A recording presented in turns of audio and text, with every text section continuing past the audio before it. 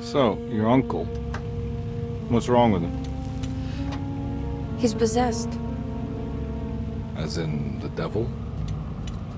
Something like that. He says a dark man is following him, watching him at all times. What do you make of it? It's nonsense, of course, but I'd be lying if I said it didn't bother me. You see, it runs in my family. Possession? No, Detective. Deteriorating melancholy. Practically every member of the Hartwood family is driven mad before they grow old.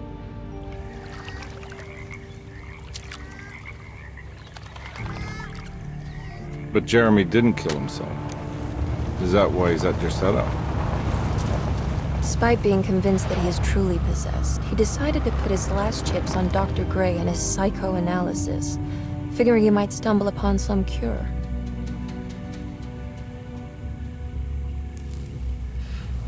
You mentioned the letter. I received a disturbing letter from Jeremy accusing the staff and all the other patients of being involved in some cult. And now they are also out to get him. Could it be real? Or is it all just in his head? It's a story he tells himself, Mr. Carnby. Anything to avoid the truth. Which is? That we're all terribly insignificant. That people mean so very little to one another. That there is no one out to get Jeremy Hartwood because he isn't worth getting. Here we are.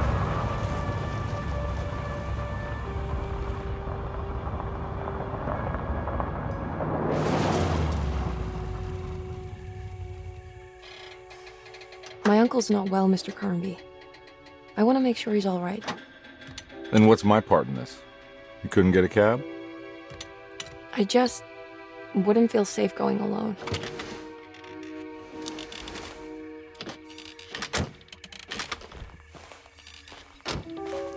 Did you bring a gun? Yeah. You think it'll actually come to that? No. But you might need to wave it around depending on how agreeable the staff will be. What exactly are we gonna do when we find Jeremy? I don't know. Let's just find him first.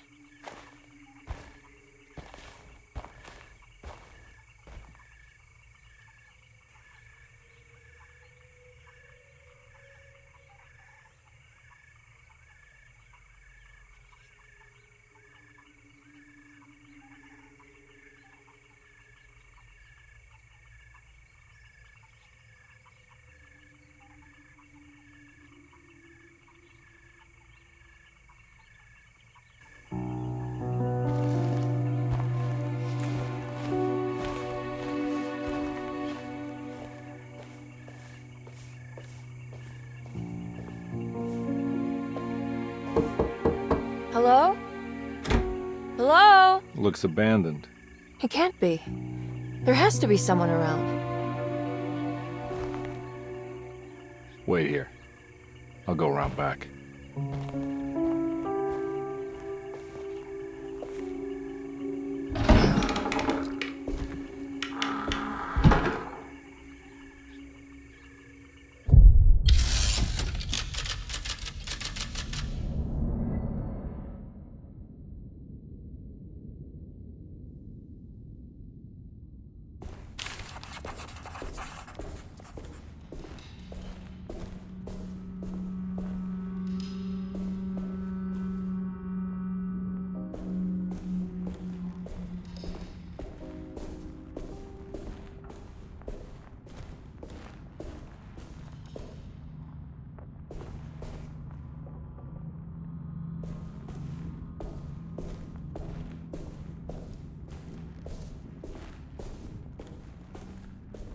Now what do we got here?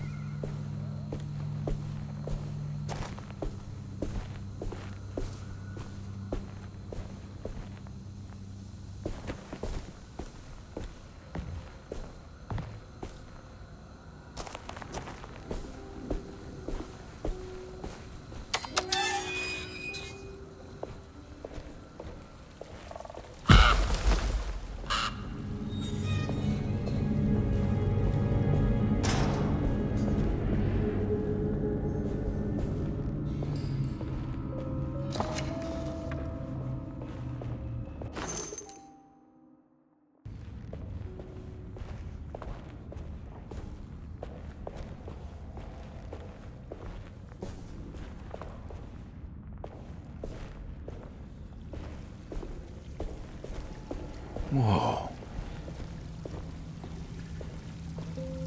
That's one big tree to fit inside a conservatory.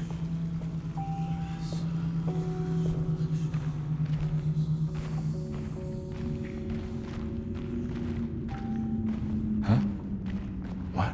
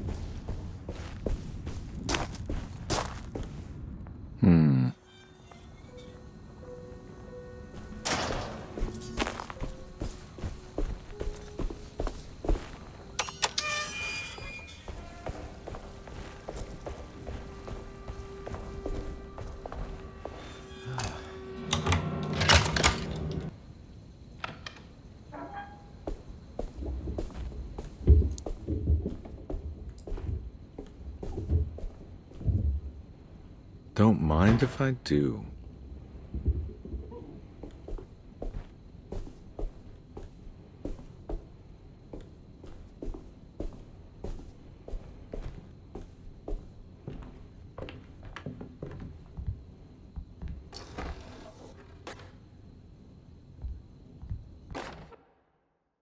Every day your silence weighs a little heavier.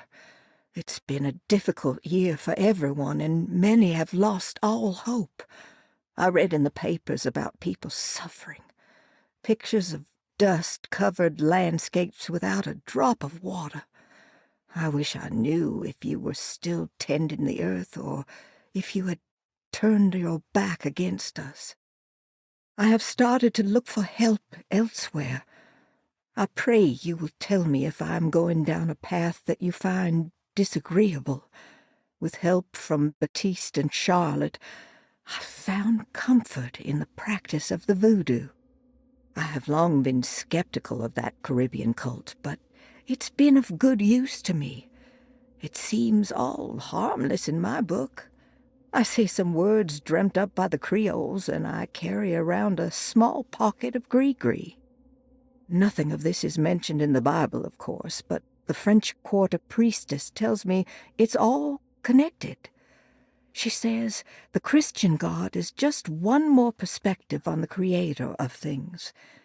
That's what I like to think, but the other way around, that the spirits of her faith are just aspects of you, our Heavenly Father. I am so grateful for the words you gave Mr. Hartwood. We will sing your praises at St. John's Eve. The world will be blessed soon again. Only the sacrifices of the Old Testament compare to your demands. Let it be the truth. A mother of earth, wood, and dirt. A mother of 1,000 young. Sacred sand, $1. Black cat oil, $1.50. Devil shoestrings, a quarter. That makes $2.75, madame. What was that you were telling the doctor? A goat without horns. What does that mean? Ah, you must have misheard me, madame. I said no such thing. Please, I know I don't look like any of you, but I'm devout. I'm ready to do what it takes. Do not be so eager to sacrifice the few things you have left, madame. Now please, leave my store. A goat without horns.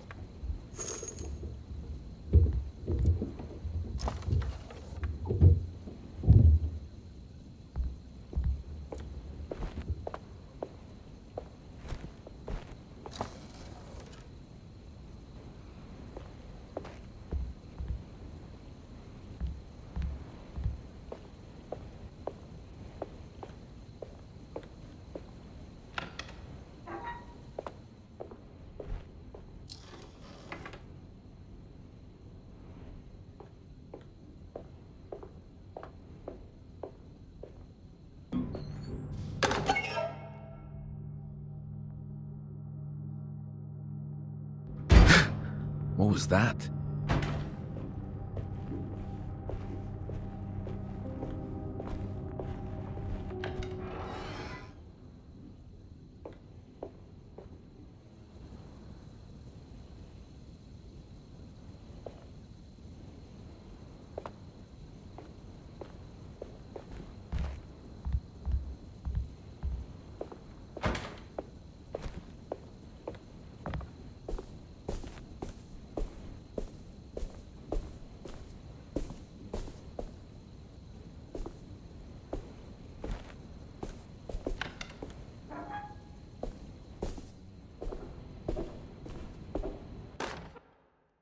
Please do not touch the boiler.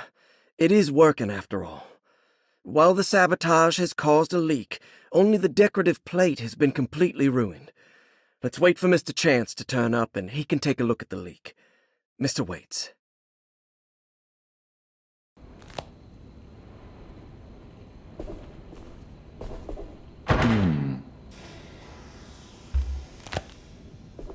That doesn't look safe.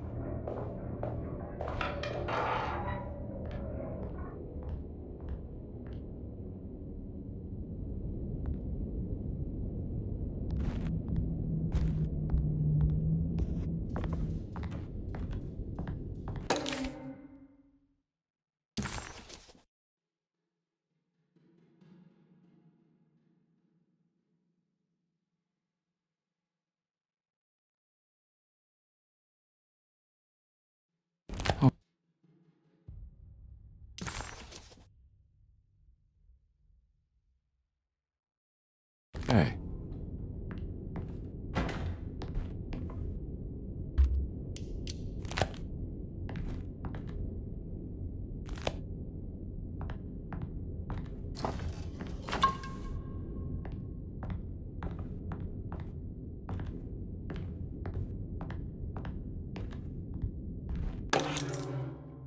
Sunday, June 22nd. I spent all day looking for Jeremy.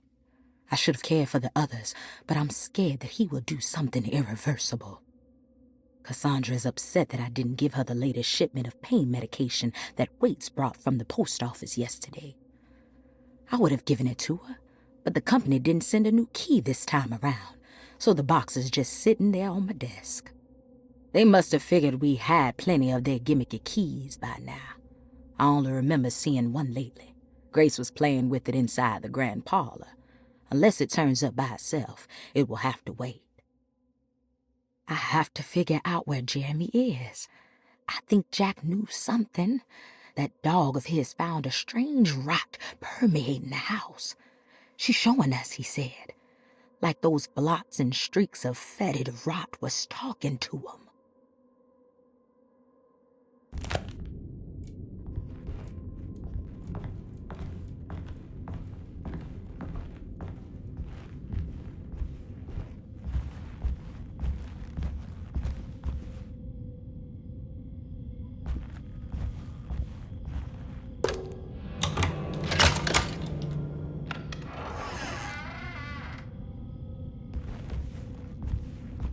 I need the key.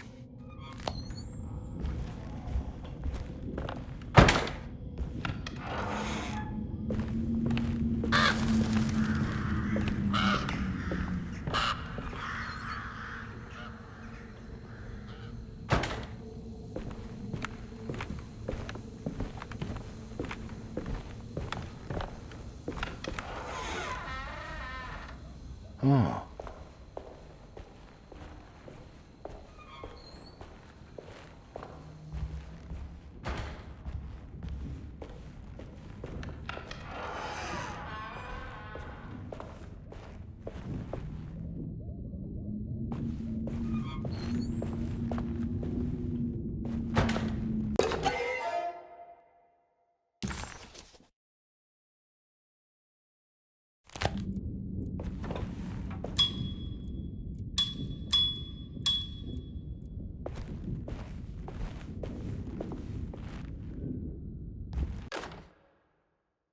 The Great Depression. President Hoover raises tariffs on over 20,000 imported goods in an act to protect American labor. Following the collapse of the Wall Street stock market on October 24 last year, American industry has suffered greatly. Thousands of companies have gone bankrupt and left a large part of the American workforce unemployed. In an attempt to turn the tide, the Smoot-Hawley Tariff Act has been signed by President Herbert Hoover. By regulating commerce with foreign countries, the government hopes to encourage the industries of the United States to compete with cheap foreign imports. Superstition on rise. New Orleans voodoo stores and spiritual mediums see increased profit during troubled times. While the market has faced hard times ever since Black Thursday of last year, voodoo doctors and snake charmers see significant rise in number of customers. With the coming Eve of St. John on the 23rd, the police expect increased cult activity around Bayou St. John, the southern shore of Lake Pontchartrain. Voodoo rituals in that area on the Eve of St. John have a long tradition reaching back to the first snake worshippers brought as slaves from West Africa. During the 19th century, its practice was popularized by the legendary Marie Laveau, and has since been embraced by many of the Creoles and the surviving aristocracy of the French Quarter. Author seeks asylum. Rumors regarding author Cassandra Beauregard making Derceto her home verified. Derceto Hospital is an old plantation building on the eastern shores of Lake Pontchartrain. While often considered an asylum for the insane, residing Dr. Elmore Lee Gray prefers to think of it as a convalescent home, a place where you can go to rest.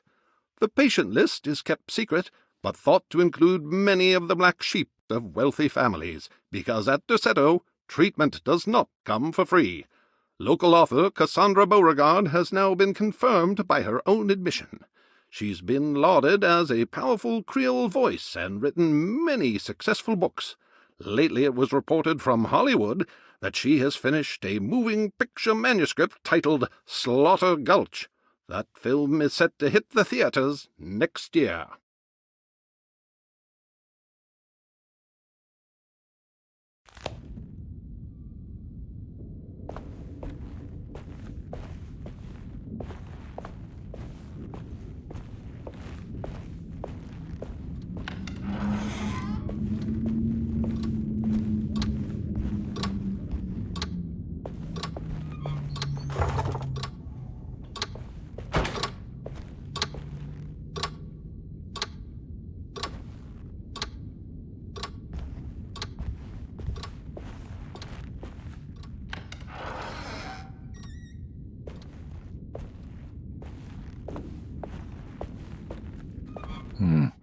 I need the key.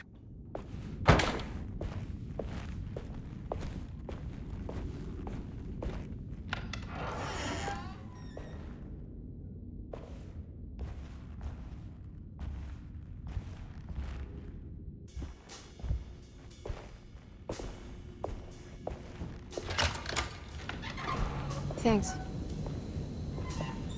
What are you doing? Who are you? Whoa, pardon me, excuse me. My name is Edward Carnby, private investigator. I hope you don't mind we let ourselves inside. I do mind. This is private property. You can't just barge in here. I'm sorry about all this, but I'm looking for my uncle. It's urgent, and no one was answering the door. We can't hear you knocking anymore. None of us can. Who is your uncle, darling? Jeremy. Am I right? She has that Hartwood gloom, doesn't she? That's right. I'm Emily Hartwood. I just came to make sure my uncle is all right. Well, he is unavailable right now. You will have to come back another day. Unavailable how? Is he sleeping? We can wait. He's lost. Don't I know you from somewhere? Who's your man again, Miss Hartwood? My name's Edward Carnby, private investigator. Splendid. Enough! All of you! Get back to your rooms! McCarthy, keep your eyes on the child. And you two, please leave immediately. Look, we're not here to cause any trouble. Just let us see the old man, satisfy the curiosity of my client here, and we'll be off. Jeremy has gone missing. There's no need to worry, but it might be some time before he turns up. The whole staff is looking for him. What? He ran off? I don't have time for any of this. Please, come back tomorrow. All right, in that case, we'll just wait in his room. You don't mind, do you? It's upstairs, right? Wait, you can't. Don't worry, we'll be discreet. In the corridor. It's the first door on your left. I'll tell Dr. Gray you're here. Excellent. Thank you, madam.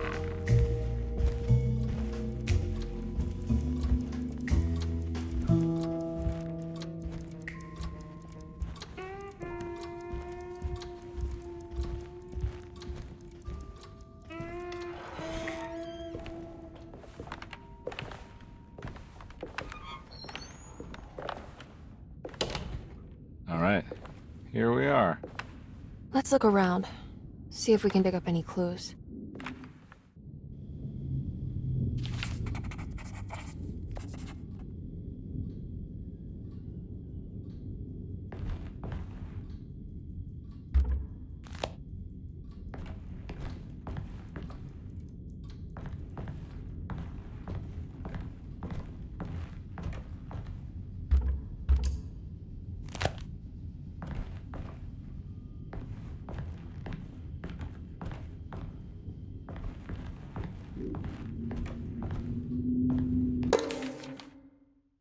Every night the dark man stands opaque at the threshold of my room, counting the days until my spirit spills out of my tired shape. Only his pallid mask shelters my remaining sanity. Staring directly into the face of that demonic sultan would surely sunder time itself. Would he have looked the same to my father as he struggled for his life? Does his veiled face haunt my niece quite the same way? I wish so that I could rest my soul in that sunburnt convent of Teroa. Would I find you there, Juan? Or Senora Perosi, back from the beyond? Every night I hide from him, moving from one misshapen memory to another. Scenes conjured out of fantasy and delirium. Places I struggle to even paint. I wish I understood your death, Signora. Is there anything I could do for you but bury you in that bleak necropolis? That triumphant chapel rising above the ledges and the oven vaults shall be your sepulchre, where you may rest, and I shall weep.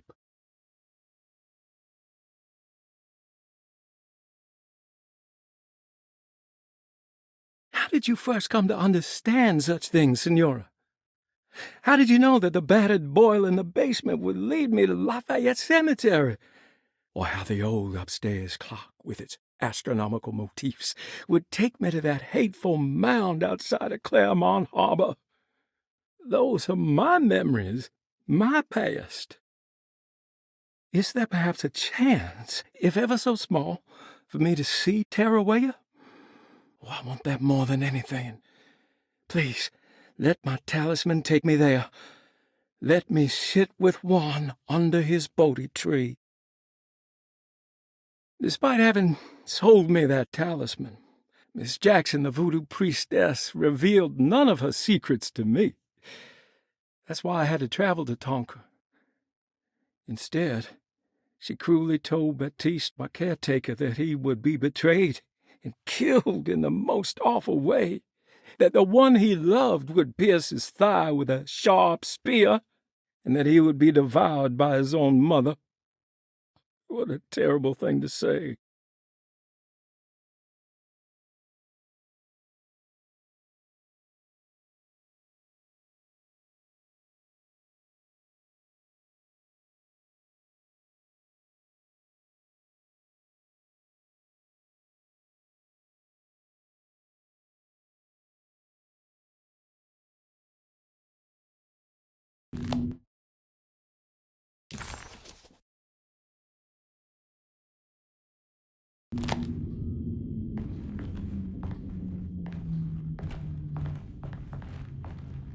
I found a book full of peculiar notes.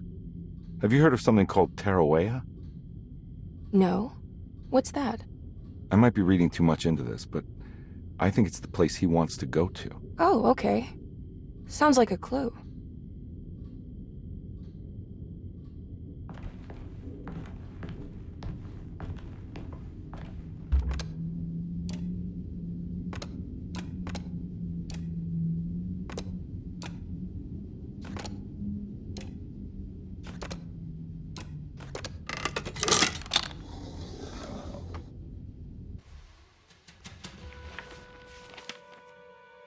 Hey, you know anything about this? Looks like some sort of talisman.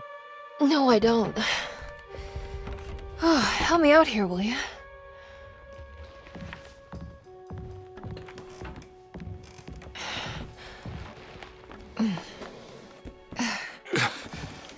I would kill the guy to throw some of this stuff out.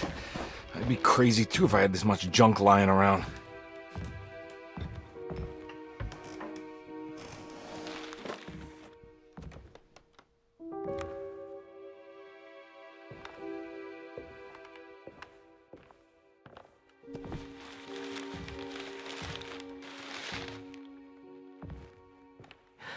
Oh, wow.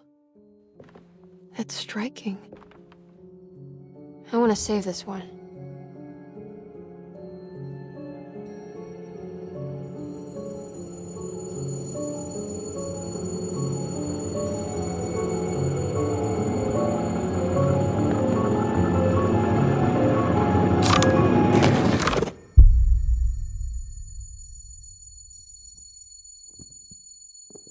All right, come on. I want to go see Dr. Gray.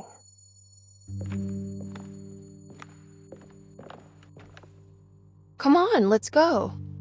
Yeah, I'm coming.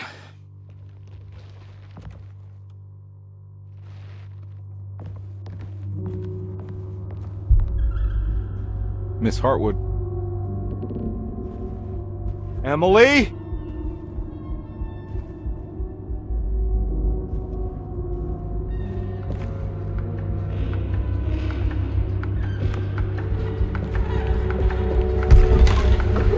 What the hell is going on? Where am I?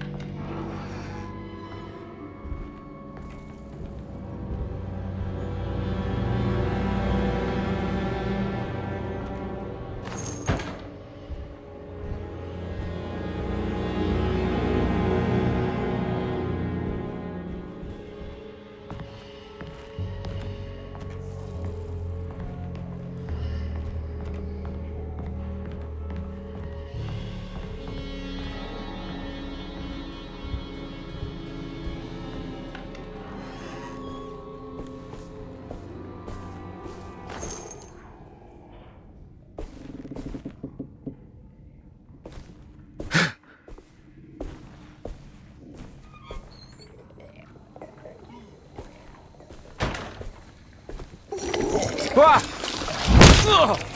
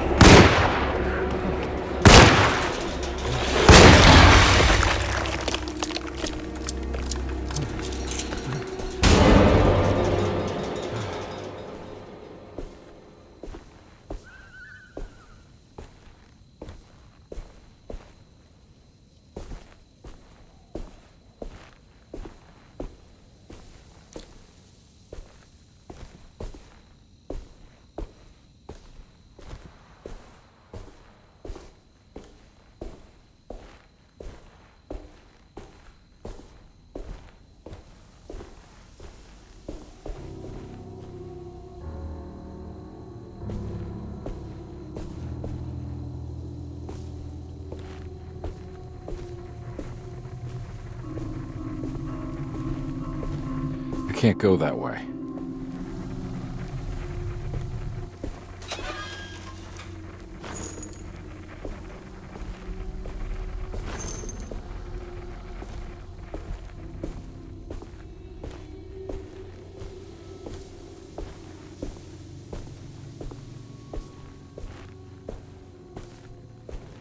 This can't be real.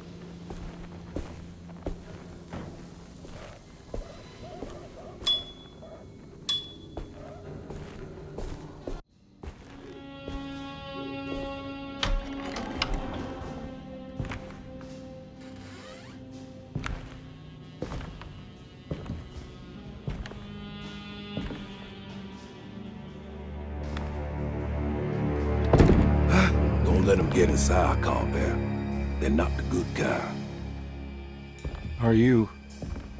Is this your store? There are no owners here. We both strangers in Jeremy's store. Jeremy did this. How? Pact with the dog man. Jeremy warned us, but we didn't think much of it. I'm Detective Edward Carnby. I was hired by Jeremy's niece to find him. Oh, yeah? How much she paying you? $150. She's sure getting her money's worth tonight. Are you a thinking man, Carnby? No, not if I can help it. You know, I think Jeremy's hiding in a way we can't find him. He has this juju necklace that guides him. The talisman? That's right. It's some magic charm he got from Miss Jackson down the street. The voodoo priestess? You know surprising things, Carnby. Yeah, the Mama Loa. Here, take the key. I locked the gate to save her place from all the ghouls and goblins getting inside. Maybe if you go there, you can find some clues to show you the way. Thanks. I'll have a look.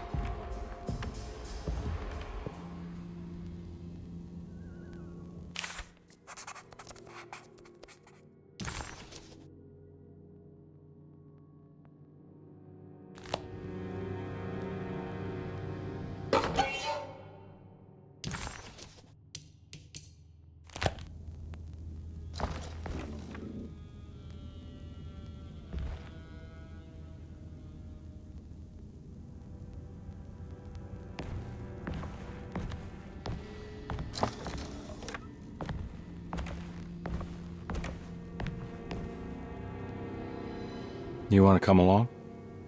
Nah, I'm gonna stay here for a while.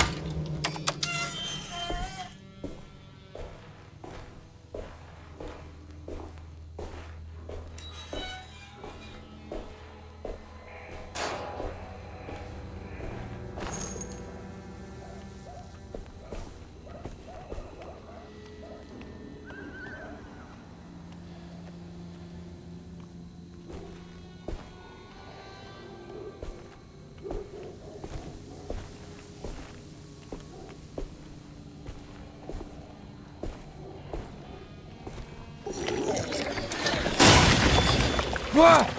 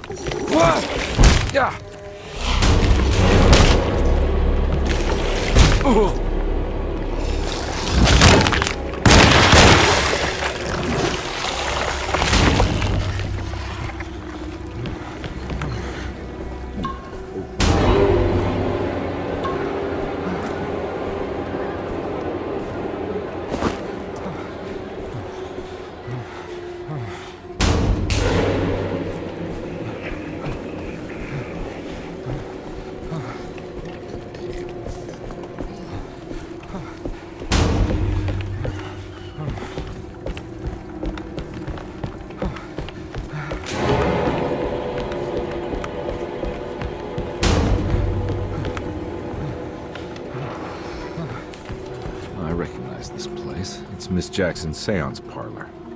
Let's see if she's got any information on Jeremy's talisman.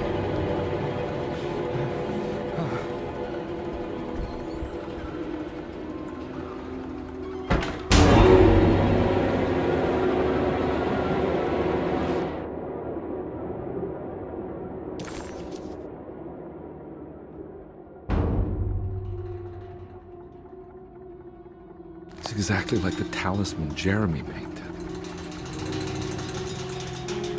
I think it's meant for the talisman.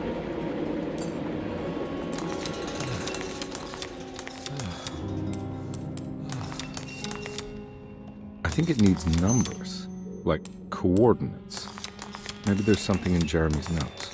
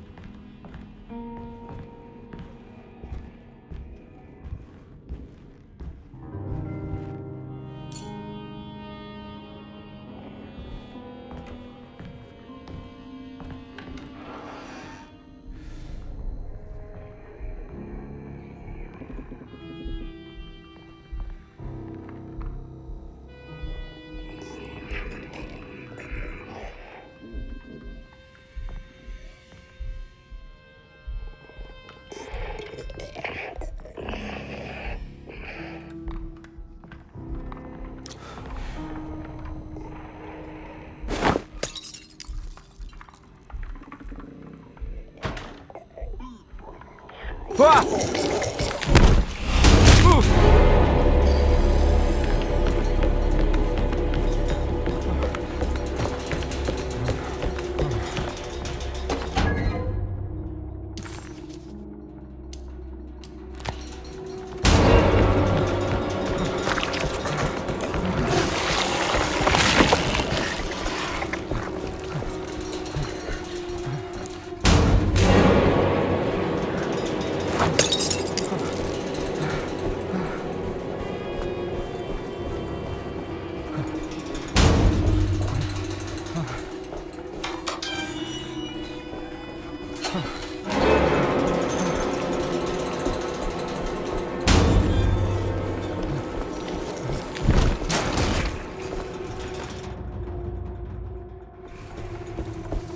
I can't go that way.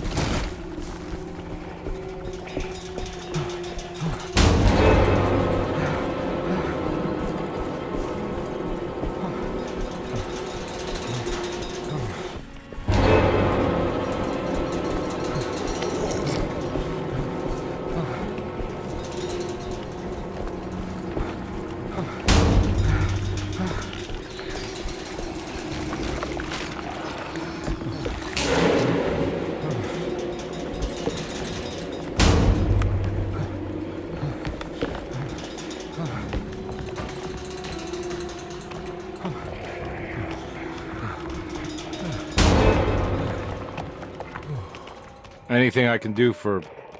Sorry, I didn't catch your name. Baptiste. Just tell my sister Lottie I'm alright if you see her.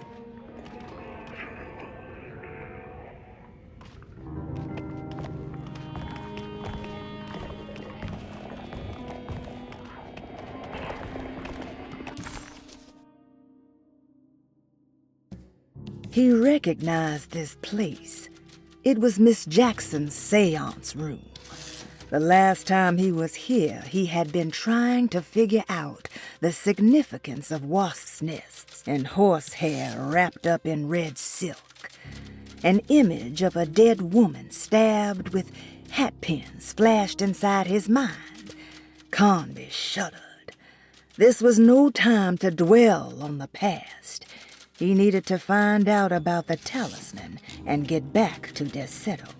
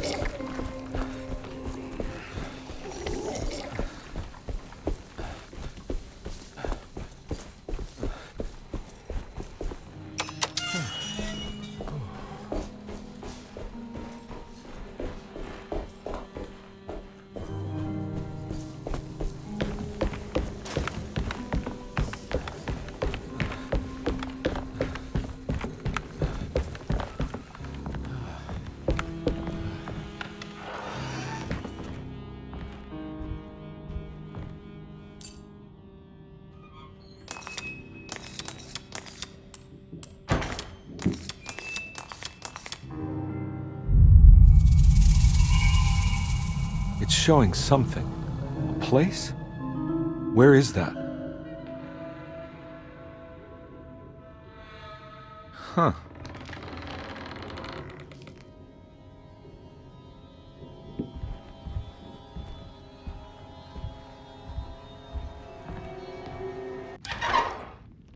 Detective, I was wondering when you were going to show up.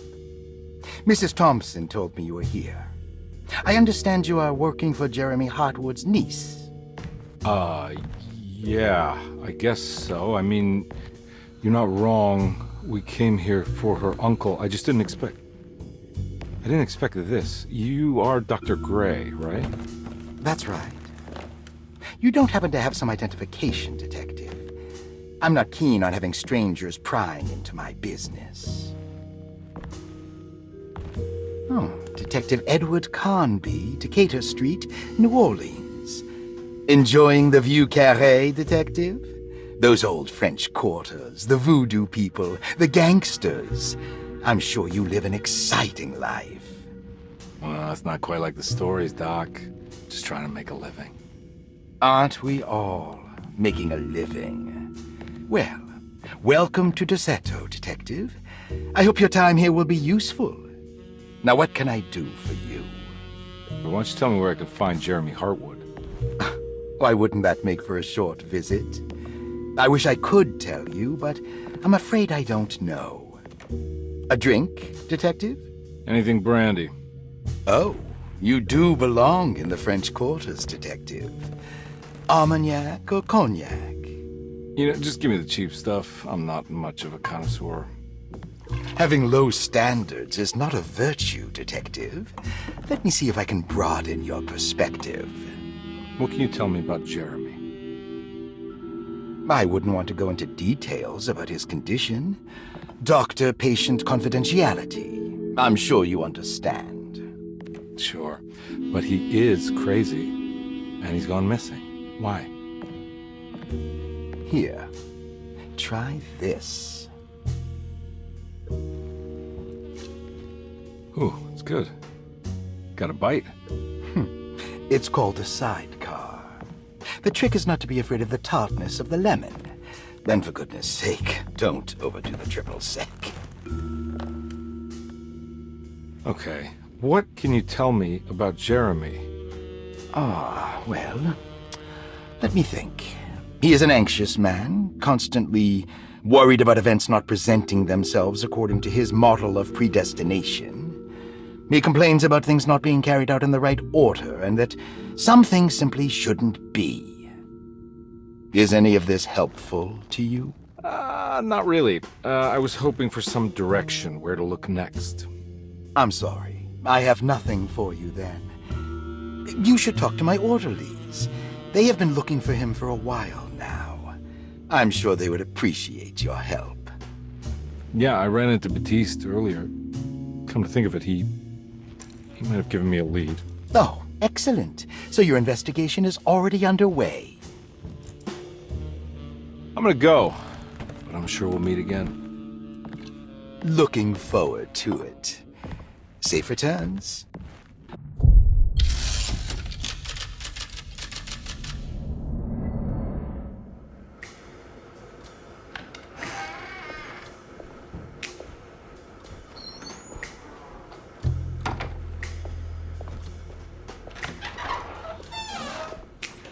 Detective Carnby,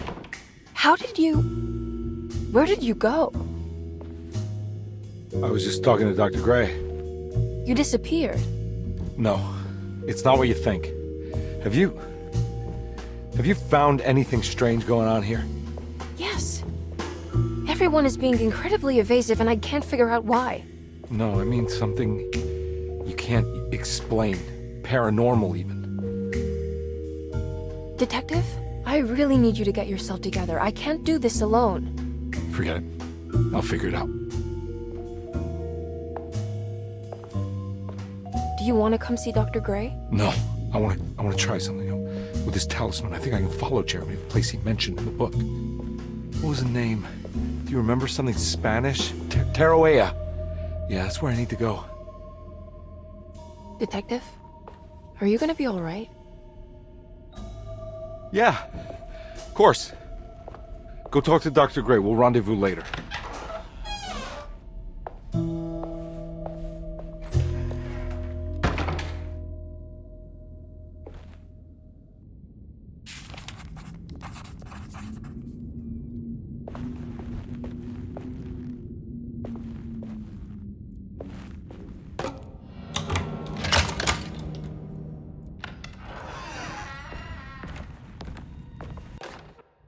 Saw your notice in the boiler room.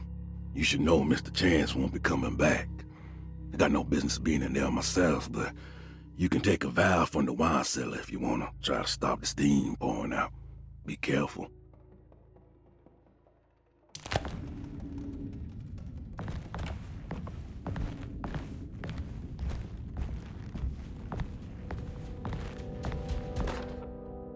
Dr. Elmore Lee Gray is Derceto's chief doctor. Accounting and all administrative work is handled by me, Paul Waits. Magdalena Thompson, or Mags, is responsible for the household. Jean-Baptiste and Charlotte Tabois are responsible for keeping the guests' medical regimens in check. Finally, Jack Chance is our gardener, who can occasionally be seen in the conservatory, but is for the most part busy outside. There are currently 6 guests at Derceto. Malcolm McCarthy and Ruth Tallant reside on the first floor. Jeremy Hartwood, Elisabetta Perosi, Grace Saunders, and of course Cassandra Beauregard live on the second floor.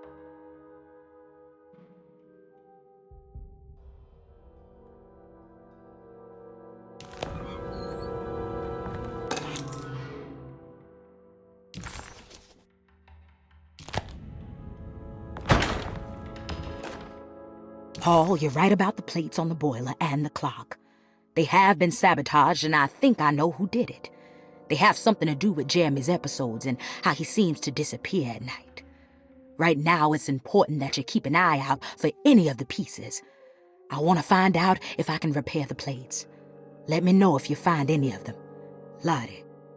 Tell Lottie to take a look at the well in the kitchen garden.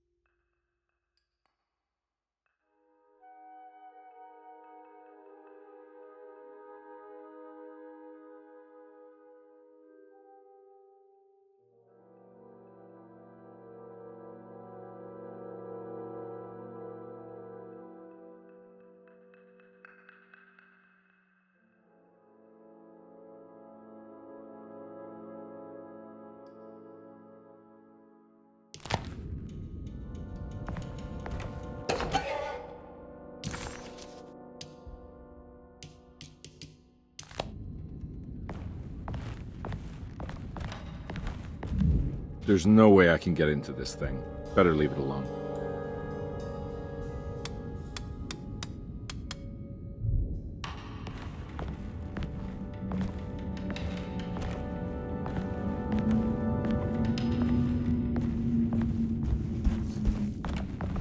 I need the key.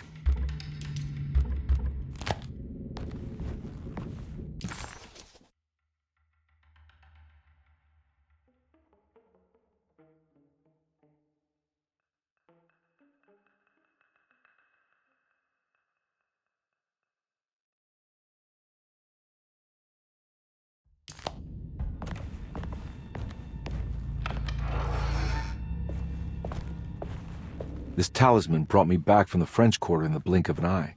If Jeremy can travel so easily, then he could be hiding anywhere, even Teroa. If he can do it, so can I. I just need to figure out how the talisman works.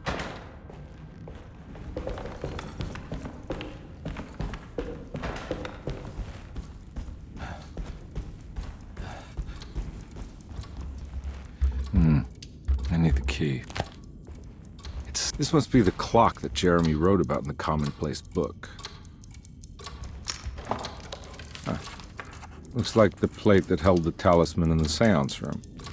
But it's broken and missing some pieces. Yeah, sorry, Detective. Didn't mean to obstruct justice or anything. It's fine.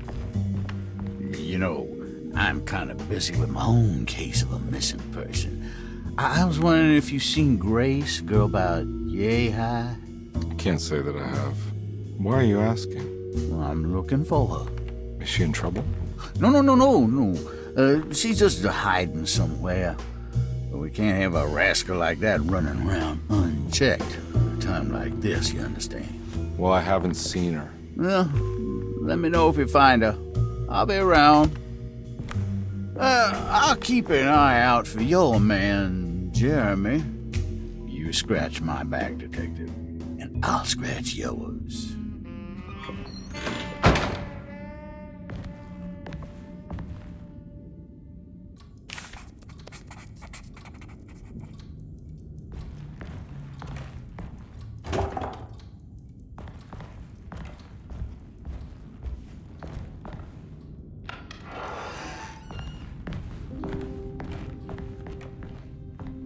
Looks like everything's back to normal here.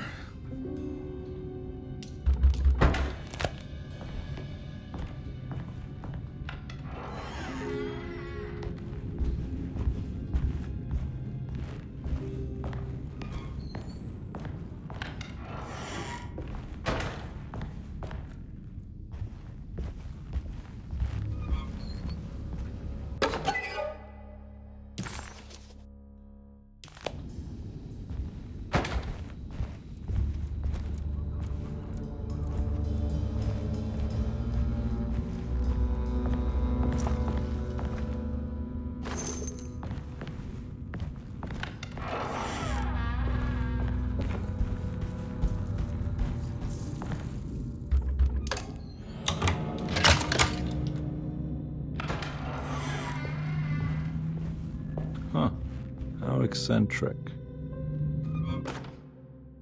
I did it! I crossed the thresholds to my intended destination without a focusing device. My talisman now knows these roads, and I have no need for the plates. I can find my way to Lafayette as easy as I find my own room. I visited the grave of my father and seen the oven waiting for me. Thank you for opening these doors. I now must summon my courage and go back to that hateful mound outside the oil rig. I hope you'll be feeling better when I return. Jeremy.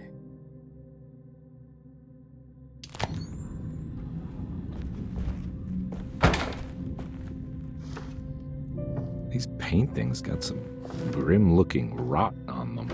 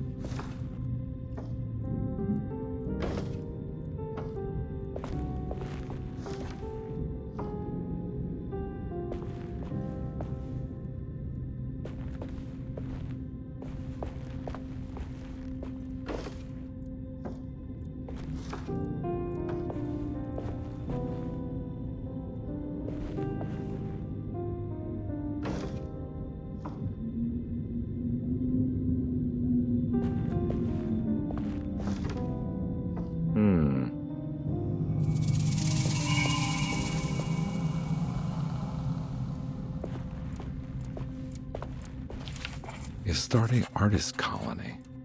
I remember hearing about their disappearance. Must have been 15 years or more now.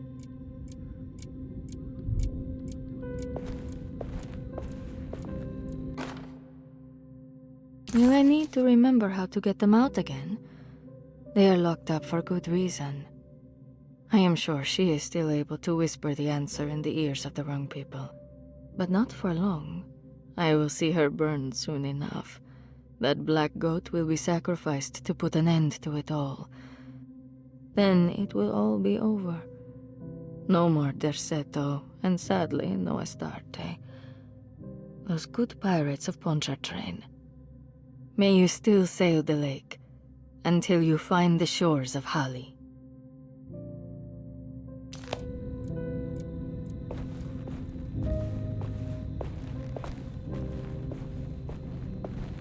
What a peculiar lock.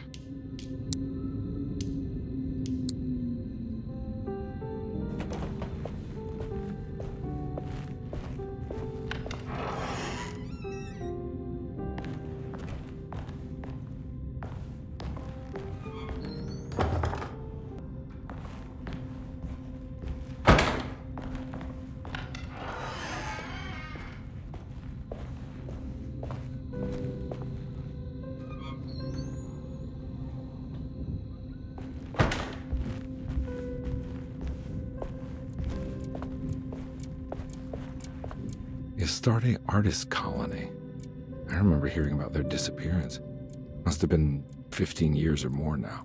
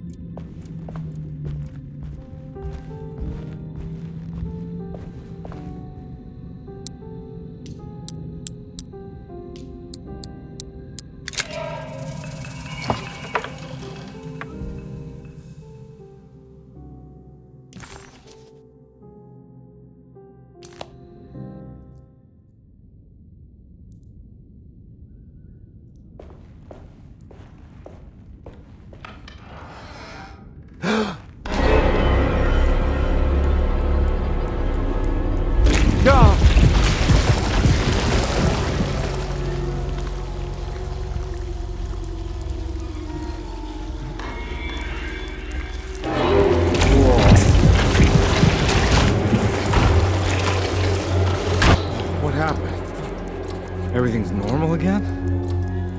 Right.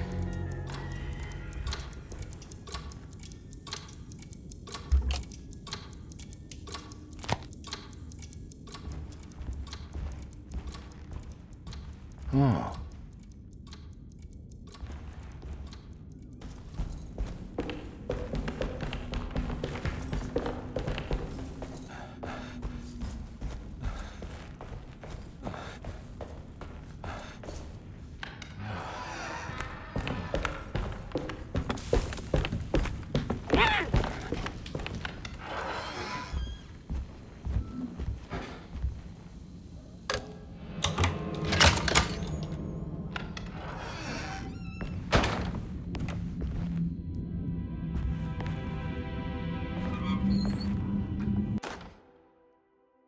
Lost Plantations of Louisiana, Thierry Briclot, 1917.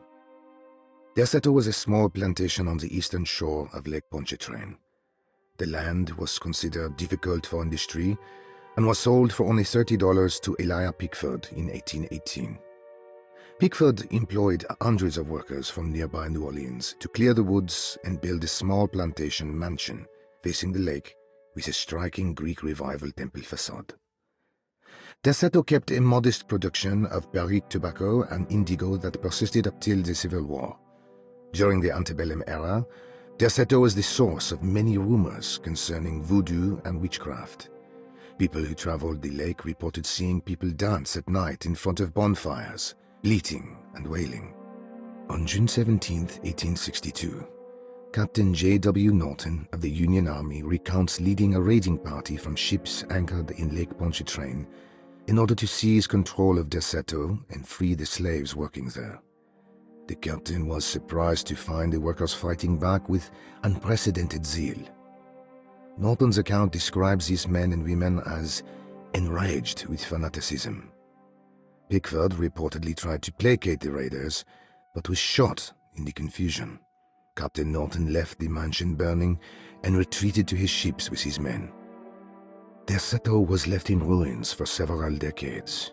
The ownership of the land was long disputed and returned to the Ledoux family in 1901. Several police reports were filed during the following years as the Ledoux tried to get rid of a camp of squatters on their land. The police made several visits to remove the trespassers, but the people kept returning. On November 1, 1907, Inspector Legras of the police charged a deadly attack in order to save several children kidnapped by the squatters. Many were killed and even more were jailed. The following year, Ledoux rebuilt Derceto, incorporating the surviving stone foundation and adding a magnificent wrought iron conservatory. The farmland had been reclaimed by the surrounding woods, so it was no longer profitable to use as a plantation. Instead, the house was turned into an artist's colony. The Astarte Artist Colony was a successful group of artists, including figures such as painter Heinrich Cassel and poet Nora Keith. The group was also known for their beloved Mardi Gras crew called the Pirates of Pontchartrain. On September 29, 1915, a tropical hurricane tore through Louisiana, causing Lake Pontchartrain to flood New Orleans. Due to the remote location of Derceto, it took almost 2 weeks for outsiders to learn that the artist's colony was abandoned. The 12 residing artists had all vanished without a trace. The empty mansion of Derceto still stands on the shore of Lake Pontchartrain, with much of its temple facade intact. The Ledoux family currently has no intention of repairing the house.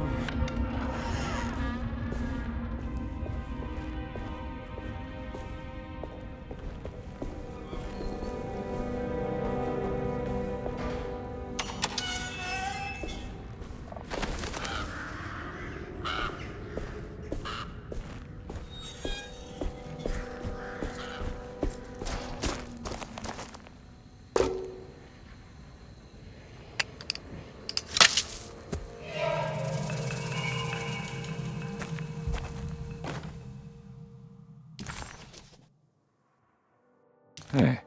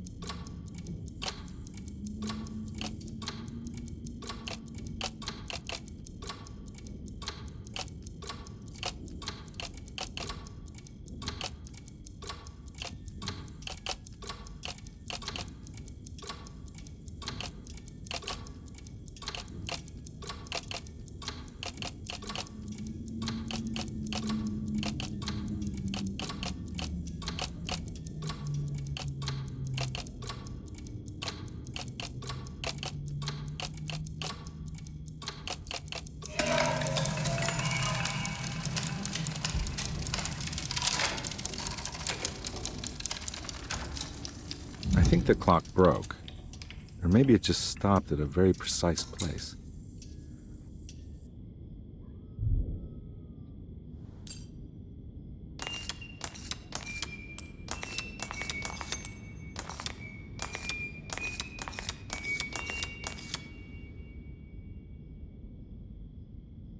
There's a picture in the black glass. It's showing me something.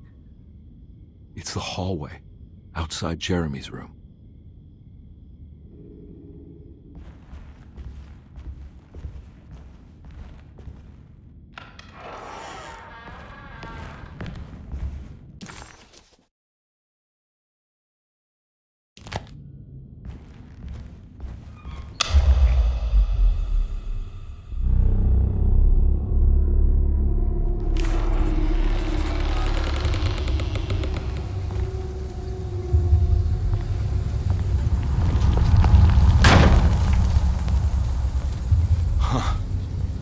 I made it. I entered another one of Jeremy's memories.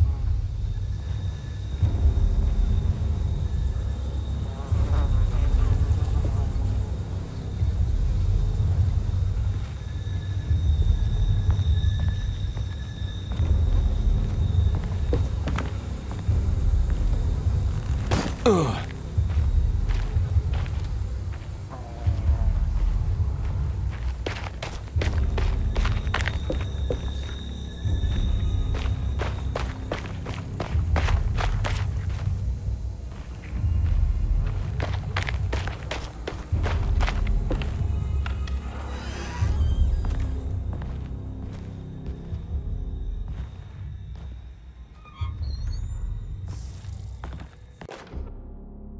May 1923. Monday. All okay. Ready for delivery. Maintenance.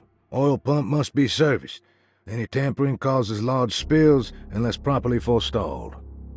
Tuesday. Shipment delayed but delivered. Maintenance. Service bridge close to broken. Wednesday. Prospectors reluctantly agreed to show the burial mound to Mr. Hartwood, a painter, who read about our finds in the papers. He means to return tomorrow and try to find a way inside. Thursday. Mr. Hartwood's efforts delayed. The workers seemed nervous about his presence. Hartwood promised not to return to the compound. Instead, he has taken up an offer by L'Officier, the riverboat captain, who means to pilot him to the site tomorrow morning. Hopefully that's the end. Work can resume. Maintenance. Bridge from the oil tower to the bayou has collapsed. Sabotage suspected. This is the devil that guides us now. Huh.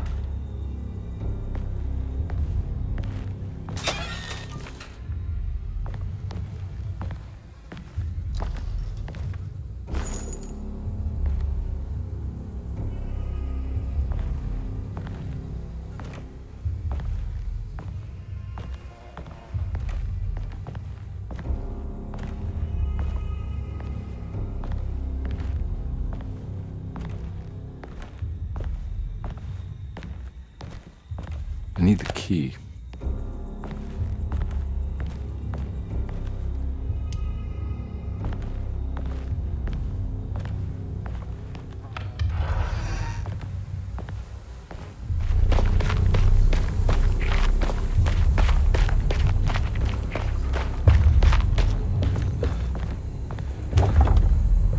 Locked.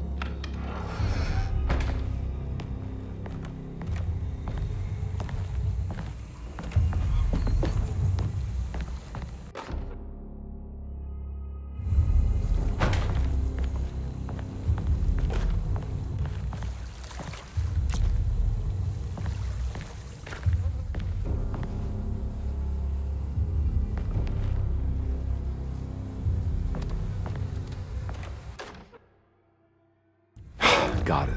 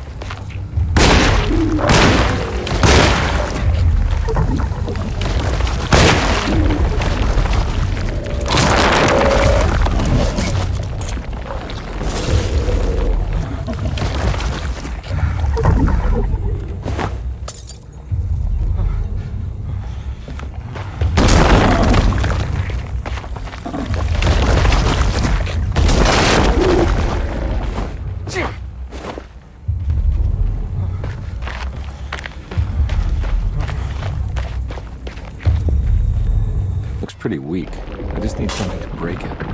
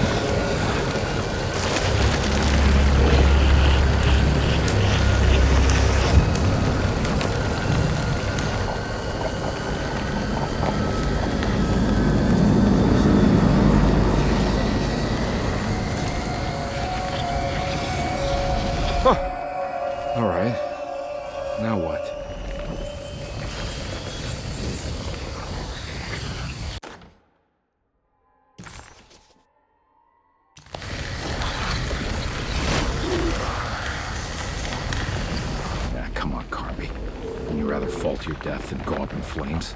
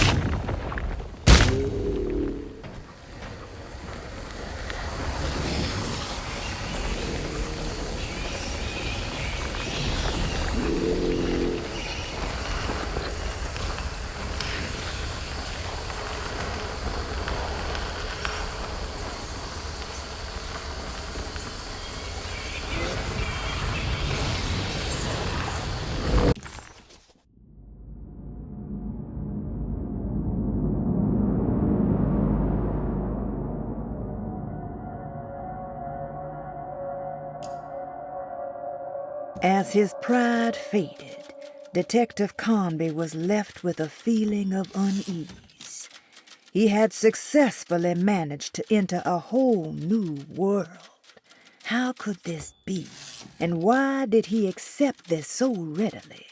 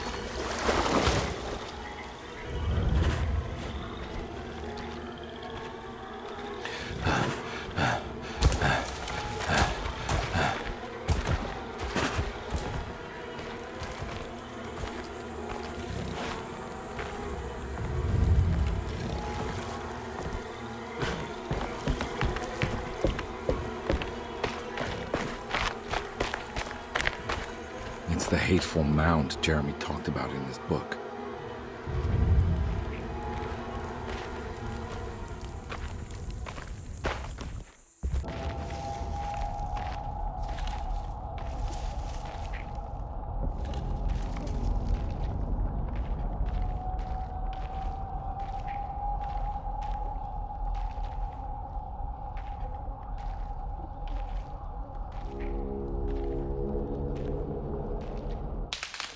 Don't come any closer. I'm armed. Get that thing out of my face. Who are you? What are you doing here? I'm just a detective trying to find something called Teroa. You're after Jeremy too? Why? I'm working for his niece. She wants to make sure he's alright. He might be unharmed, but far from alright. He's a curse upon Derceto. Here we go again. Quiet!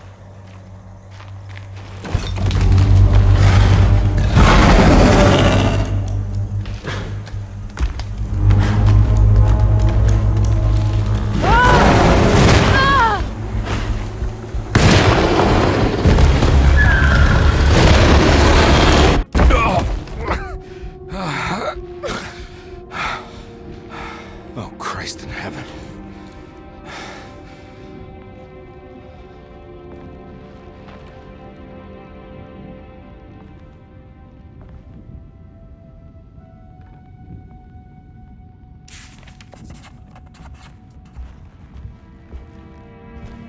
Ooh.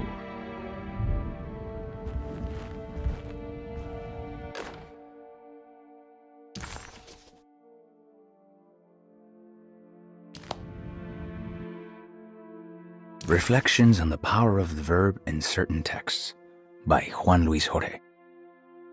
To act is in itself divine. Even the slightest movement of our hand is evidence of our soul in motion. Yet our free will is so easily overwhelmed by the dullness of everyday life. Our actions become rote and rigid, in spite of luxury and comfort.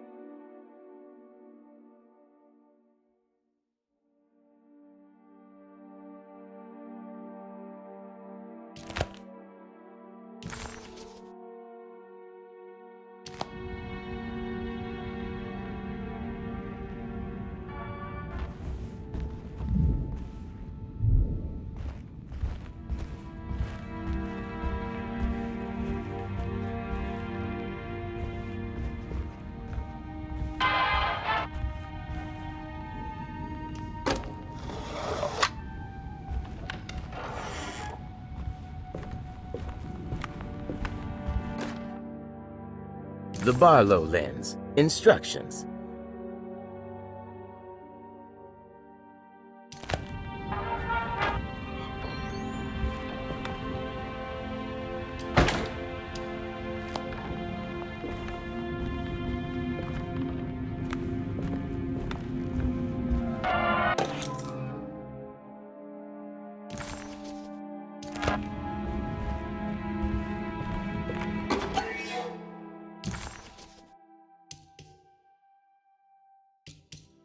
What's this?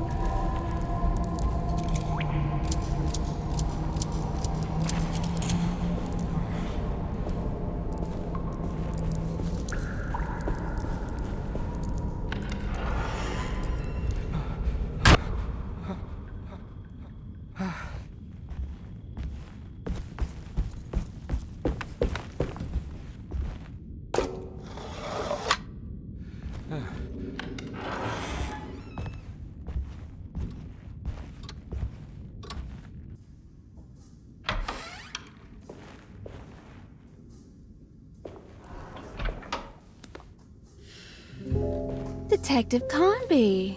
How good of you to come. Let me pour you a drink. What happened here? This place looks like it was hit by a bomb. Welcome to the madhouse, Detective. Thanks. Did the ceiling just collapse? I heard it was something in the attic. Something that was supposed to happen, but didn't. How that could have such consequences is beyond me. The truth is, I don't know why the room looks like this. But I bet your friend Jeremy does. You know where I could find him? Oh, somewhere in his past, I suppose. He keeps going on about that mysterious dark man. I think he is hiding from him. Or maybe he's with him. I can't really keep up. I don't worry much. Take a look around this room. You may think it looks spectacularly devastated, but I just think it's finally found its stride. It fits perfectly with the state of this place and its loonies. The same goes for the nonsense with Jeremy. In my eyes, we've finally managed to match the wild ride inside all of us. Well, I'm happy you find the evening so harmonious. I hope you don't mind me setting things right. Jeremy's business, that is. This room looks beyond my capabilities. Good luck, Detective. Hope to see you again soon. Yeah. Evening, miss.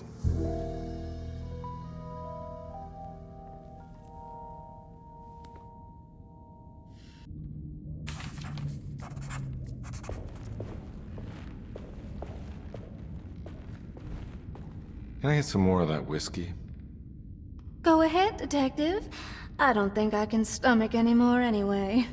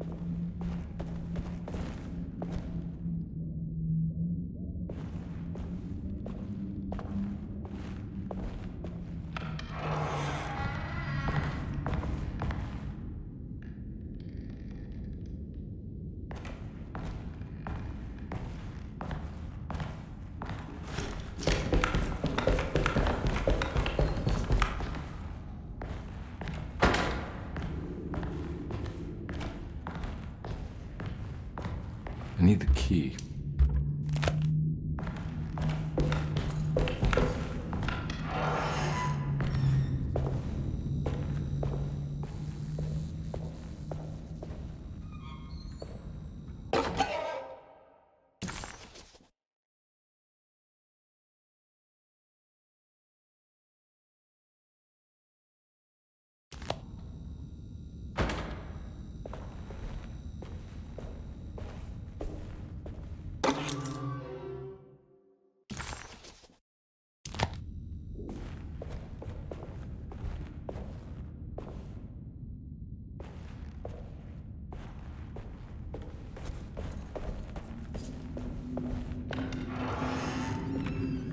Ugh.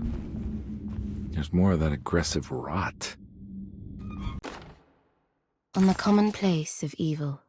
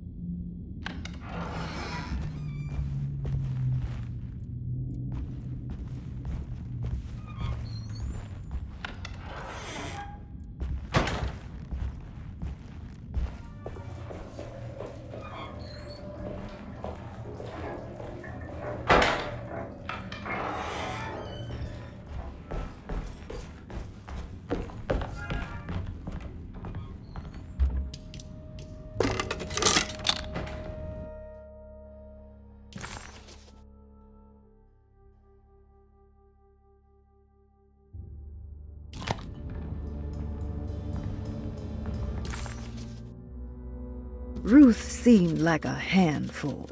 Her talk about Jeremy and the Dark Man made it sound like she might know something of importance. But ultimately, it felt like a dead end.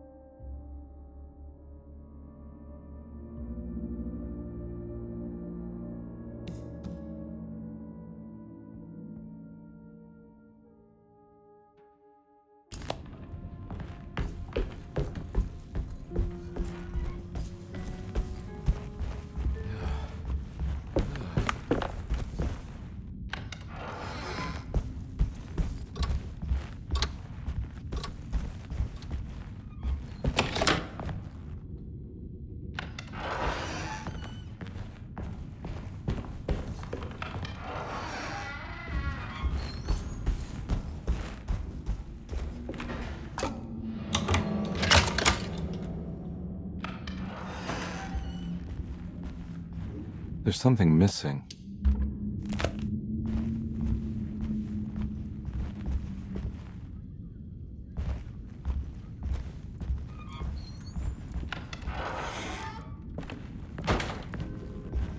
This must be that kid's room. Why does she seem so familiar? Don't you worry, Grace. Go play your game, bleat and bellow with the others. I won't be jealous. There will be more masquerades. However, I would love it if you would finish my mask for the feast. With love, Ruth.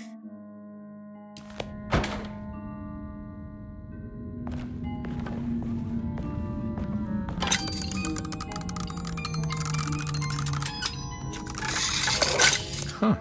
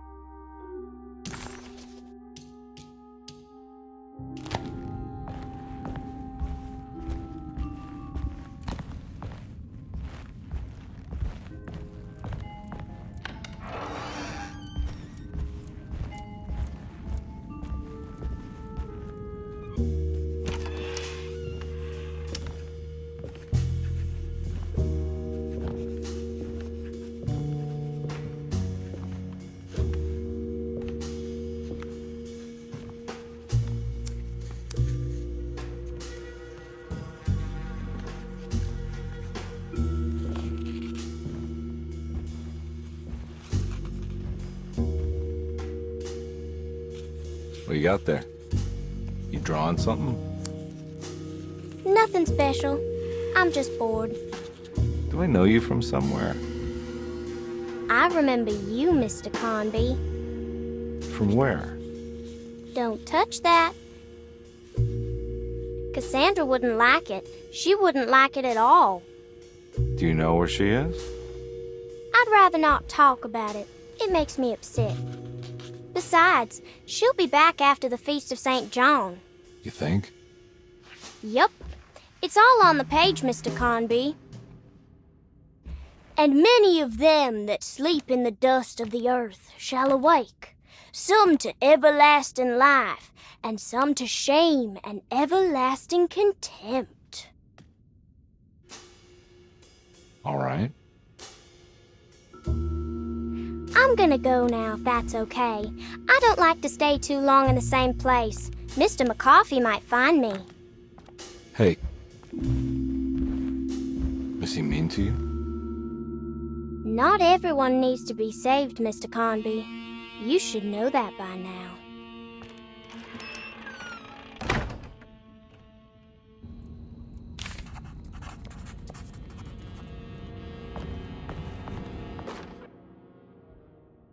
Miss Beauregard, I picked up your medicine at the post office today. As you understand, it needs to be administered by the orderlies for your safety. I have put the box in Lottie's room for now, and I'm sure she will find you as soon as possible. Mr. Waits.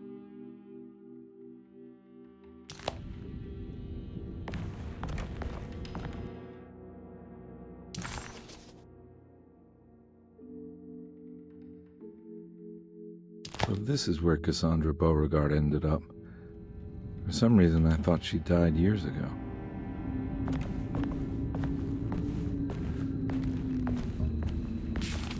There's more of that rot again.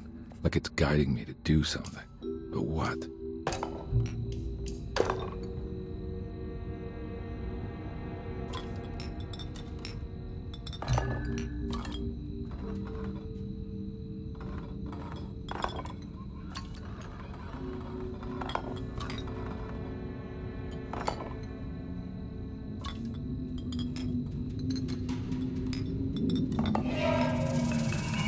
The rot made the shape of a snake.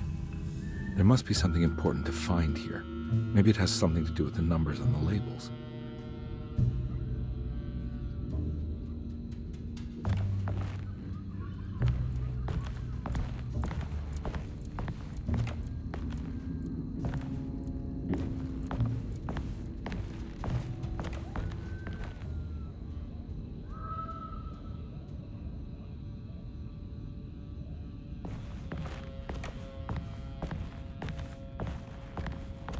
It's another one of those strange padlocks.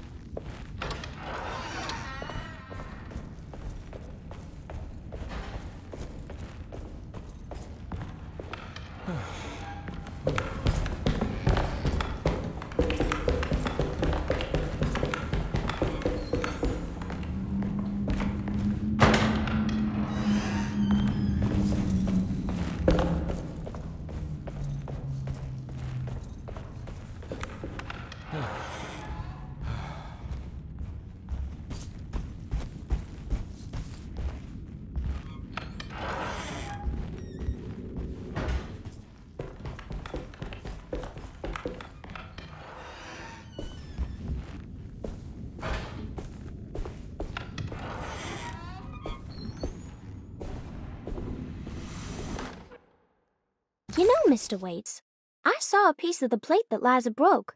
I think she's been hiding them. She's not very good at it. She just chucked it into the little room with all the tools behind the boiler. I left it there.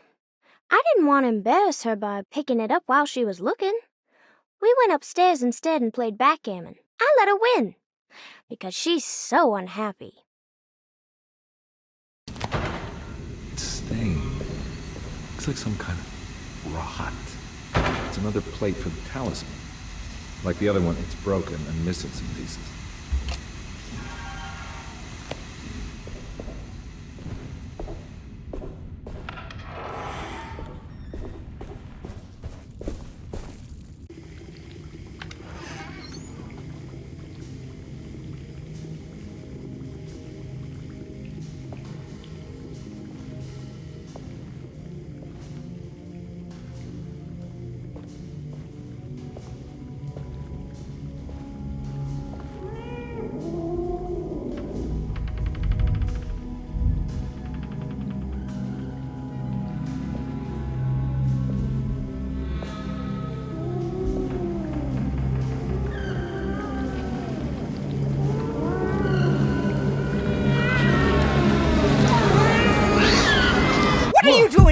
kitchen. I assure you. No, I'm sorry. Promise you. Mr. Hartwood is I was just nowhere looking near my for- kitchen, and neither should you be. Don't make me I didn't kick you mean out to- of this house. Sorry. Now get out! Yeah.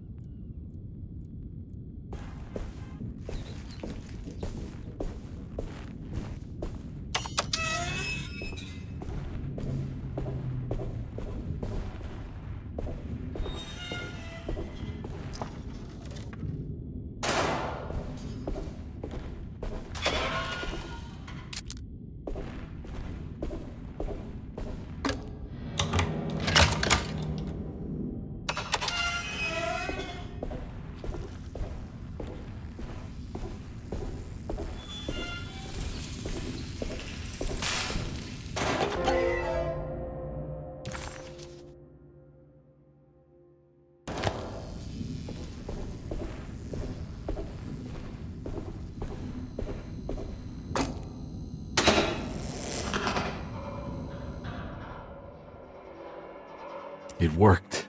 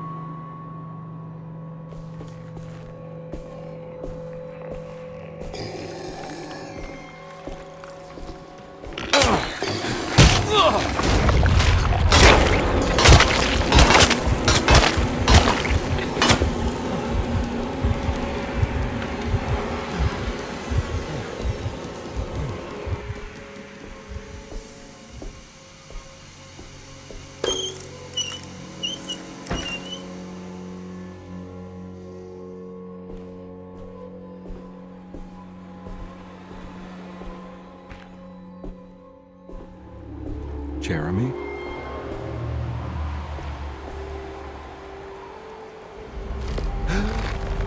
What the hell is going on here?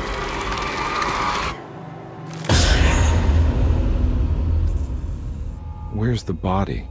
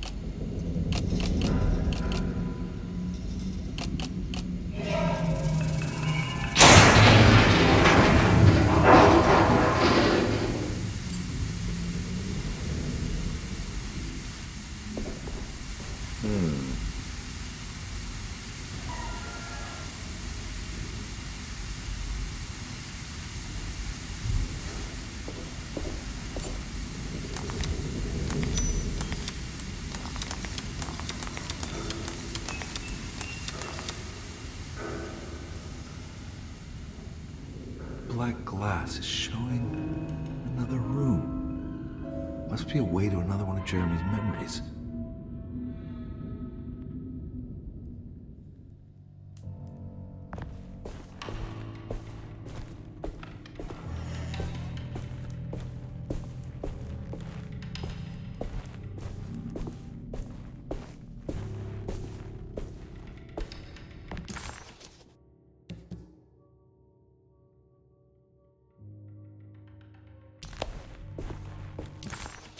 Carnby didn't know what to make of the grotesque vision of the dead clerk.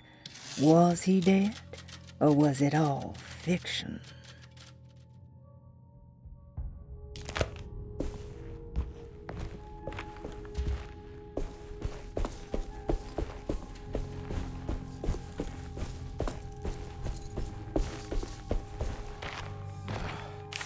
I knew it. I knew it would work.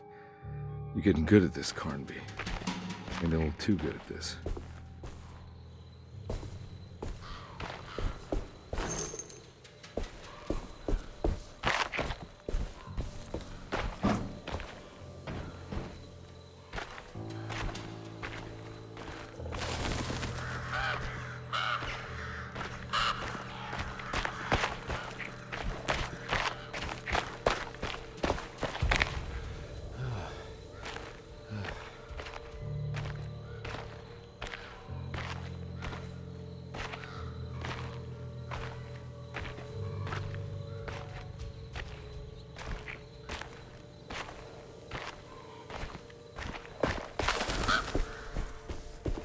The Hartwood's family crypt.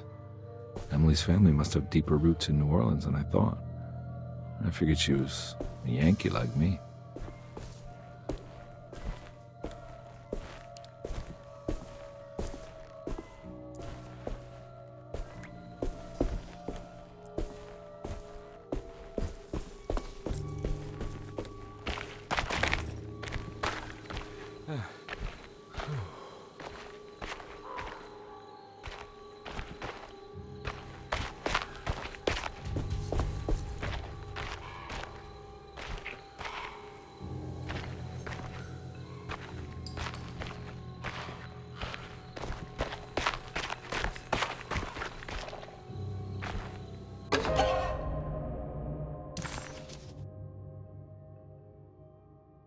What's this? Now, what do we got here?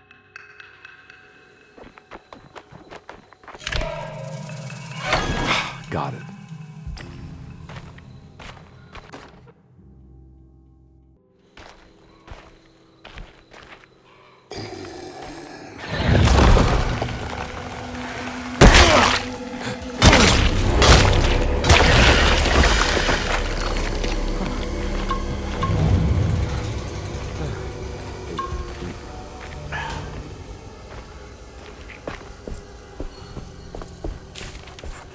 Jeremy sketched this chapel in his book, so it must be important. Looks like I'll need more medallions to open it, though. I don't think I have everything I need.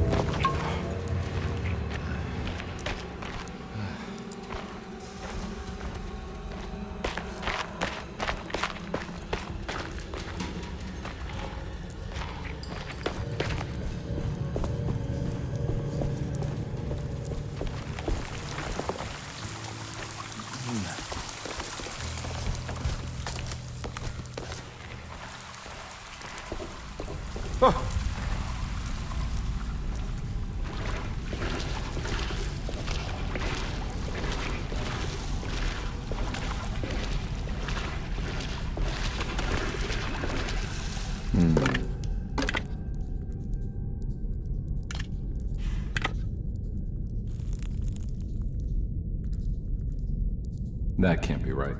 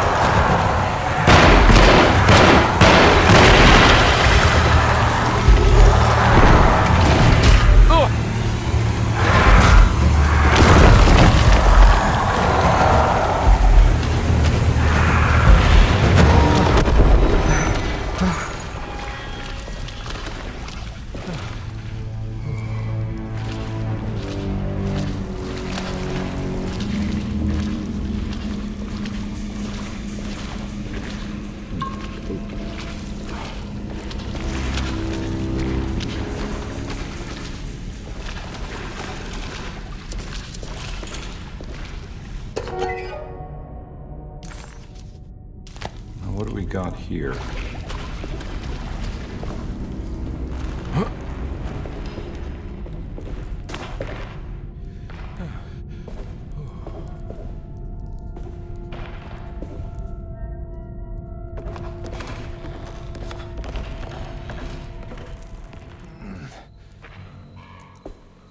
Thank God that's over.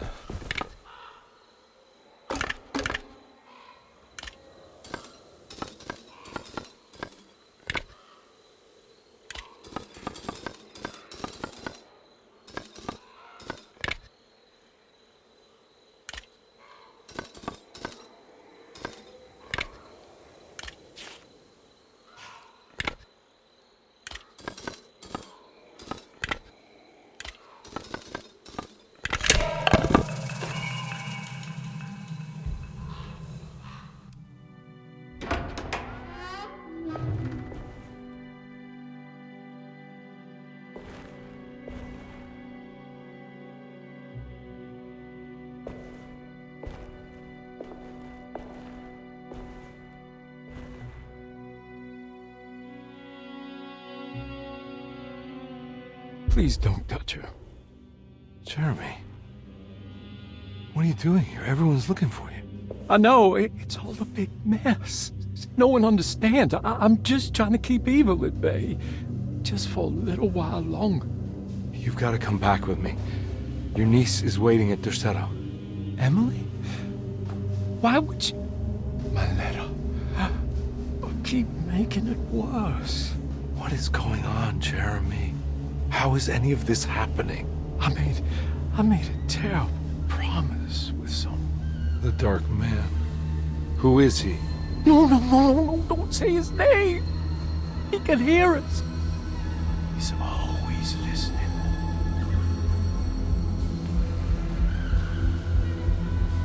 Jeremy, I need to understand what is going on. I promised him everything. When the sun rises, I will be chained in his sunken desert temple for an eternity. But at least the evil about to awaken in Derceto won't harm anyone outside of that cursed place. You're acting crazy, Jeremy. I want to help. There's nothing you can do. And what's all the business about Teroa? Why did you want to go there? Well, I can't go there. I'm not allowed. But you wanted to. Can I go? Tell me, will it help me to break your pact? Is there something there that would help? Why would you give me hope? That's so cruel. Okay. Sounds like we're onto something here. What should I... Look out! Behind you! Run! Don't let him take you!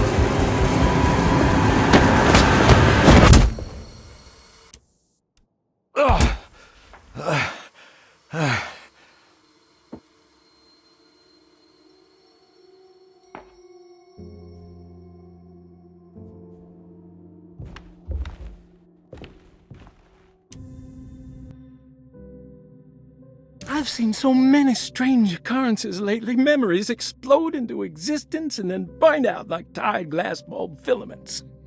Dreamscapes crash down from the stars and sink into the sea. Doors that lead to nowhere and absolutely everywhere at once. With all this reverie, I want to think there's a chance that you found a way to remain alive in some way I cannot fathom. Just like I've learned to navigate with my talisman. Maybe you, with all your knowledge, you somehow knew a way to find me again, perhaps in Teroa. All my love, Jeremy.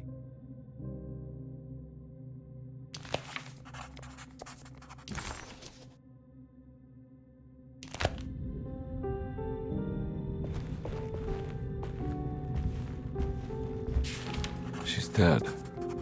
No matter how she died, she looks peaceful now.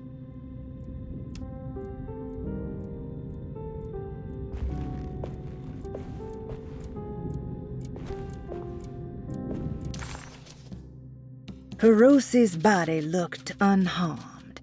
Carnby couldn't figure out how she died, or why this wasn't a bigger upset to the people at Derceto.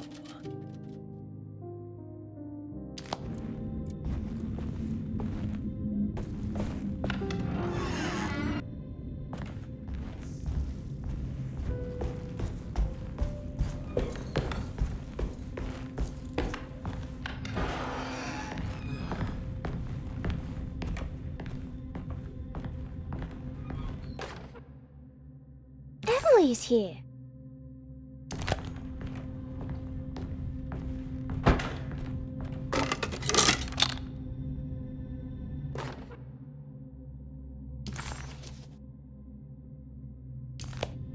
A telescope lens. Why would he lock that up?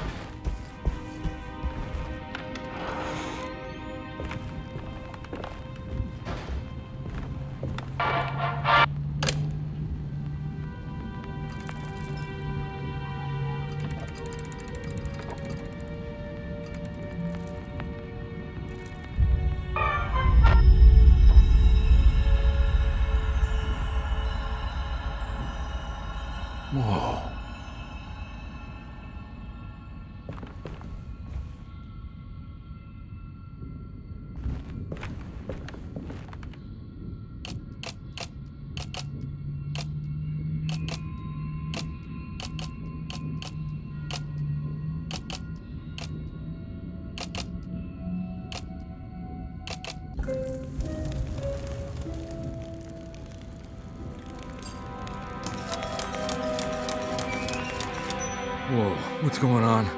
It's dialing in something all on its own and it's showing the way to another memory? Where is that?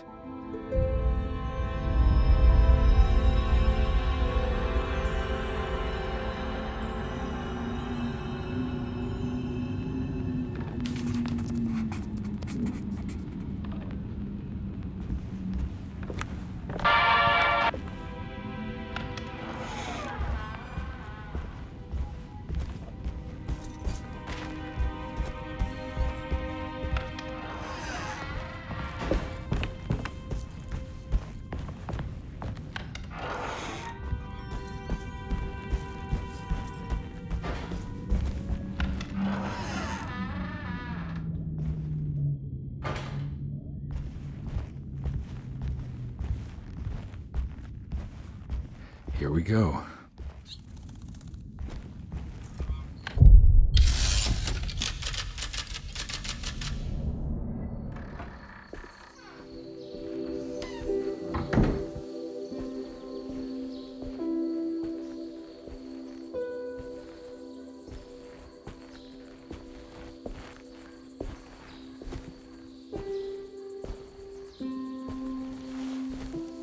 I'm glad to see you made it. I had my doubts, but the hope you instilled has yet abandoned me. I guess this must be Teroa. Who are you? My name is Juan Luis Jorge, and this is indeed the convent of Teroa. You'll have to excuse me, but Yermi never got your name. The name's Edward Carnby. I'm a private investigator. You're not a patient, are you? No. I'm the author of a book that Yermi once found important. How does that work? Are you part of this memory as well? Is this even a memory? I think calling me a manifestation of Yermi's subconscious would be more correct. And so is the convent of Teroa. I'm a man Yermi has never met, and we are in a place that he has never been. Okay. So are you here to guide me or something? I have no more purpose than you do. I simply am. I will happily help you, of course, if I'm able. If you are already somehow part of Jeremy, why did he want to come here? Isn't he sort of here already? Yermi wanted to come here because it's a representation of his mind at peace. When Dr. Gray asks him to find his focus during his sessions, this far-flung convent is what Yermi imagines. He is under the impression that if he could physically come here, he would reach a perfect equanimity, a spiritual apotheosis. You don't think it would work? Yermi subconsciously knows it's just wishful thinking. He can't come here. Despite the pathways opened by the dark man between Derceto and Yermi's psyche, it's simply not possible. But I'm here. Indeed. It's a shame it's just another place for you, Detective. Otherwise, you could have become a Buddha. Always a bridesmaid, never a blushing bride. Am I right? Yes, I suppose so. You'll have to chase enlightenment elsewhere. So what's the next best thing? What can I do here? You should seek out the convent library and try to find the truth about Yermi's relationship with the Dark Man. It's the sort of knowledge he represses and is unable to reflect on. Will it tell me how to break the pact? Perhaps. At least you'll have something to confront Yermi with. Wait, why can't you just tell me? I don't know such things. You'd be better off consulting the text of Dr. Freud if you want such answers. No thanks, I hate shrinks. There is another thing you should know about the library. He is here as well. The Dark Man has been working his way through the text for a long time. He's here? How am I supposed to get past him? Be careful, Detective. Oh, jeez, just perfect.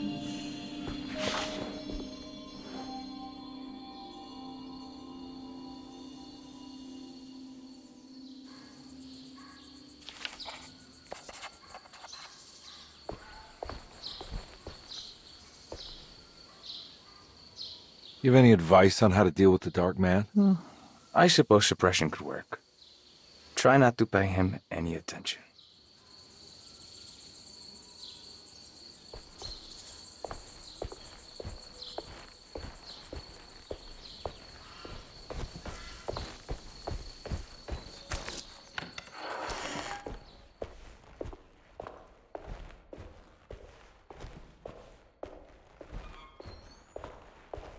What happened in here?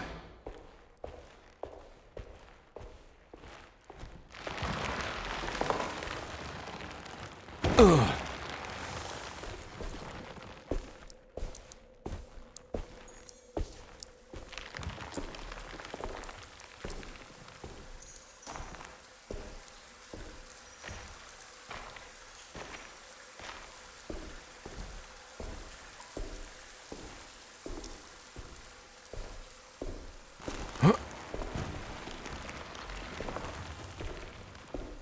Oh.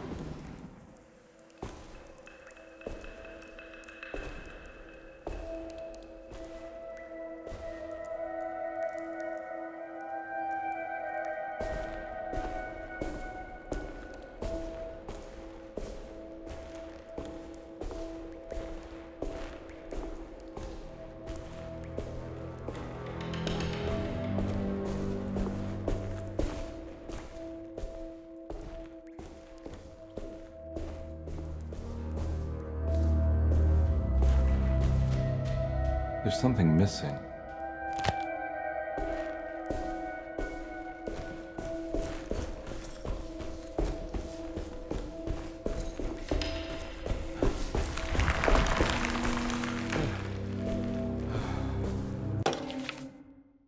The great library was endless, beautiful, and terrible. An Akashic record for the universe inside the mind of Jeremy Hartwood, now corrupted by a story forced upon him, told by a maniacal liar, an evil conjured by science and secrecy. I will suspend a room and lock away the foundation of his character. Its key will be left to the librarian, the only thing invisible to the prowler.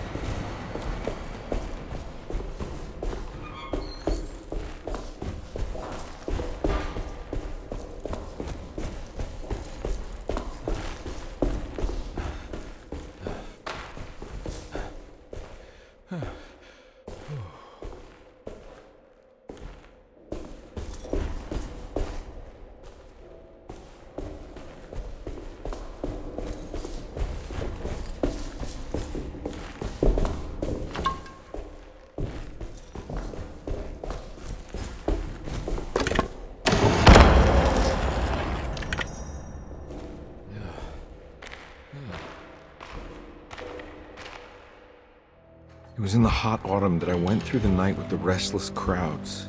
He was a kind of itinerant showman who held forth in public halls and aroused widespread fear. The New Orleans address of the event is lost, but I remember distinctly the Prext Shipping Company pressing their contribution. Hey.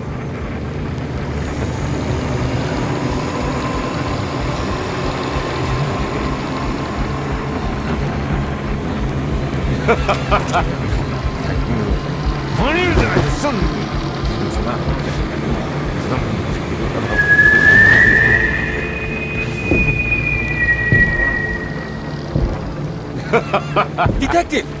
What?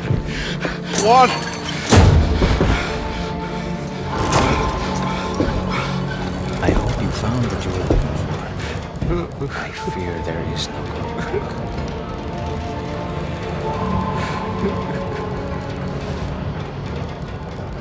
I was so close. There must be something I can work with.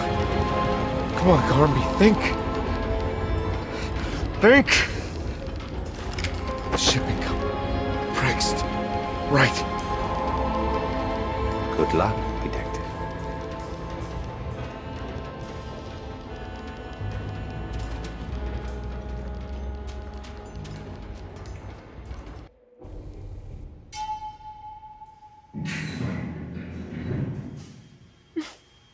Well, thank God you're here, Detective. Sitting all alone in a place like this. I'd never live it down if the papers got wind of it. Hey. Ruth, right? Oh, don't pretend you don't know. I'm sure you have a whole file on me by now, Detective. I suppose we weren't formally introduced. I'm Ruth Talon. Miss Ruth Talon, in case you're wondering. Edward Carnby. Enchanté. Are you sure? I had too many already. Nice. It's good. I know. I have great taste, Detective. I heard you're trying to break Jeremy's promise to the Dark Man. Yeah. Do you know anything about that kind of stuff? No, but it makes you wonder. If he made a promise, can't he simply stand by his words?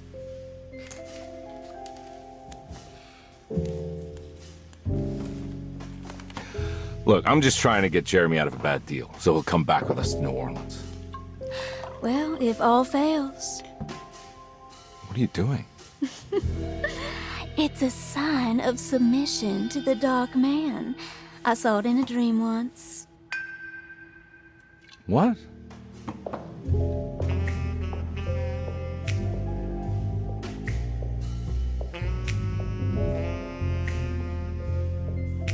You don't know the Prext Shipping Company by any chance?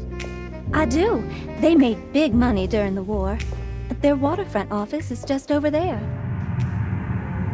How did you do that? Do what, Detective? Bonne chance. Hey, have you seen Emily Hartwood anywhere? Are you trying to make me jealous, Detective?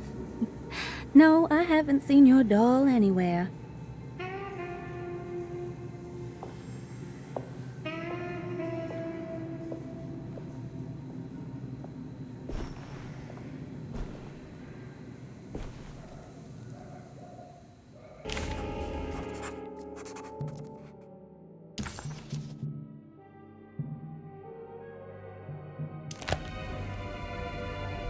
Prext Shipping Company.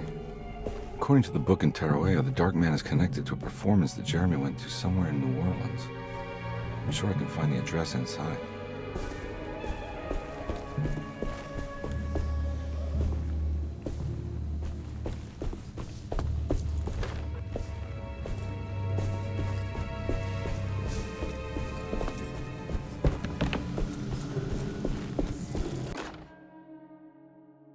Nice.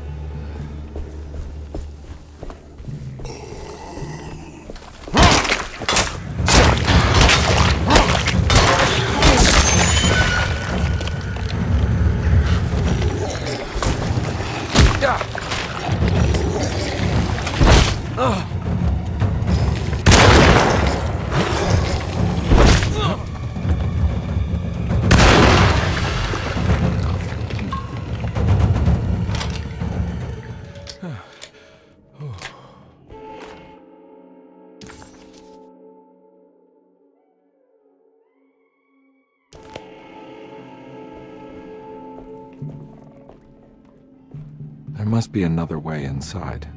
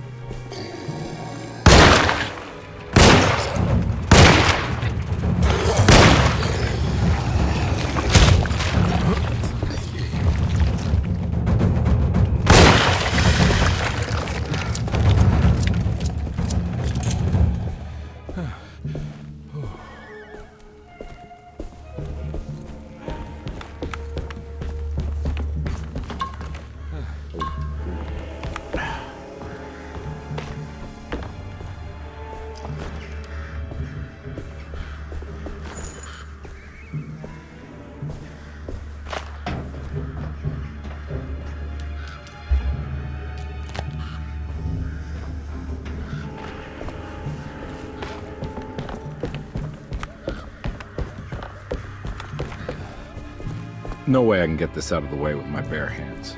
But if I get that crane going, that should do it.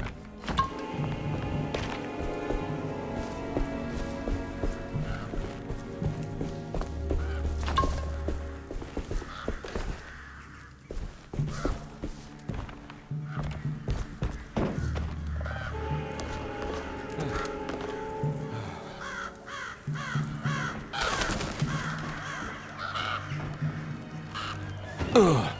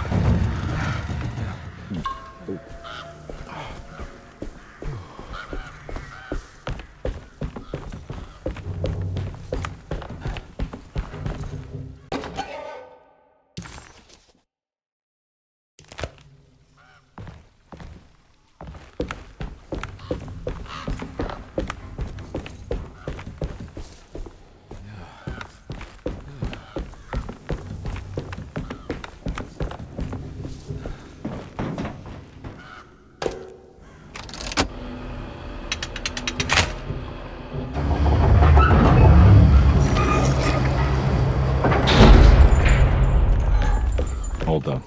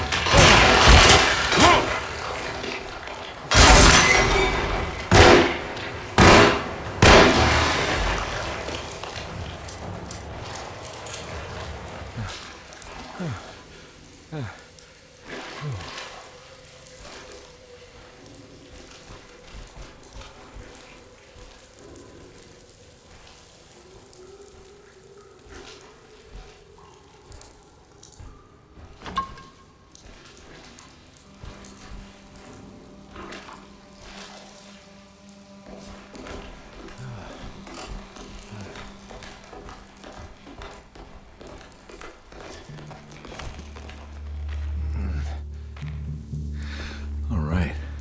Made it inside the warehouse. The office must be upstairs.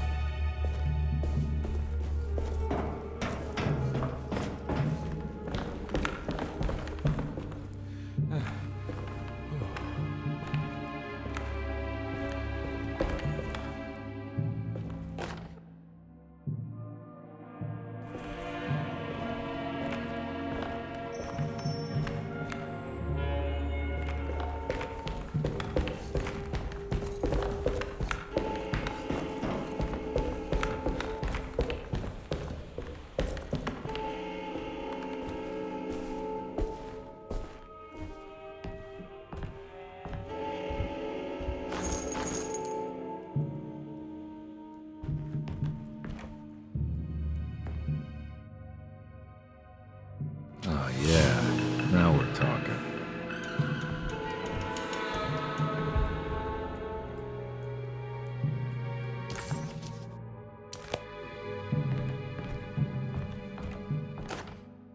Our ship was raided while in dock. All of his things were recovered, but blood was shed. Several men were carried into the Mississippi River and drowned by ones who live in the deep.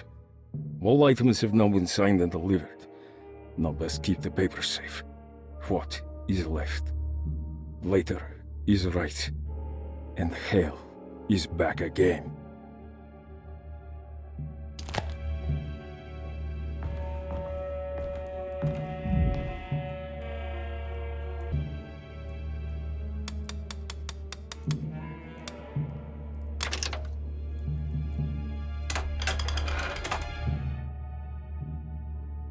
Cargo Manifesto, September 19th, 1892.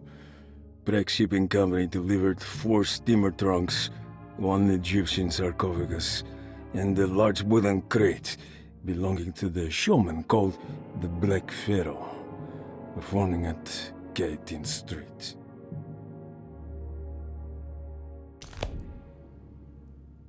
Here we go. The address where Jeremy first encountered the Dark Man.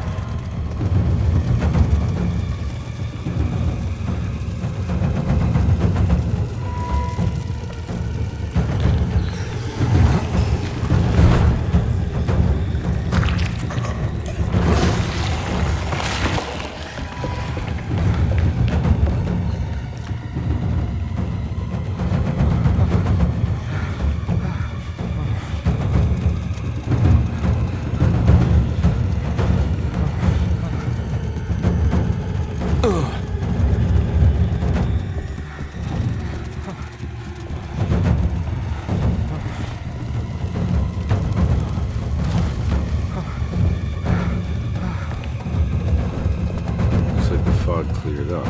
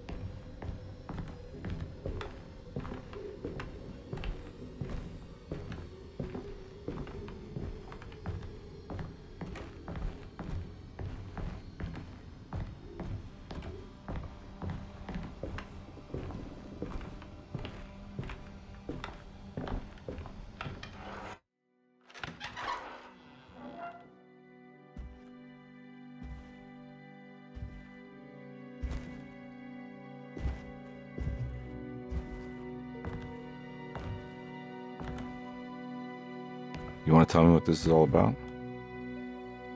Welcome, Detective, to the greatest show this side of the Mississippi.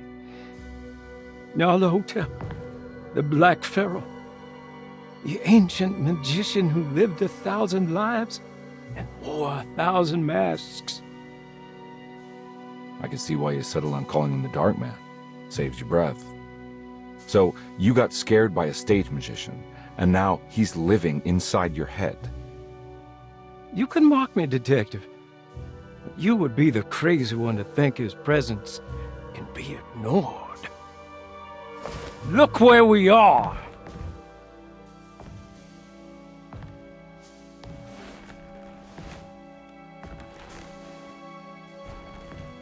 We didn't get to finish our last conversation, did we? You were about to tell me how to break the contract with the Dark Man. No, we can't. We would turn her loose on the world. So many innocent would die. But there is a way to break out of the deal. There is. He offered me a way out. Steps to take. What are they? You'll never find them.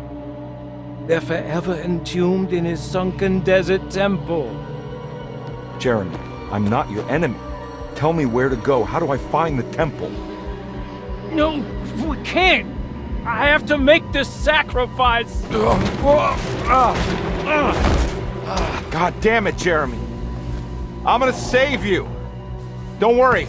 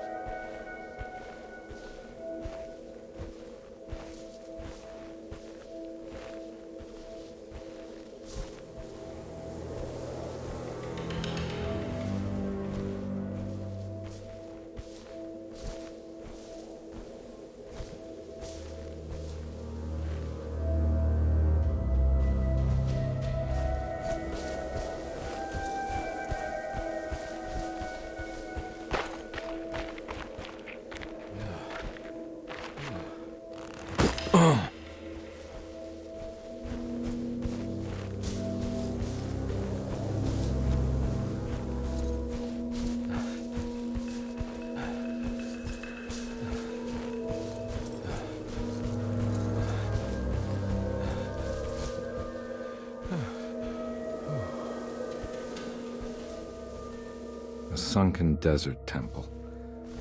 I better get down there.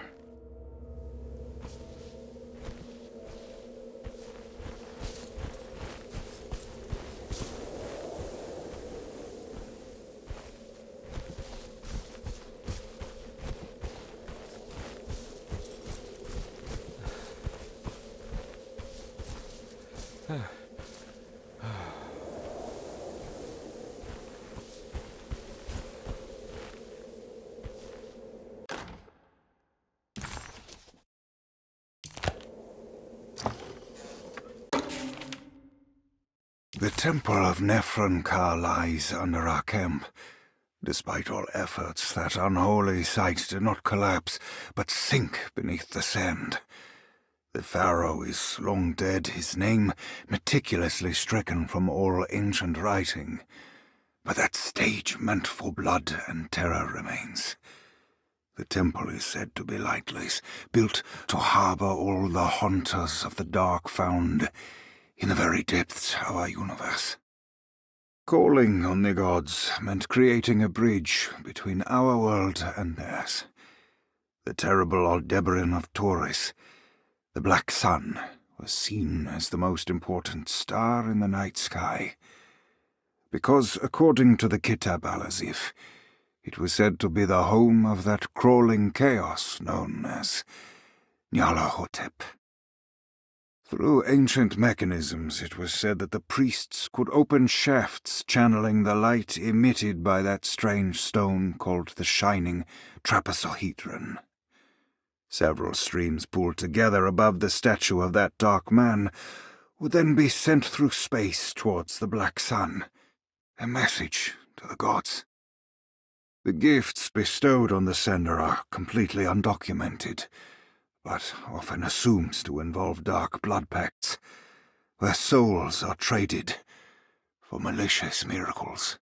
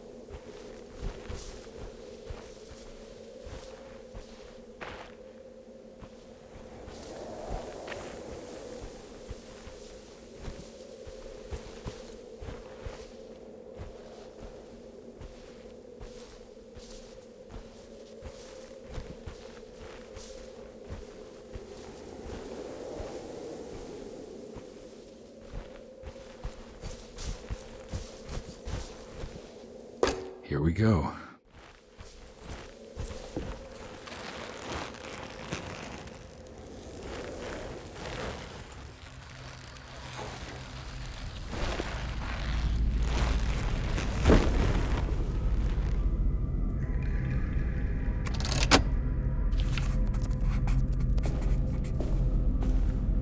It's the star constellation from one of Jeremy's books. The Taurus. And one star's clearly bigger. Must be important. I got a feeling this is it. This is where the contract is hidden. But how do I get to it?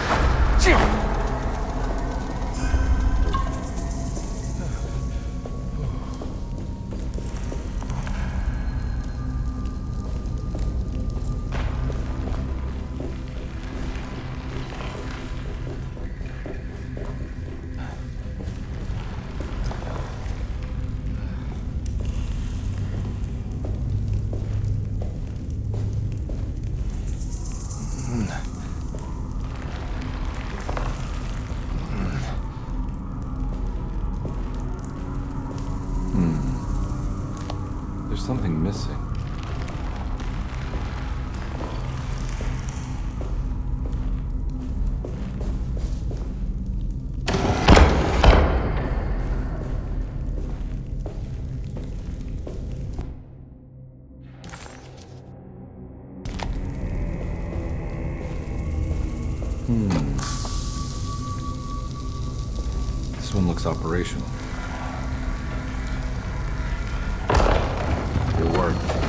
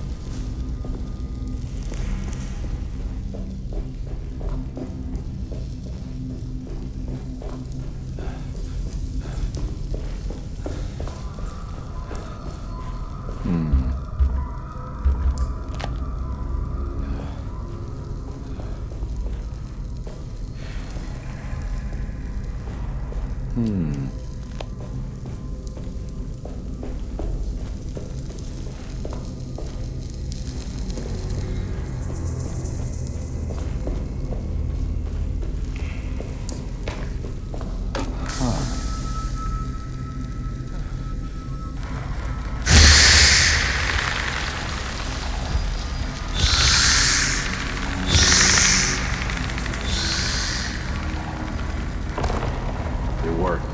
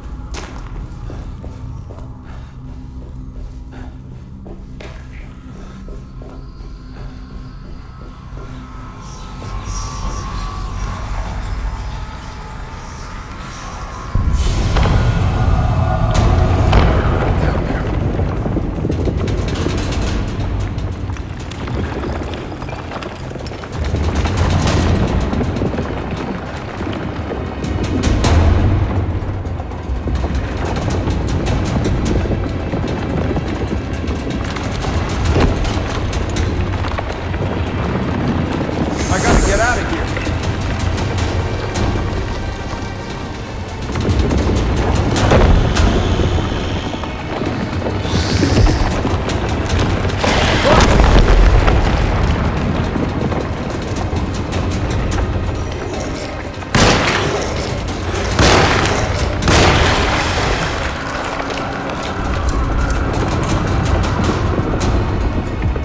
Ready to collapse.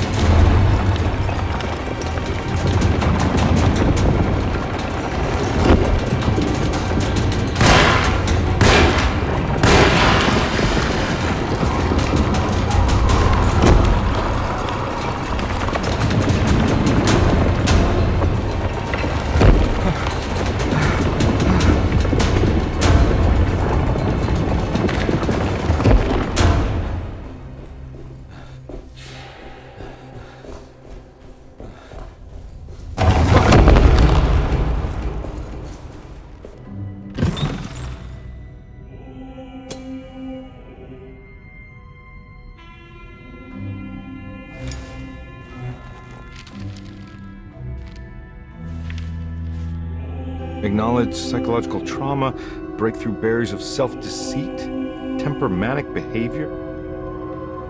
These are the Dark Man's terms. The contract. Huh?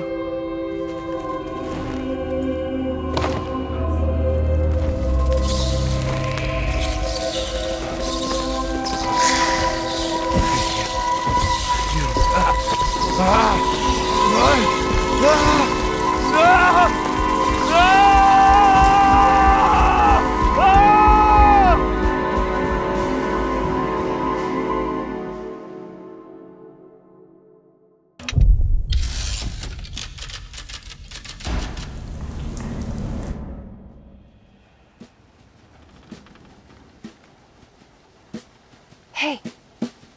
Hey, detective?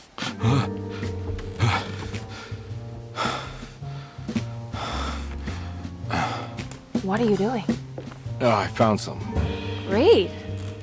Was it alcohol? God, no, I just got the wind knocked out of me. I think I know how to break the contract with the Dark Man. What exactly does that mean? Everything going back to normal. All right. I found some more information on Derceto and the patients. There are some seriously strange things going on here. I'm pretty sure 2 of the patients are dead and maybe even the clerk. Oh, yeah. I kind of just gave up on worrying about that. Well, just keep your eyes open, I suppose. What were you doing again? Jeremy made a pact with the Dark Man to keep all the madness locked inside Derceto. All right. I'm gonna break it. I just have to... Where is it? Where's the talisman? It's around your neck? Ah! I worry, Detective. Don't, I'm fine. I worry that you're not much help on this case. At least you're a good distraction. Trust me. You're getting your money's worth. At this rate, I'm an absolute bargain.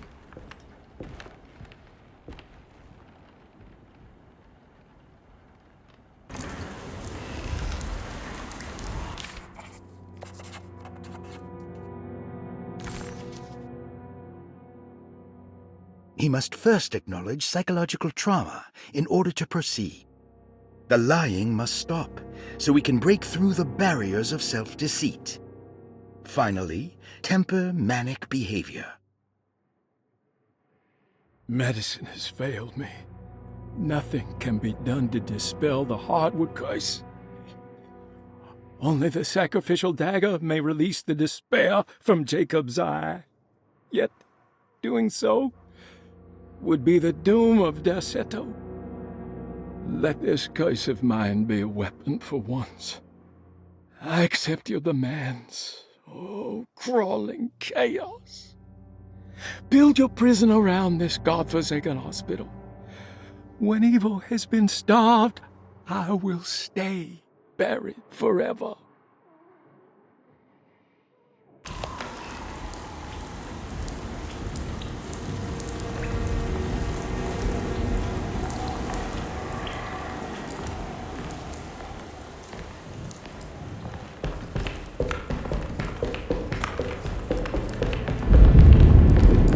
Just what this evening needed. Some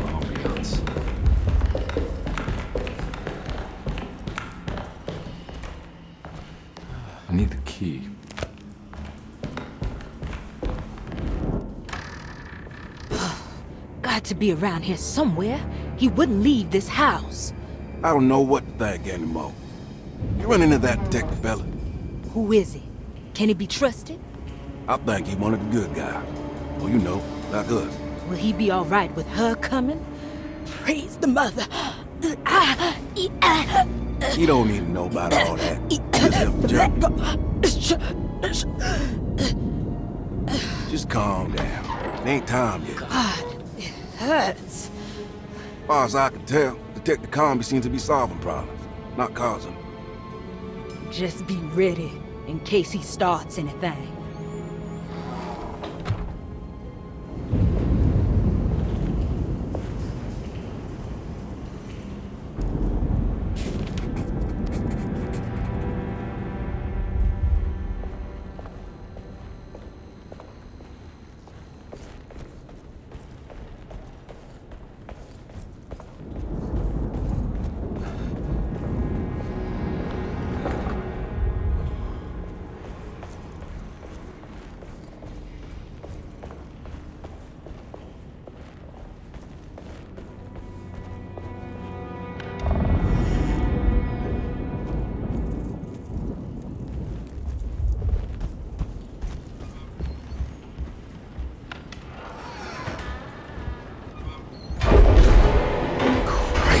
What the hell was that?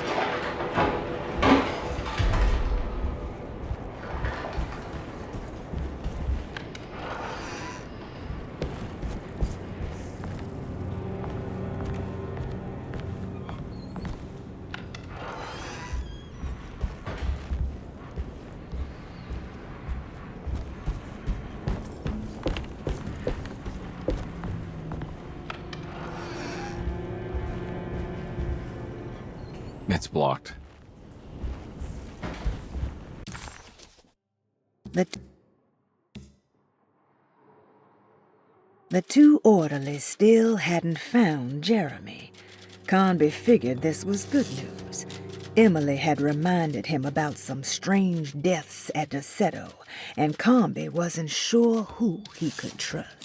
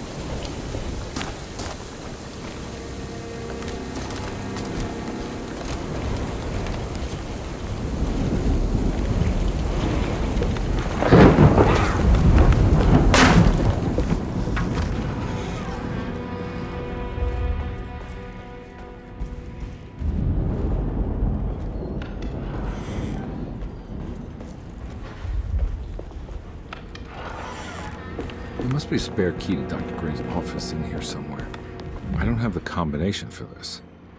But maybe Jeremy did.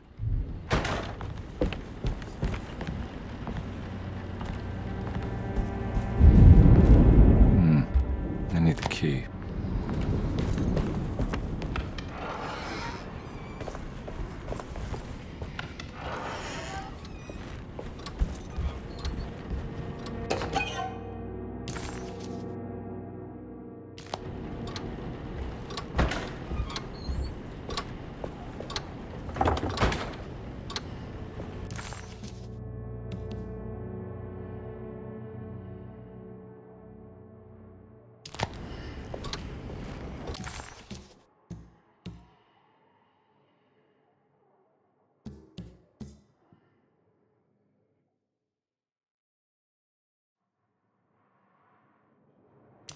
All right, time to get Jeremy out of that contract so we can get the hell out of here. Something tells me I'm gonna have to put my talisman to use.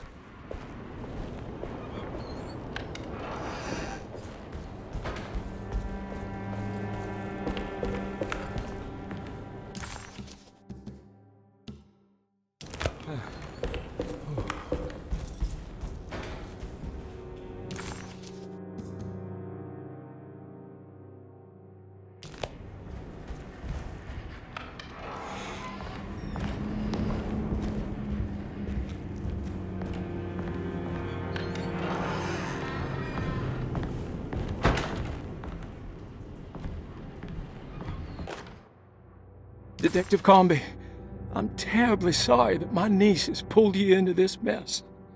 Please, with all my blessings, take her away from this cursed place. I have destroyed that eater of worlds and locked it away in the attic and retreated to a place of hiding. Tell Emily I'm safe.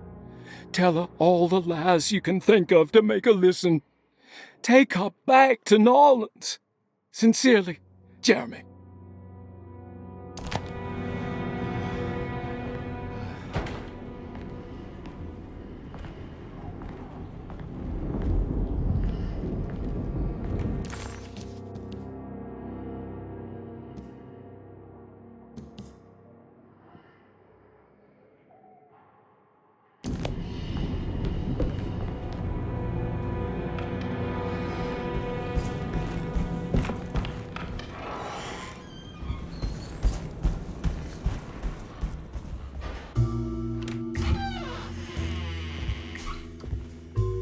Detective Carnby. Good to see you again. Solved your case yet? I'm trying. Hey, Grace, you okay? Oh, she is just peachy, Detective. Are you looking forward to the Feast of St. John, Grace? I can't wait. Kids, ain't they great? What exactly are you planning for tonight? Oh, not much. We eat, we drink, we pay tribute to the wishing tree in the conservatory. The usual. Then why all the excitement? There is just something about tonight. Something's different.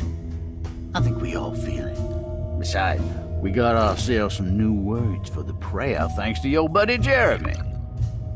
She'll come and turn the world inside out, and things will begin again.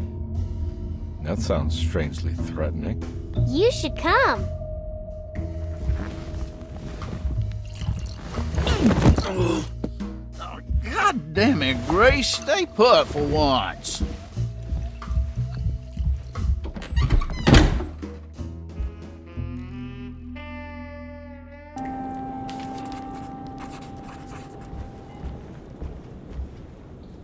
There's something missing.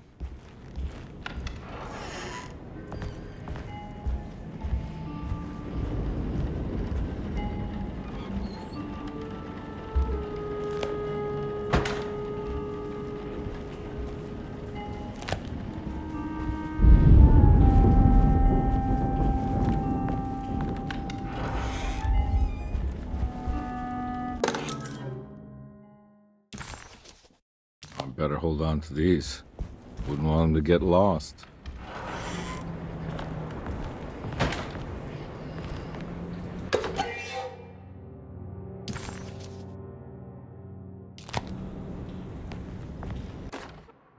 Jeremy knew that the only one who could help him now was the guest in room number 3.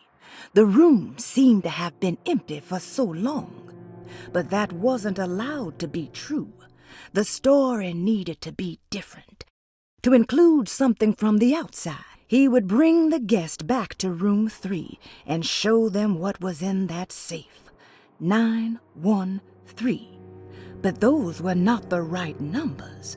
That was the combination for the safe in the clerk's office.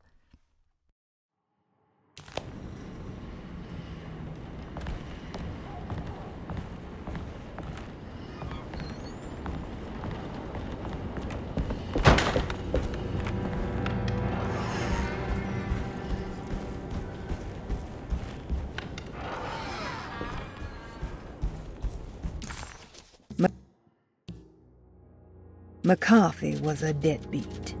His mere presence annoyed Carnby.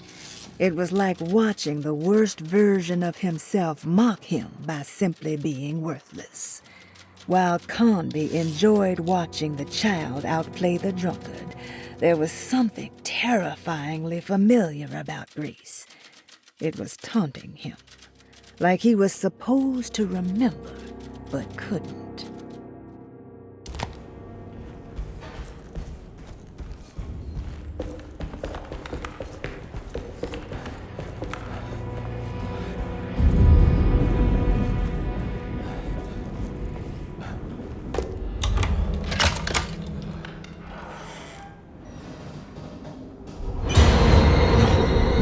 No. It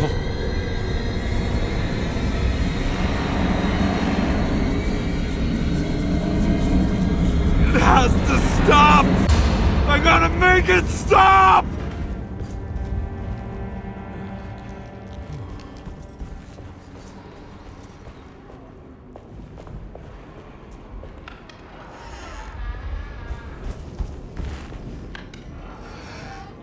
Surprisingly neat. Maybe I've been selling that old barfly short.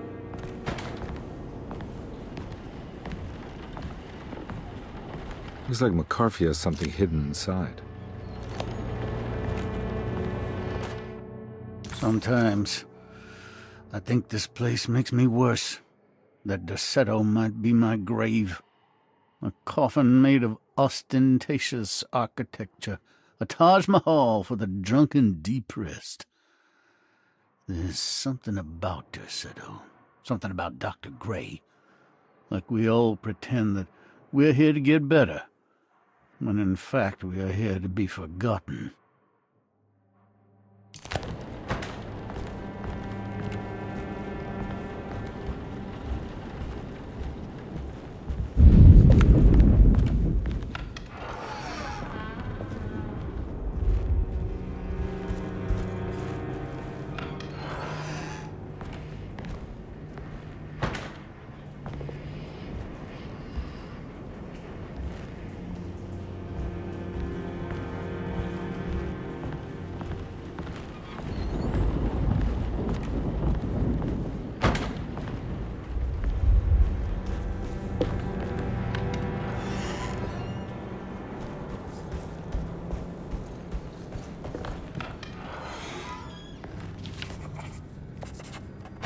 This is my room. I belong here.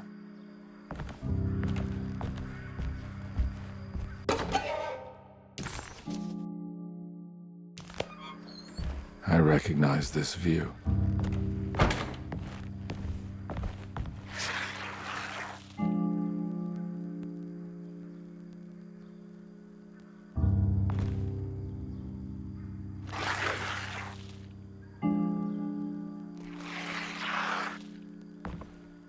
I know that number. Where's that from? I did this. I wrote that.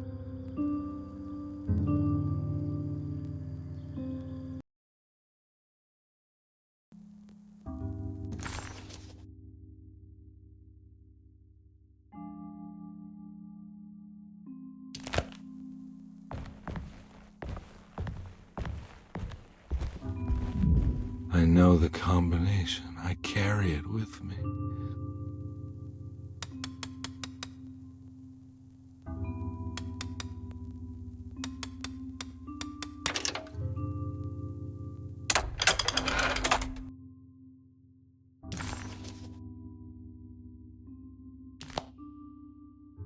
Detective, I have made many discoveries in my case. The child we want is safe, thanks to good people like me and you. We're so similar, but you don't see all the things I do. To find your man, Jeremy, you also need to look for the girl. It has always been that way. The young deliver us all. You should have a look in my room. There's a piece of the puzzle you will need. Take care now. My coffee.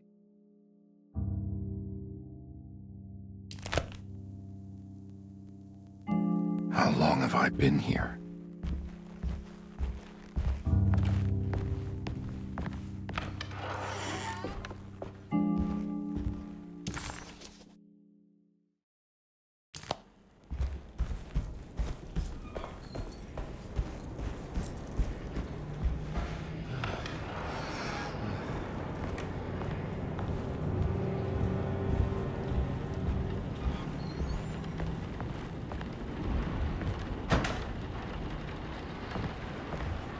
Looks like McCarthy has something hidden inside.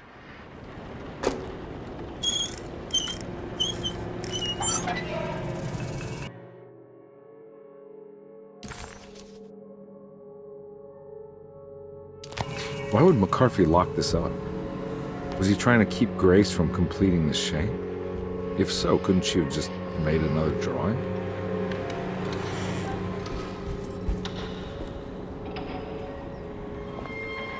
What the hell happened in here?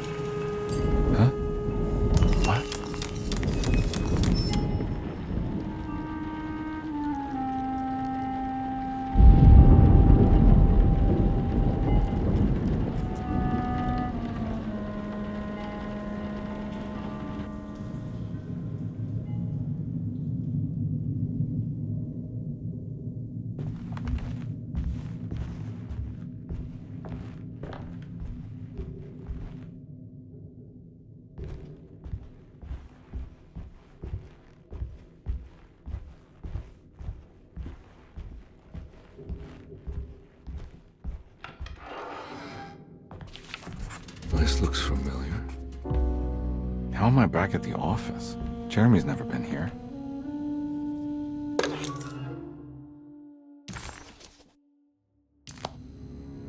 That's me, isn't it? How long had it been since I drowned myself in drink and depression? It had all felt so peaceful, slipping away into oblivion. A welcoming, dark voice wrapped around my mind like a heavy blanket. It turned off suddenly as I woke up from the sound of my office door closing shut. A messenger had left a telegram from Mrs. Saunders. She had a lead on where to find her husband and her kidnapped daughter.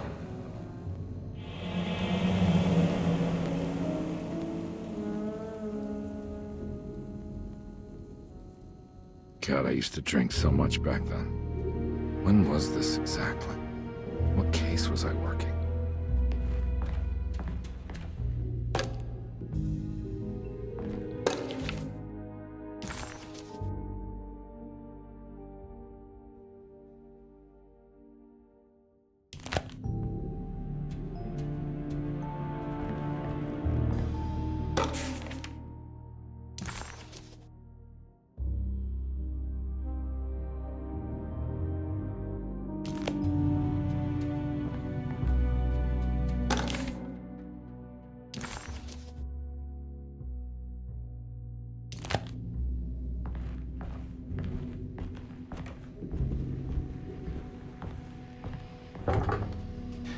I think I need to figure out where I'm going first.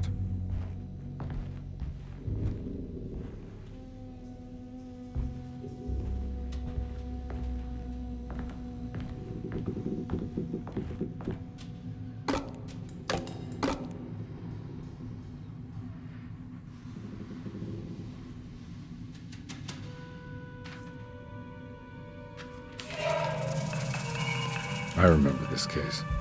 Some kid got taken by her father, headed out of state, but he had made a mistake by selling a painting that his wife actually cared about to a collector named Thornhill to fund his venture. That's how I tracked him down. At least I think so.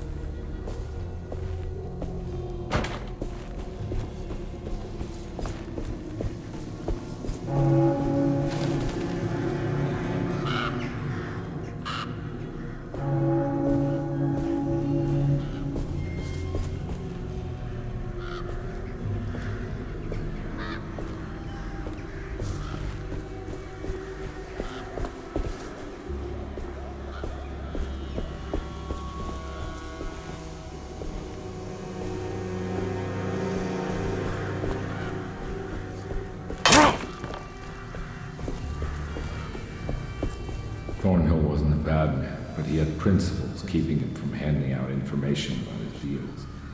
So it needed some convincing.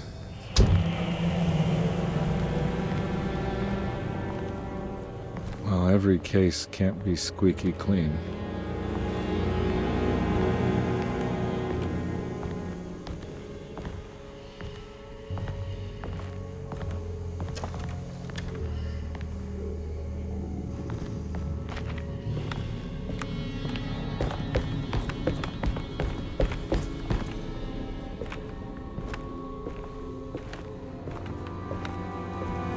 Mr. Saunders had sold a valuable painting to Thornhill, hoping the money would carry him to wherever he was going.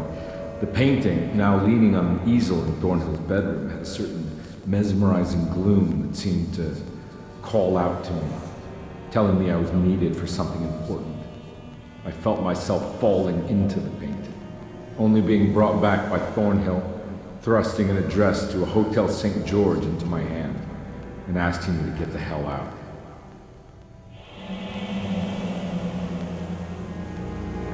I don't remember this at all, but I can't say it didn't happen.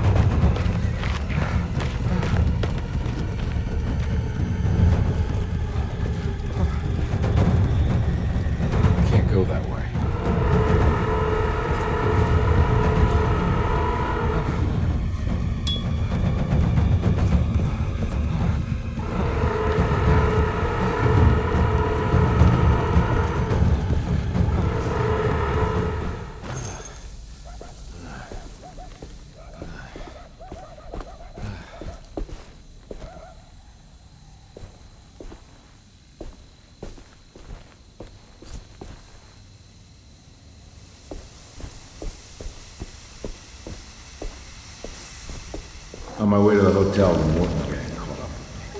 I owed them money, a lot of it. I can't remember what for. Probably some dumb gambling debt growing in size for each payment missed. I punched one of them out, and I sent the others packing. It was a stupid move. They'd be back.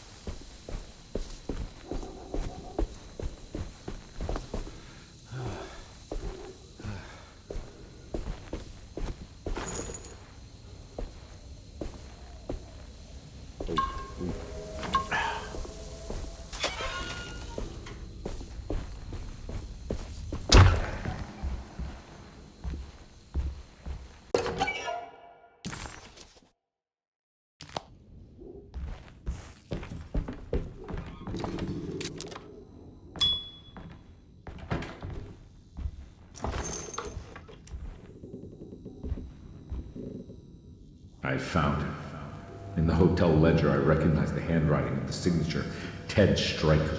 It was him. I could feel it. It was the kidnapper I was hunting. I put on my knuckles and hurried up to his room.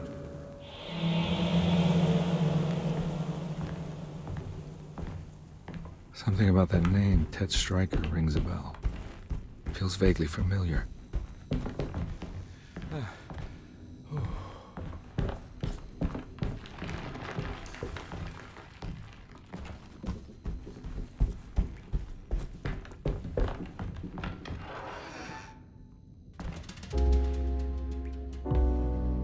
I recognize this room. But I didn't catch up with them here. I must have followed them. But where?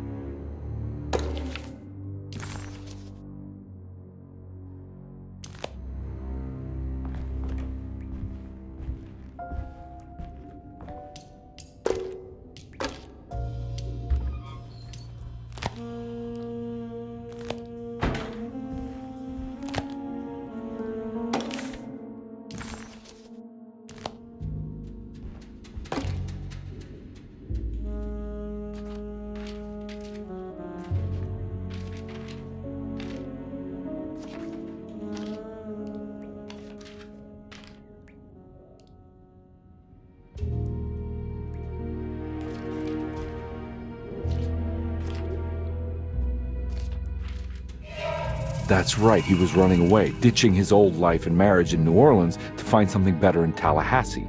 And he took his daughter with him against the will of the mother. That's why she hired me. But I stopped him. I caught up with him at the Pearl River Bridge.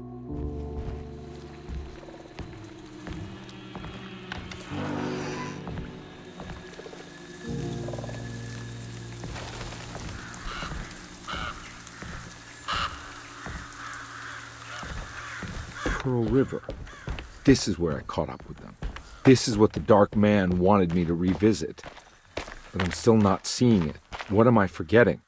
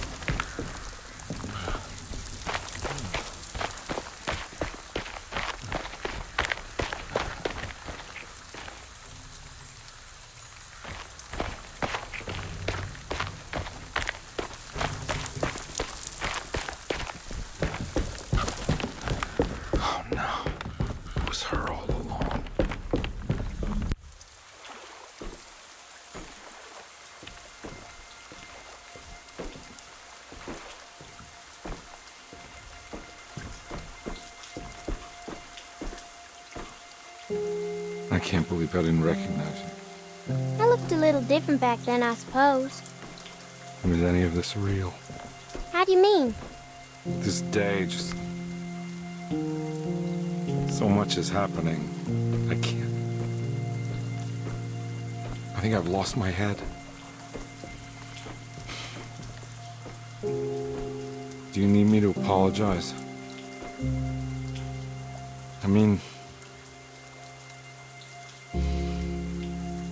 I am sorry. I don't think I need to begin to explain. You're just a kid, Grace. I'm really sorry. I didn't mean for it to happen. Lies. More lies. No, really. I thought I was being a good guy by handing you over to your mother. I didn't know. I couldn't have known that she wouldn't care about you. I don't know how this works. What is this for? Some form of admission of guilt. Maybe acceptance. It's what the Dark Man wants. I guess we just watched my father die again then. You think he's alive? I know he is.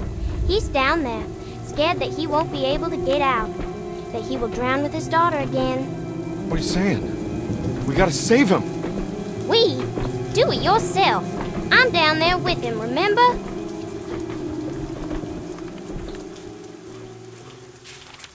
Can I really save them? This all happened so long ago. I have to find a way to get... There must be a way to save you both, right? Why else would I be here? Maybe the Dark Man just likes it when you suffer. There was a boat at the house where I entered. If I can raise the bridge...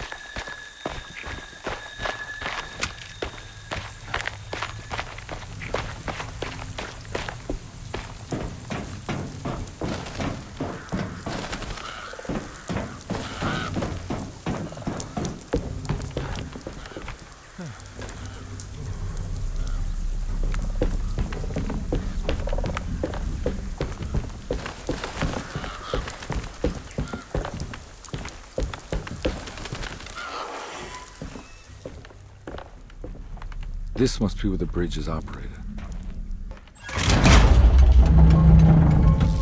Nothing's happening. It's like something's holding it back.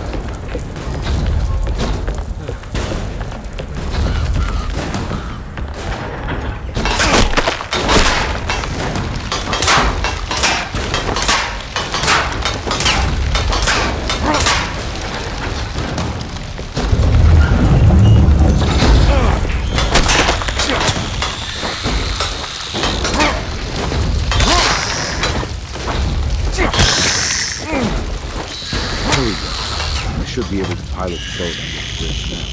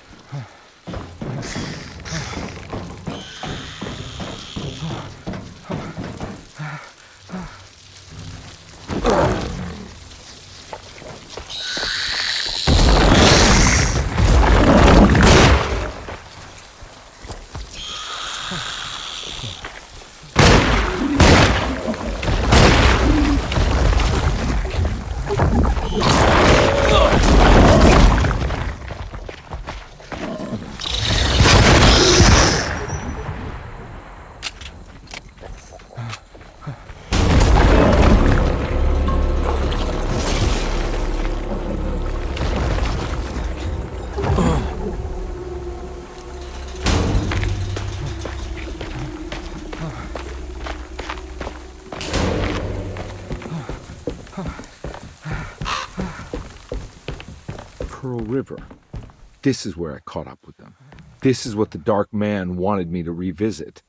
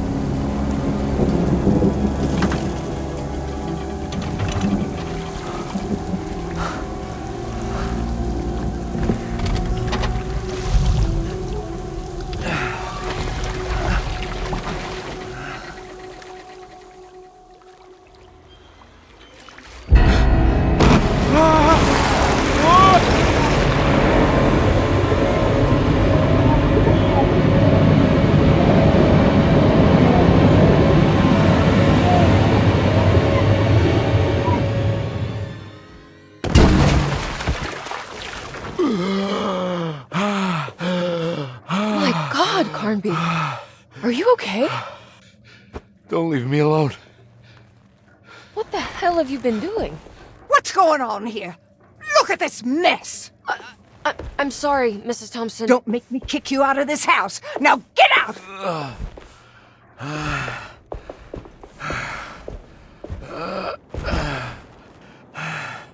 Hey, Detective. Mr. Carnby.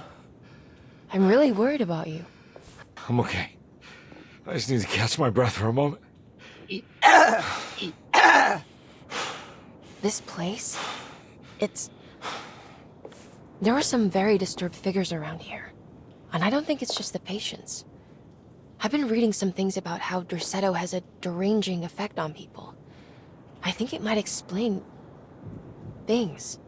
What? Just take it easy, okay? I'm gonna go find a way into Dr. Gray's apartment. I want to know what he's hiding. Emily, don't worry. I think I'm close. I'm gonna set everything right. Just be careful.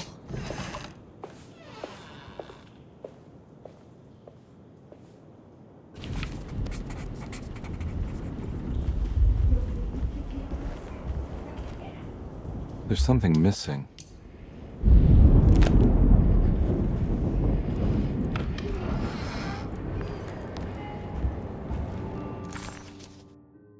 Carnby had run their car off the bridge. He pulled Grace out of the sinking car, but left her father to drown. He could have saved him. There was time. He just chose not to. Instead, he took Grace back to New Orleans and collected his paycheck.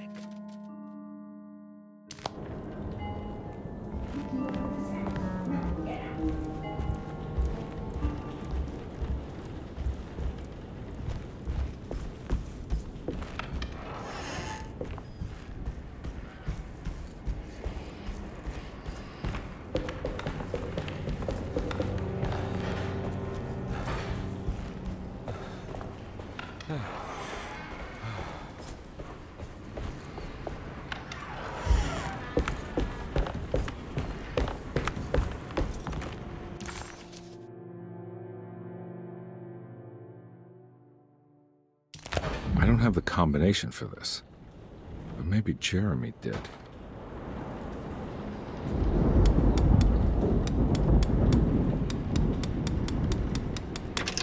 It worked.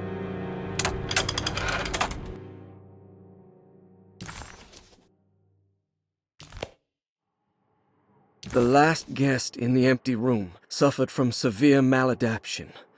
I must write this down, because if I understand the condition sufficiently, it could make me deny this fact at a later date, and there is reason for me to think I may come to suffer the consequences from this dysfunction, as some who came in contact with the guest seemed to adopt a new worldview in which everything was predetermined but broken.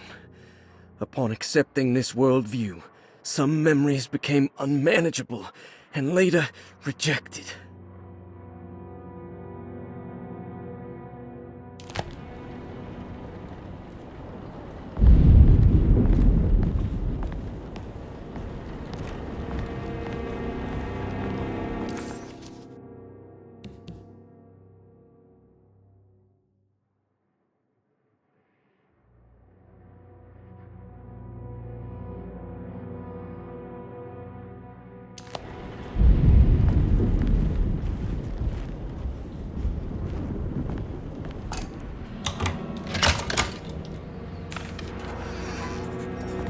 Gray's office, all to myself.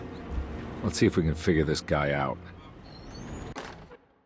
Dearest Dr. Manzetti,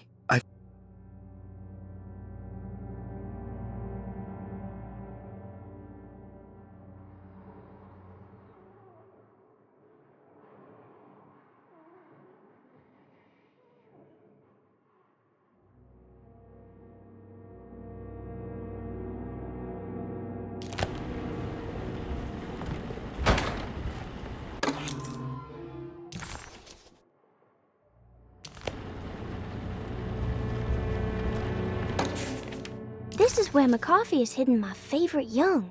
It's very important. I have finished tidying up Miss Beauregard's belongings. I will leave it to you to contact her agent and have them collect her things.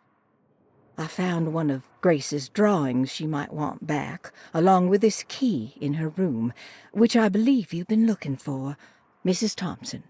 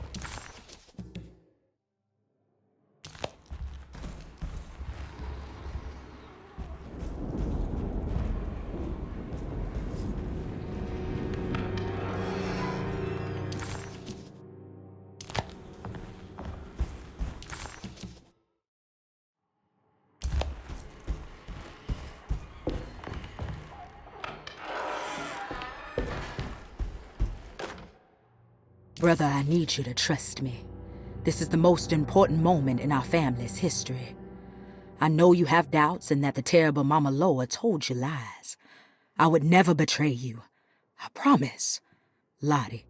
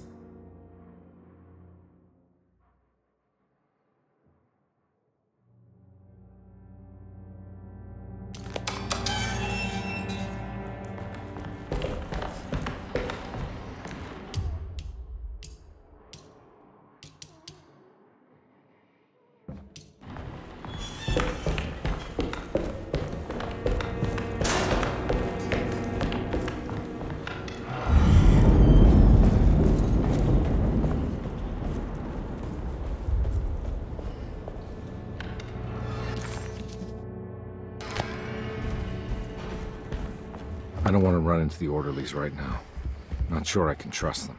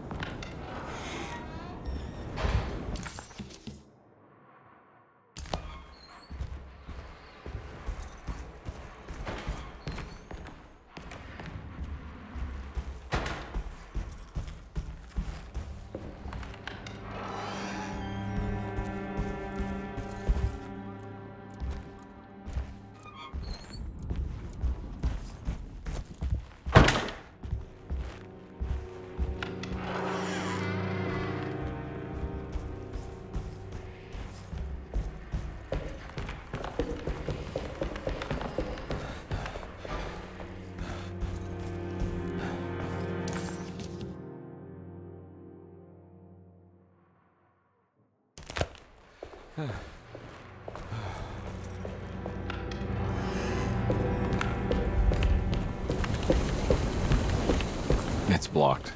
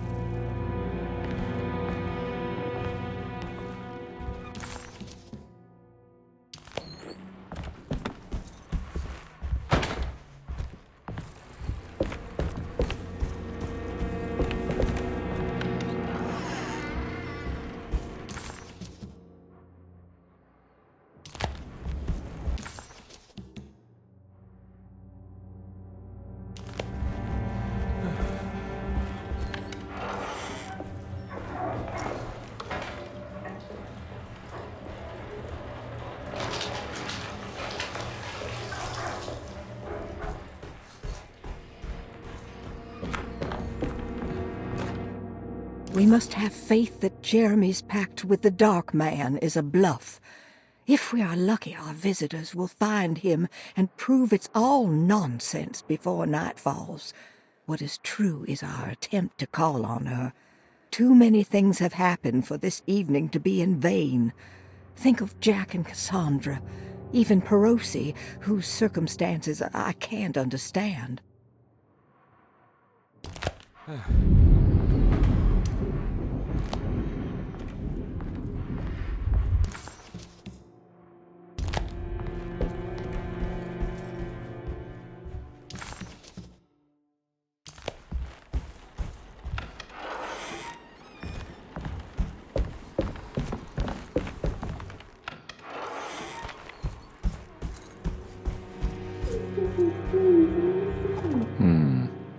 Trust me. There is nothing that can stop us now.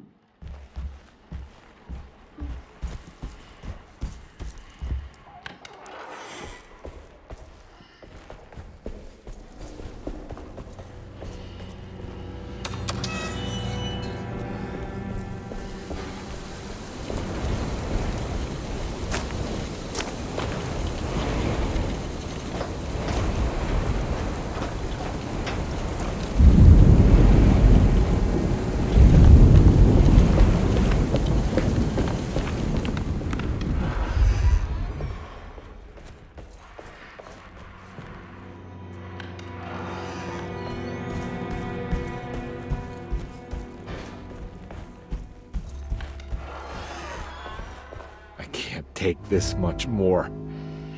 This has to end.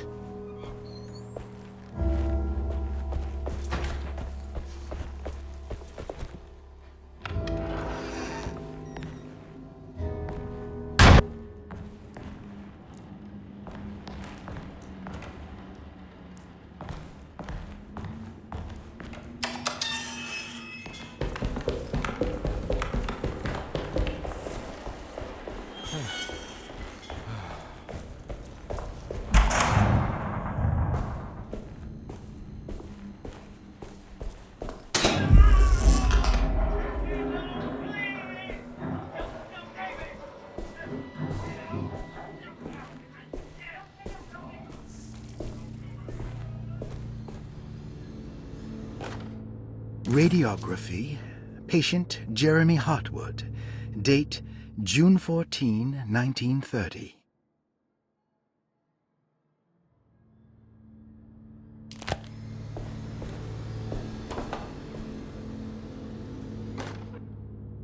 Hypothetical psychosurgery based on the ideas by Burckhardt and the St. Petersburg research could end up saving Jeremy's mind.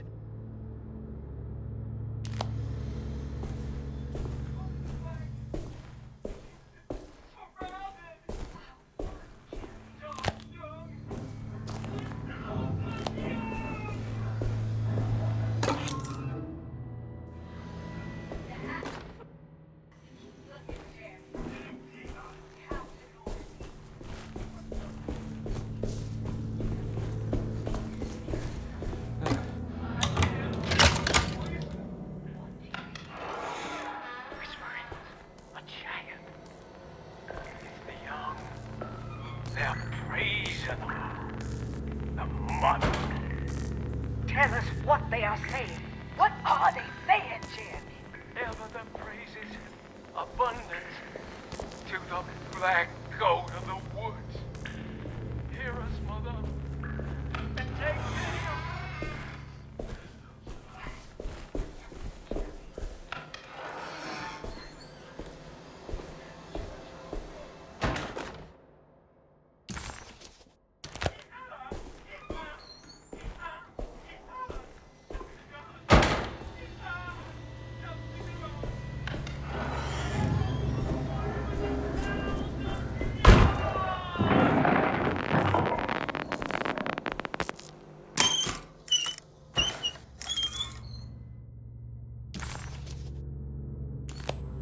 Don't mind if I do.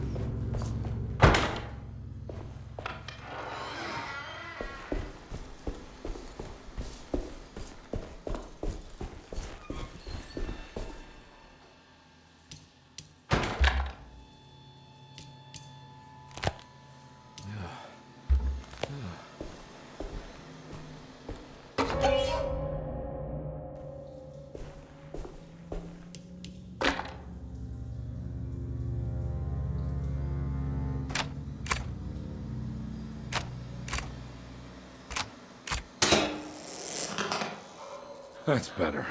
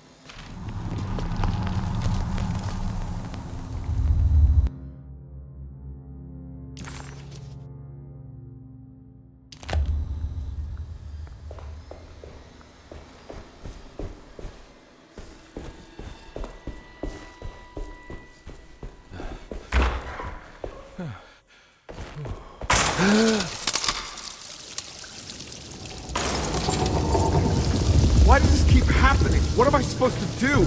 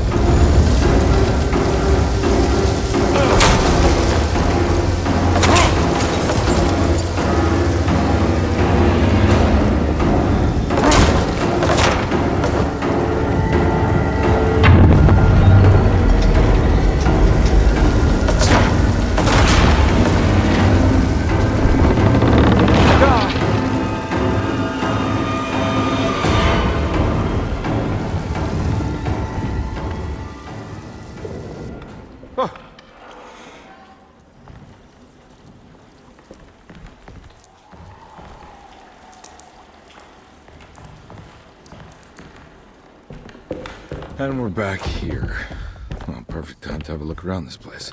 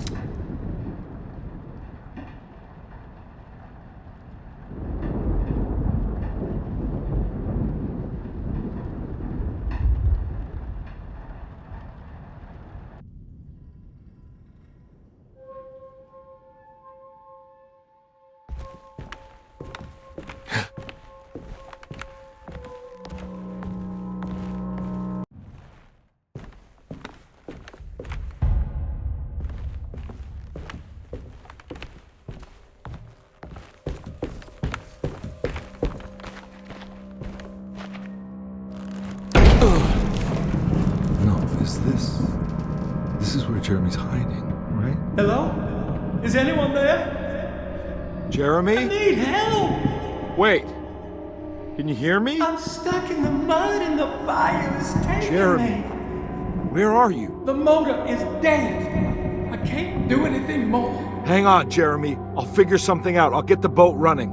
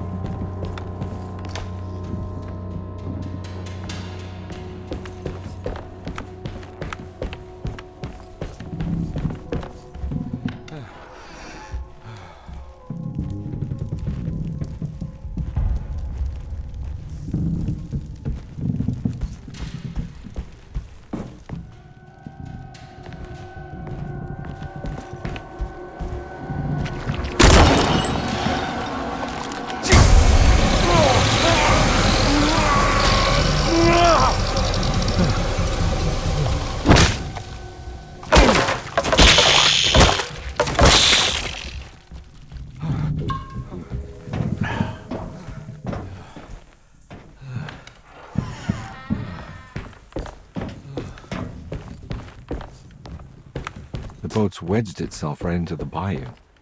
If I get the motor started, I could try reversing back into the river.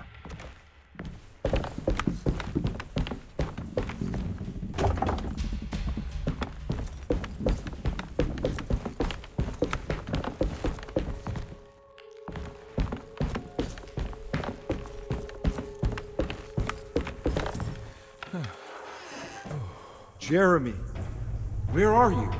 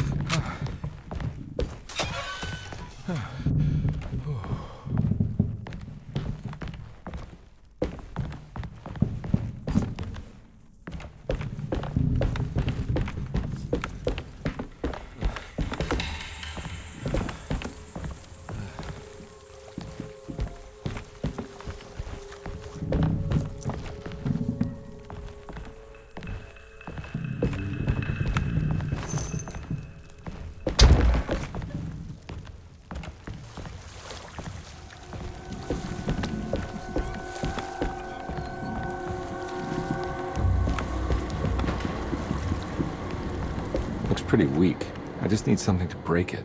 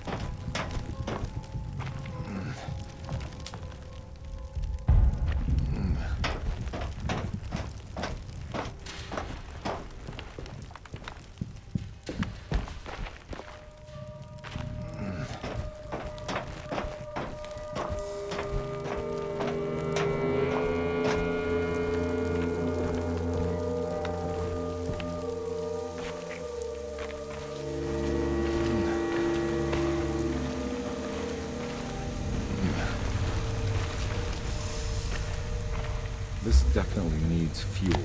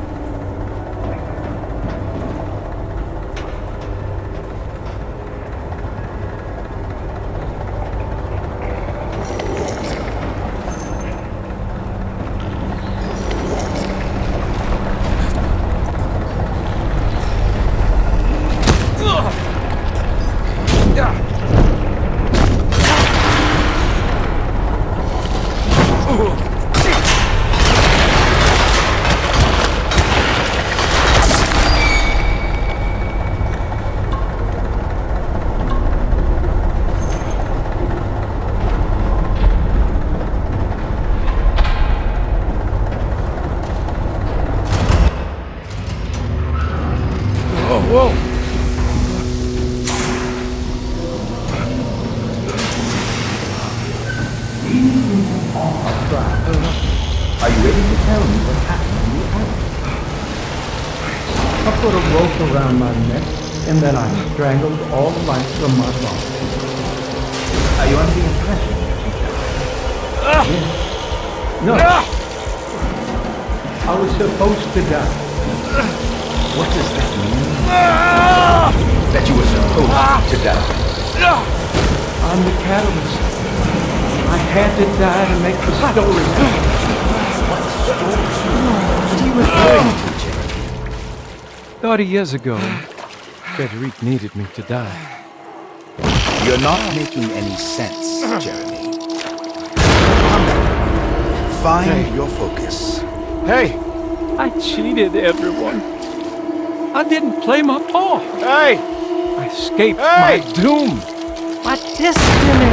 Again, find your focus. Hey, I'm right here. What the hell is going on? Now everything is wrong. Nothing is in Hey! place. I'm right here!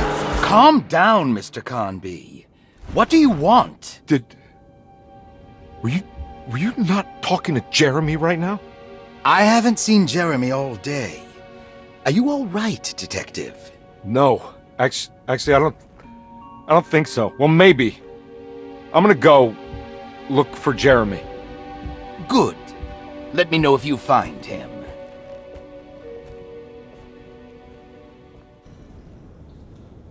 That was Jeremy's self-deceit? A steamboat stuck in the mud? I'm not gonna pretend I understand any of that. What a bunch of psychoanalytic nonsense.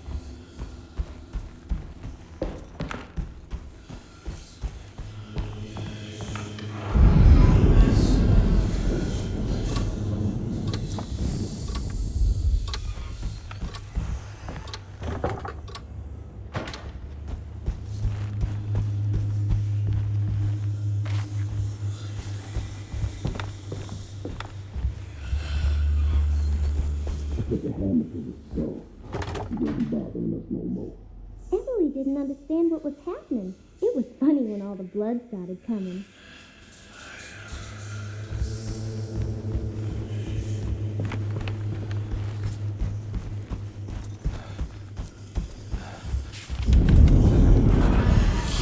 Detective, am I glad to see you. Lock the door, will you?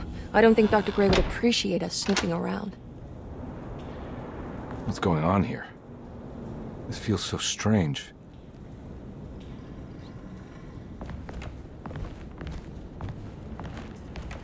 There's a book missing.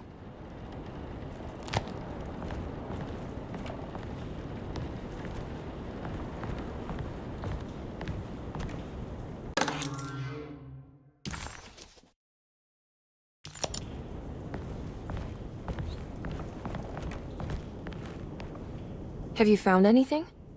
What? Yeah, I've seen some things.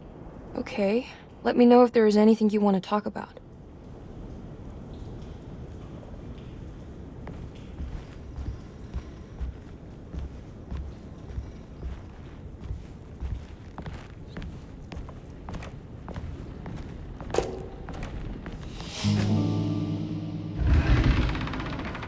What did you do?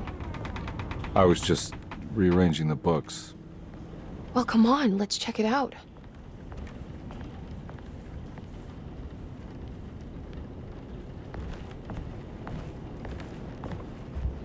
I think I'm beginning to understand. Dr. Gray is dealing with some kind of mass delusion.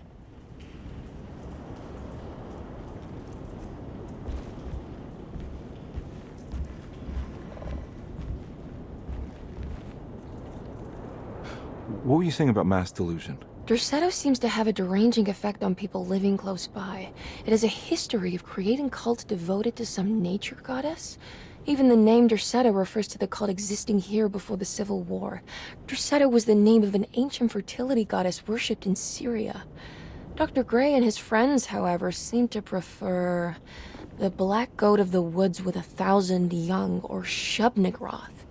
And that name can only have come from my uncle's twisted mind.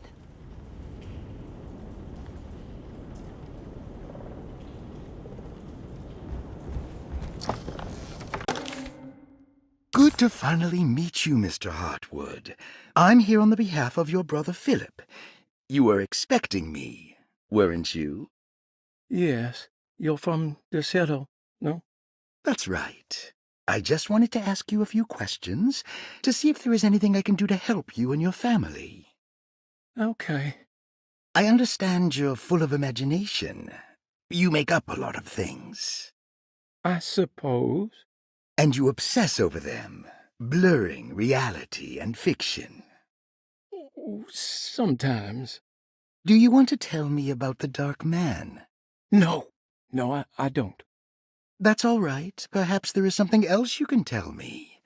Something you know to be made up, but you hold dear. Juan? John? Who's John? No. Juan Luis Jorge. Oh, wait there a moment. Here, take a look. Is he... Oh, he is the author.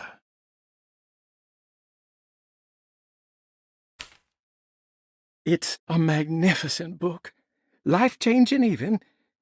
The real Juan is long dead, but I like to think of him as my friend. My most beloved friend. I see. Do you often do this? Fantasize about people you read about? No. Well, there is Jacob. Who is Jacob? Turn to the last page. Oh, it's a newspaper article. The Prisoner of Ice, Jacob van Ostad. Is he also your beloved friend? Oh, no, Doctor. Not at all. He is the fire that fights fire. Yes, I think it's clear your overstimulated imagination, this mania, needs to be tempered for you to live a normal life. I know your family calls it the Hartwood curse, but I want you to know that there is nothing supernatural about your condition. It's all inside your head. And with that, I'm very qualified to deal with. In time, you will be cured. In time. Yes, in time we will exorcise all your demons, all the dark men. Yeah! Please, Mr. Hartwood, calm yourself. What happened? Oh, don't you worry your little head about it, Miss Hartwood. Your uncle and I just had our first breakthrough.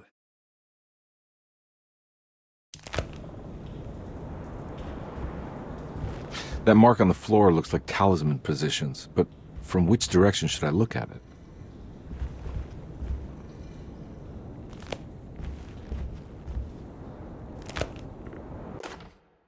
The Snake Dagger, a monograph by Yael Klein. In Ludwig Prin's book on pagan rituals called The Mystery of the Grave, as translated by Nicholas Vachy,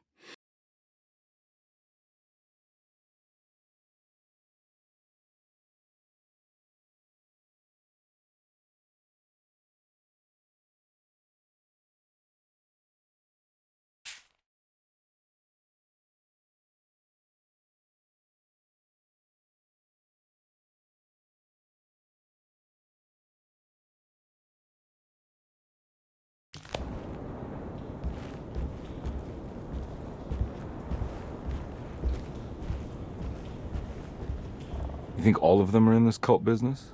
Even Jeremy? I'm not sure any of them have a choice at this point. We just need to find a way to stop all of this.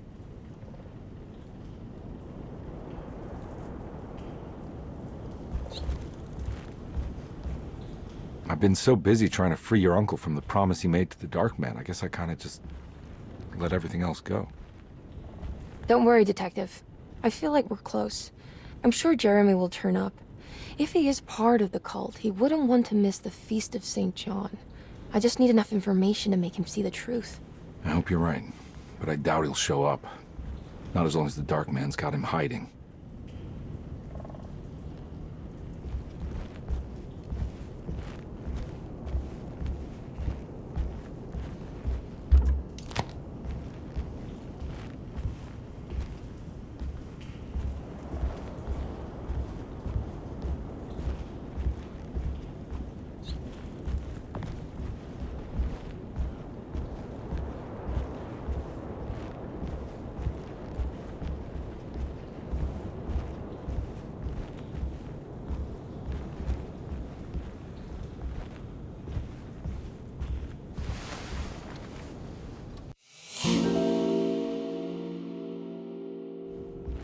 Huh. Has that been there this whole time?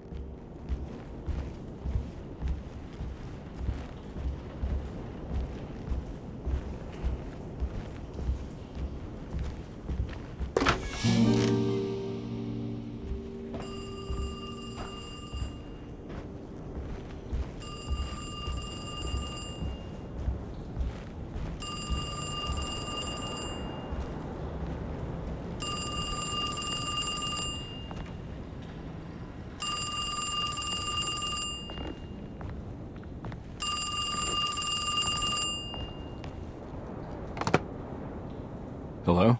Detective Carnby? Who is this? Jeremy? Jeremy is with the Dark Man. You can't save him. Well, I've done everything he wanted so far, and there's just one more thing on the list. I expect him to keep his promise and return Jeremy unharmed. Get out, Detective, while you still can.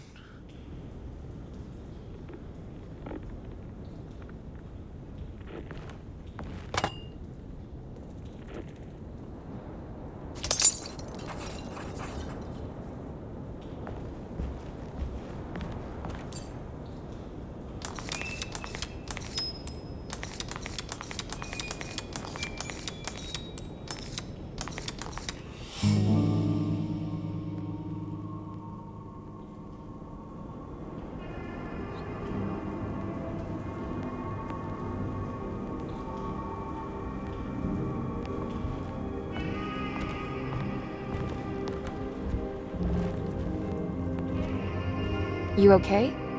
You look a little frazzled. Just stupid telephone. I know. I tried calling the police earlier. The telephone is completely dead. It's not... Yeah, no, the telephone isn't working.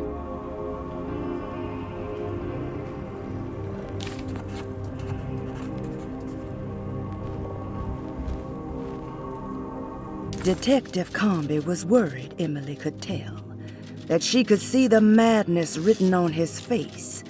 But what if he was the only one seeing the truth? Could that still be the case? If only he could find evidence that would make her understand that he had seen beyond the veil, or at least something that would show her he was worth the money she was paying him.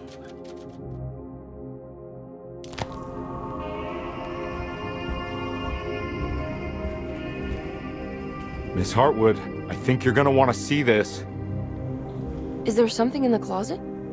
Yeah, there is. You don't see the very obvious gate leading to whatever Jeremy's madness is serving up next? I don't understand. Are you making some kind of fashion metaphor?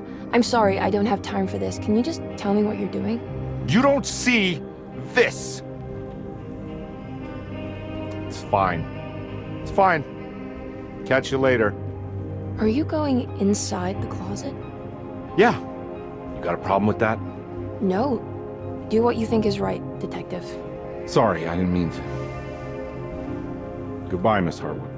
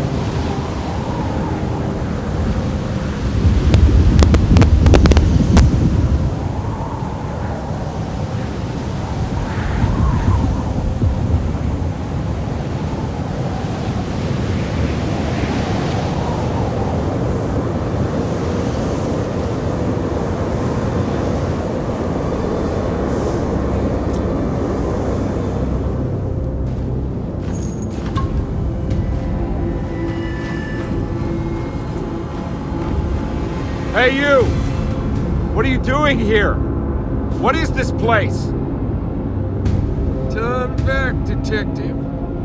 You're not wanted here. Whoa, take it easy. I'm not your enemy. Oh, you're wrong, detective. You're wrong.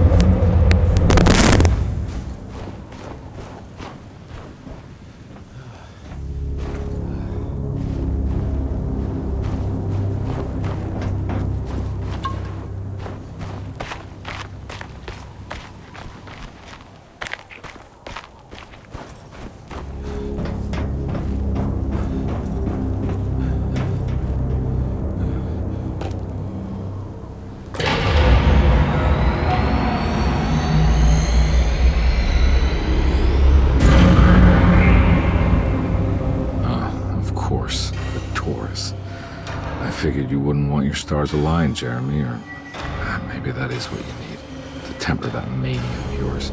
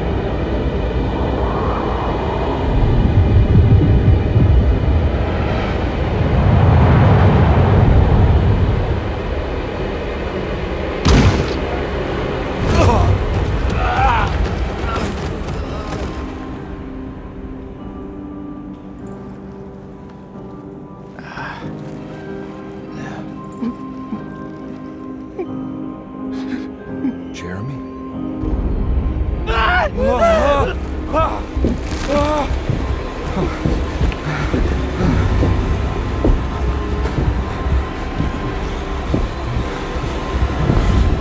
did everything! Aren't you happy? Stupid charlatan! What more do you want from me? You want me to lose my mind? Oh, my lord! Doctor! Baptiste! Quick! Jesus. What were you thinking, Carnby?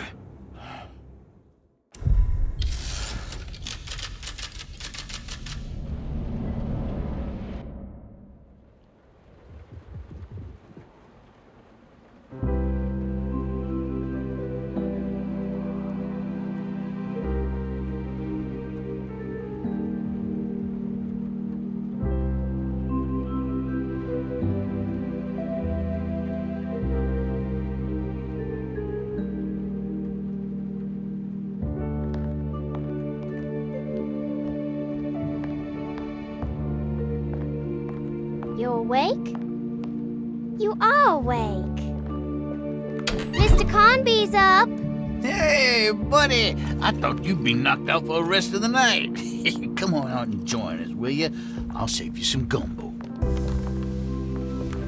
Good to have you back. You gave us all a good scare. What happened? You had a psychological breakdown. Sorry for manhandling you, but you're being violent, you see. You stabbed Jeremy and then punched Dr. Gray. Are they okay? Jeremy's a little strange, but everything's back to normal. Really? All thanks to you, Carnby. You want to try standing up?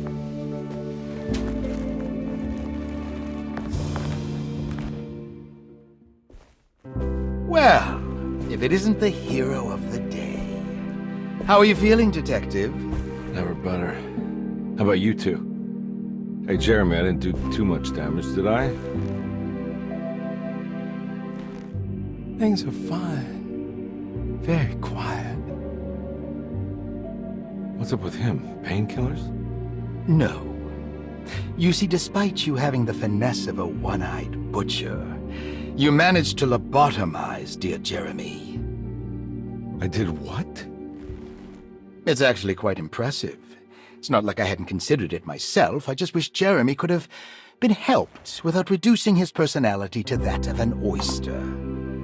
But he's gonna live. Of course. As long as someone keeps feeding him, he'll outlive the best of us.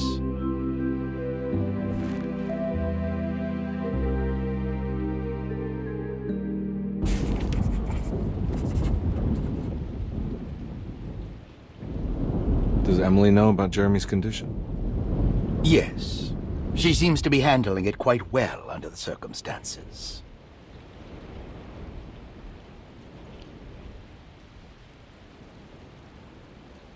Does she still want to take Jeremy away from Derceto? I will have to insist that you do. This is not that kind of institution.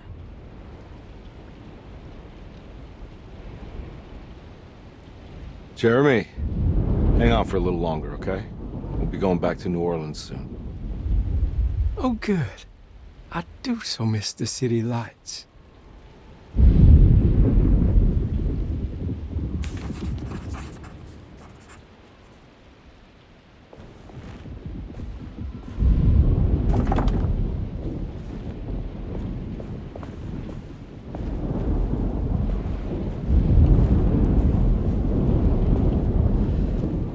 Hey, Ruth.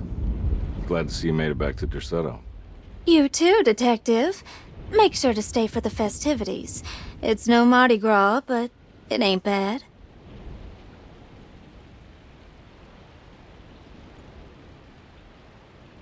You seen Emily around? I saw her packing some things into that old jalopy you arrived in about an hour ago. I'm sure she hasn't given up on you yet.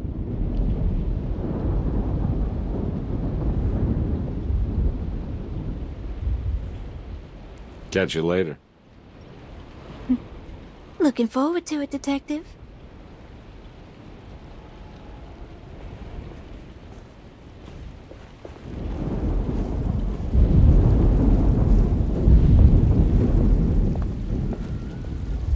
Good to see you back on your feet, Detective. Have some gumbo. Thanks. I'll save it for later.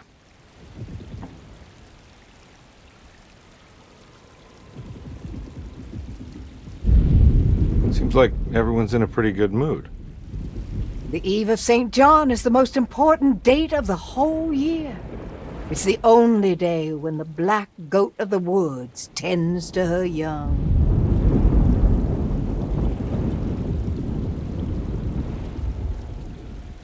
I'm gonna go look for Emily. Don't worry about her. She wouldn't leave without you, would she?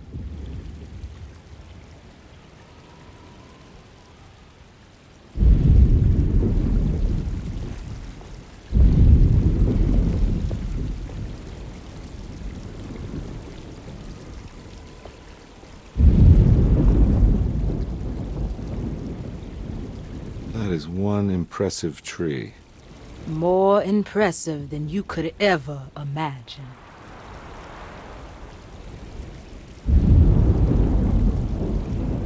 So how does this all work? You dance around chanting? For the ritual, I mean? Stay and find out, Detective. It might just do you good. You haven't seen Emily, have you? No, Detective. I haven't.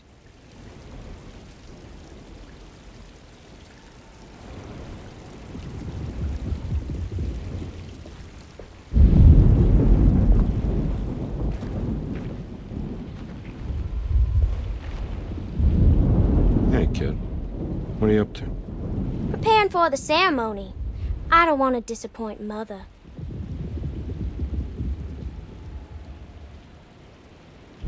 What's your part in this? I'm the Cabernet Corn. It's very important. Only I can settle our debt.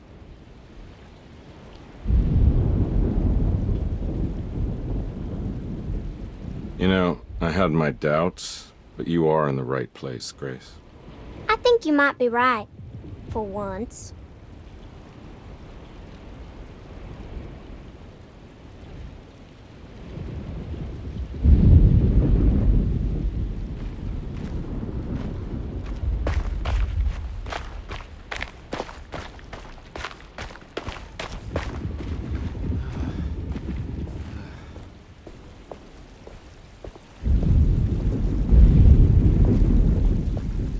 All right, tell me, what the hell's about to happen here? Every year we have a little turn the page ceremony by the tree. It's symbolical. It's like life has its cycles of grief and happiness. You know? Just like a tree facing the seasons.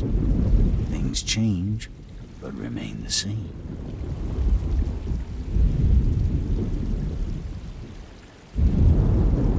So this is basically New Year's Eve, but with a tree metaphor. Exactly. You're so smart. It's about starting again. I mean, who could use a positive message like that more than a bunch of lunatics like us?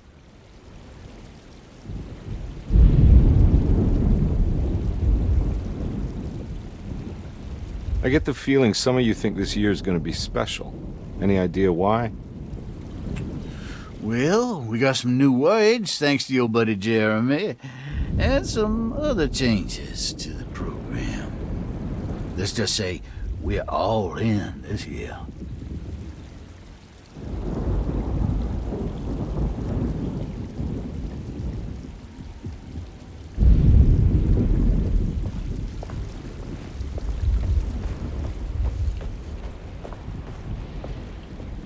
What are you looking for? Just keeping an eye out for the storm. Radio says it could be a wild one. You don't know where Emily is, do you? She's packing some of Jeremy's things. Said she wanted to take them away. I'm sure she'll come and get you when she's ready.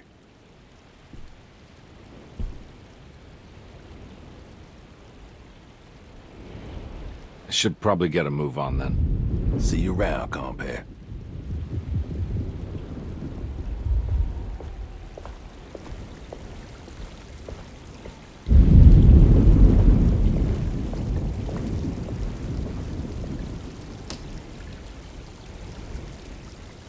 Everyone knows what to do? Y'all know the new words. Mrs. Thompson, we talked about this.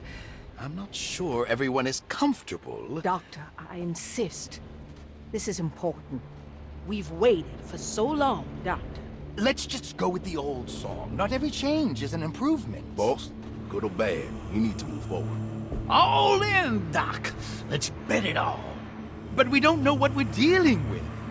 It'll be okay, Doctor. Better even.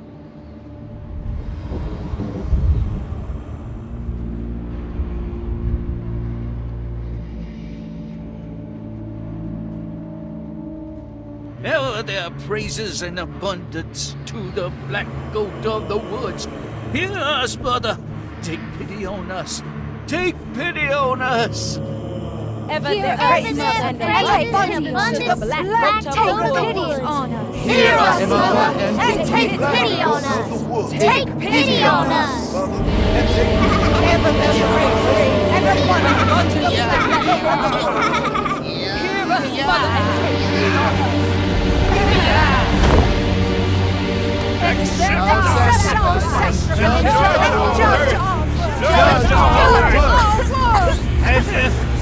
Stop!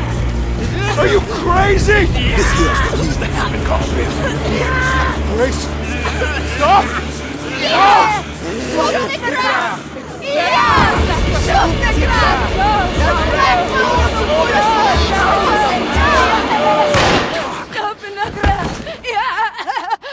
Detective, get my uncle out of here. Jeremy, come with me! Get over here! Jeremy, come with... Jeremy, come here! No! There has to be a Dr. Blood!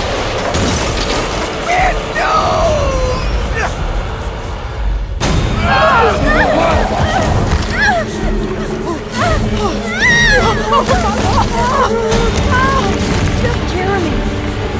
Come on.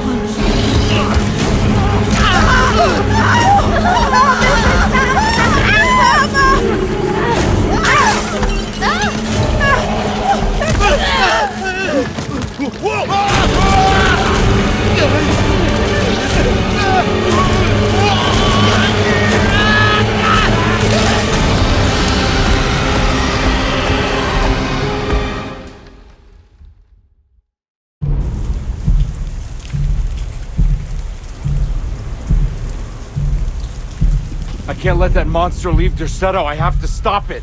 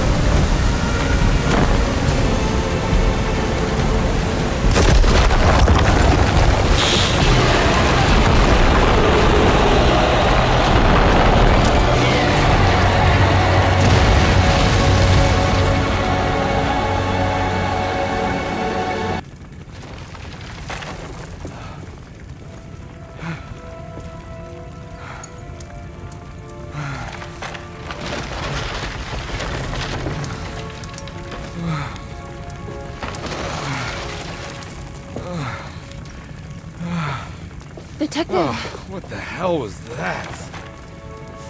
I tried to tell you. There was so much evidence.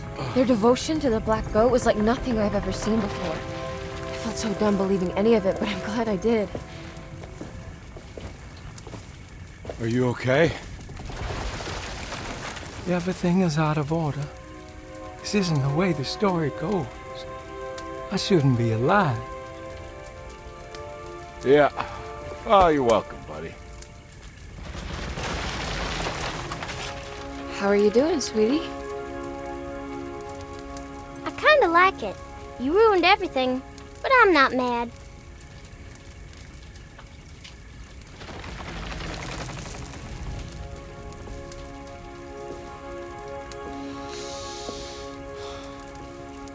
All right, you ready to head back to New Orleans? Come on, Jeremy. We're leaving. Can I come? I thought you said you didn't need saving. Don't leave her. She's important. Of course we're taking her with us.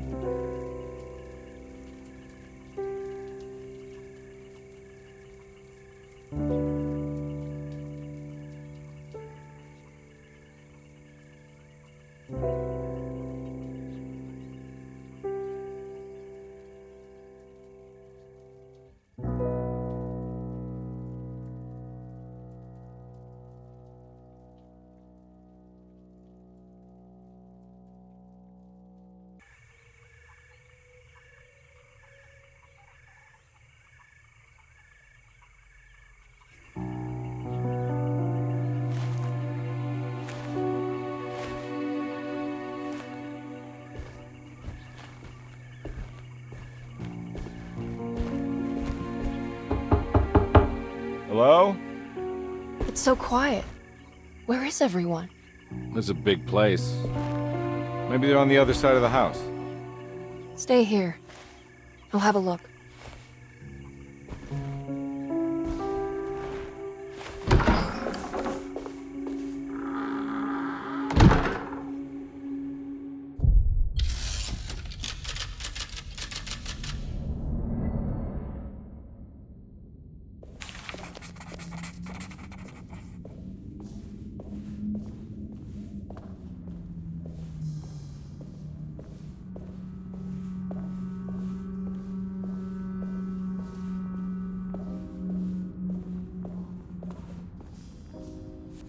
What's this?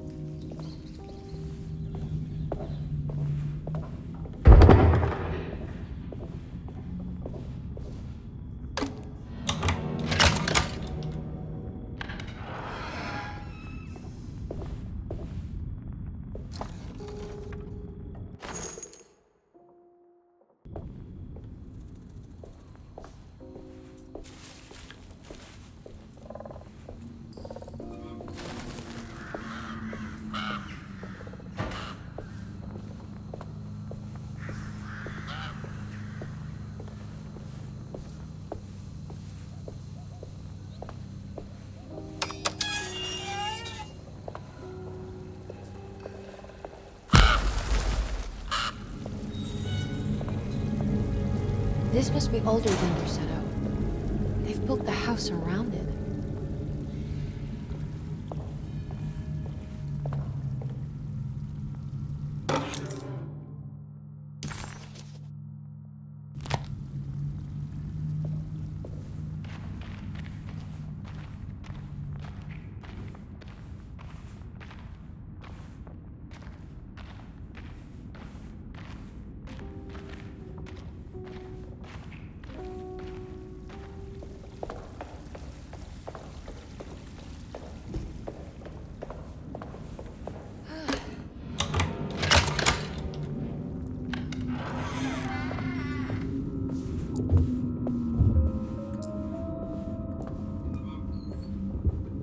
just take this?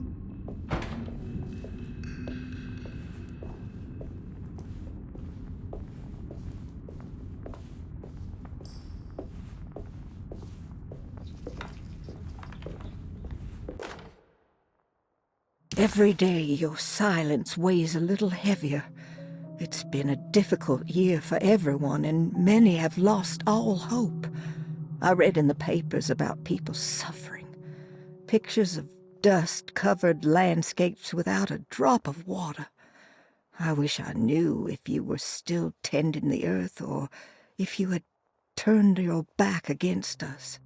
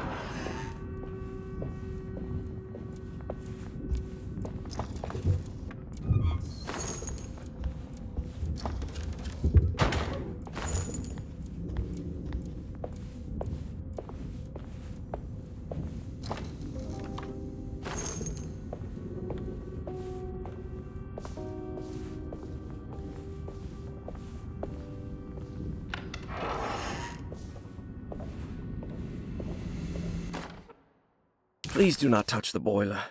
It is working after all. While the sabotage has caused a leak, only the decorative plate has been completely ruined. Let's wait for Mr. Chance to turn up and he can take a look at the leak. Mr. Waits.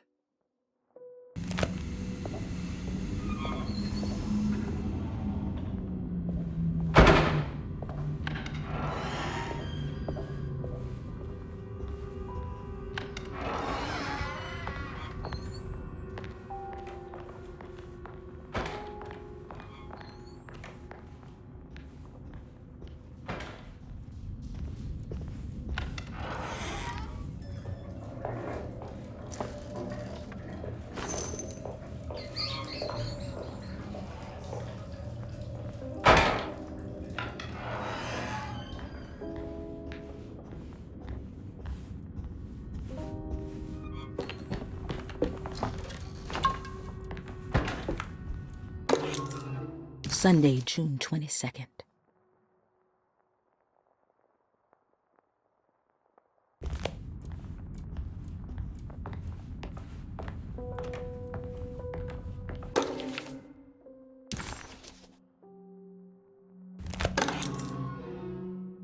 Ah, what's this? I need the key.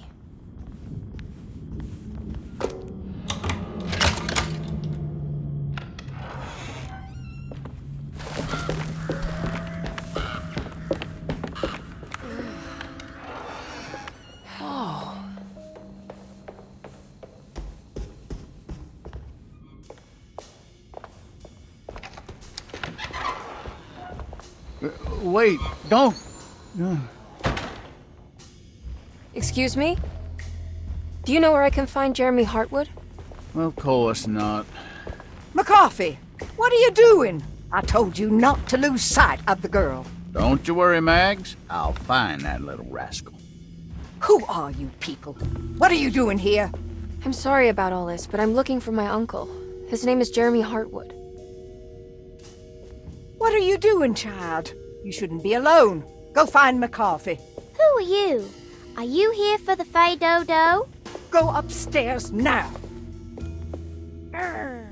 My name is Emily Hartwood. I'm the niece of Jeremy Hartwood. This is Detective Carnby. The police? Why are you here? No, I'm a private investigator. Sorry to bother you. My client's worried about her uncle. He's a patient here at Derceto. If you don't mind, could you direct us where to find him? No, I can't. Jeremy has gone missing. If you leave your information, I will make sure to contact you. Wait, he ran away? No, he won't leave the house. He's around here somewhere, and both of our orderlies are looking for him. That's unacceptable. Where's Dr. Gray? I want to speak with him immediately. Fine, I'll ask him. Wait here and don't touch anything.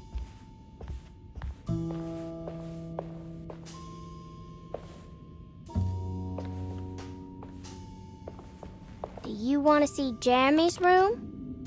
Can you show us? Follow me.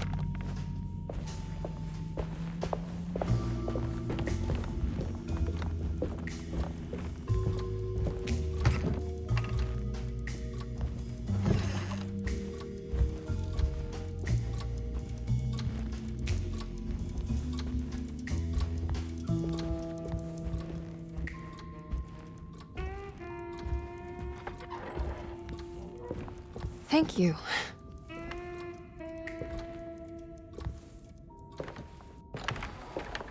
Strange kid. Let's look around, see what we can find.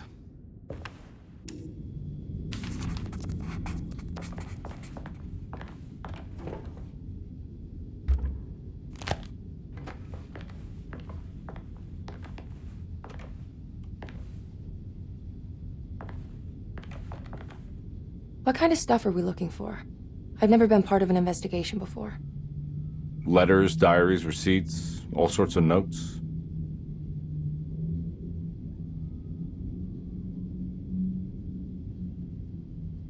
I've read about police analyzing teeth marks and blood samples and fingerprints to find criminals. Is that something you can do?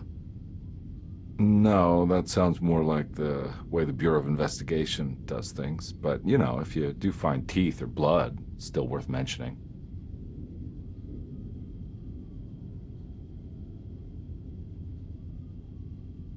We should talk to Dr. Gray when we're done here. He's the one who runs the hospital. He must know something about what's happened.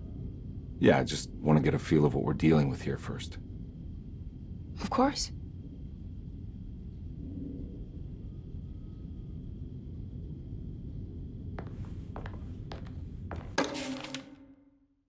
Every night the dark man stands opaque at the threshold of my room, counting the days until my spirit spills out of my tired shape. Only his pallid mask shelters my remaining sanity. Staring directly into the face of that demonic sultan would surely sunder time itself.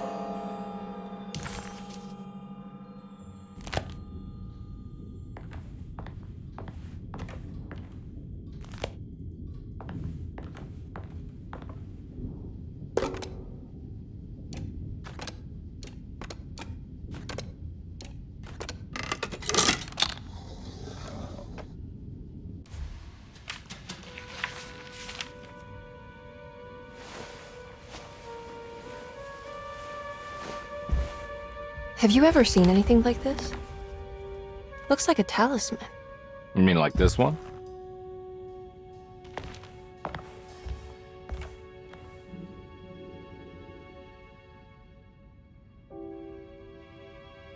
Can you find me a knife to cut the canvas? I want to take this with me. You want to take the painting? Sure, I'll find one.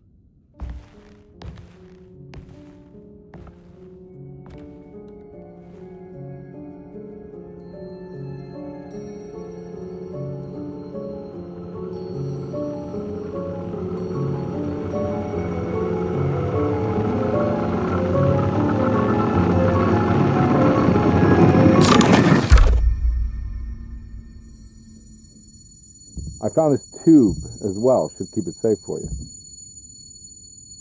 Do you want to carry it, or should I? Miss Hartwood? Emily? I'll take it. Thank you. We're done here, right? I'm not sure. I don't know how to do any of this. Listen, I think we should talk to Dr. Gray. He must know something about what's going on around here. Okay. Let's do that.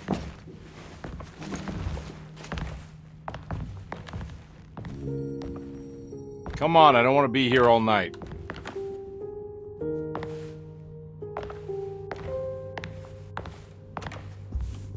Detective Carnby? Where did...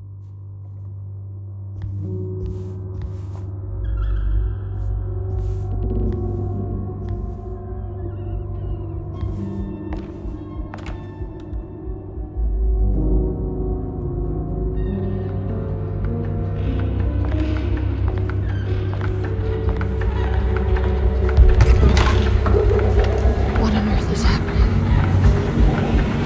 What is this place?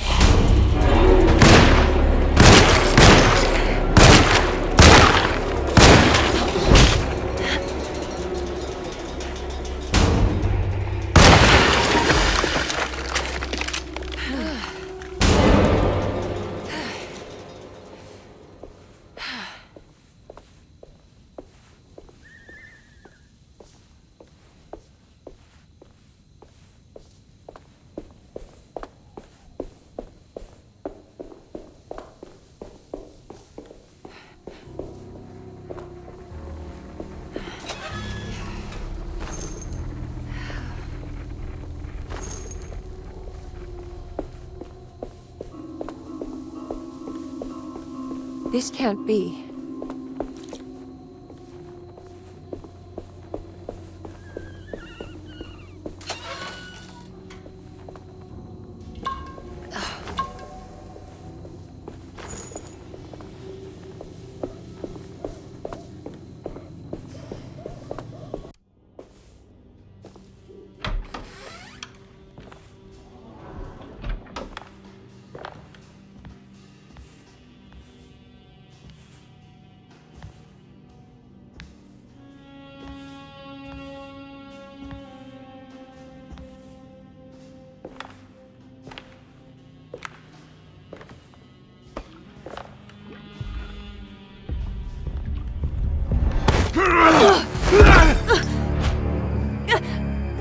Emily, is that you? Baptiste? How'd you get here? I was back at Derceto. Looking for my Uncle Jeremy? Jeremy's your uncle. I didn't know. Why would you? You're still working at Derceto? Yeah, both me and Lottie stuck around. We're real orderlies now. You remember my sister Lottie, don't you? What happened, Baptiste? How are we here? You know about the dark man haunting your uncle? I'm familiar with his mental state. I think we all in his head somehow. Cause these streets are real, but they're not like on any map. Nah, this is like when you remember something, but in the wrong way. Do you know how to get back to Derceto? I'm not safe here. Truer words have yet been spoken, Mrs. Marcus. Don't call me that. It's Miss Emily Hartwood. There's no reason to call me anything else. I'm sorry, Miss Emily. I'm just trying to tell you like it is. This place ain't safe for no one. There's evil hiding in the dark. How do I get back? Only Jeremy knows how. He has this juju necklace guarding him. You mean this talisman? Mm-hmm. Just like it. He says it's been protecting him ever since he got it from Miss Jackson down the street. You know where it came from? Have you been there? I was there no more than 1 hour ago looking for Jeremy. Locked it up to keep the ghouls from getting inside. You can have the key if you want. Thank you. I'll take a look. Stay safe, miss.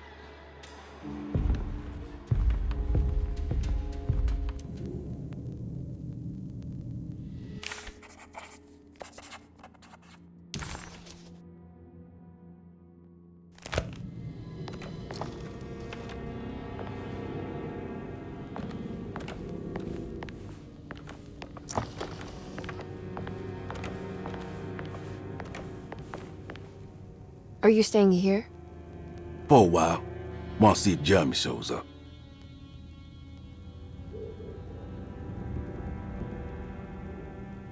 Your sister. She also works at Derceto? Yeah, she the one who got us jobs.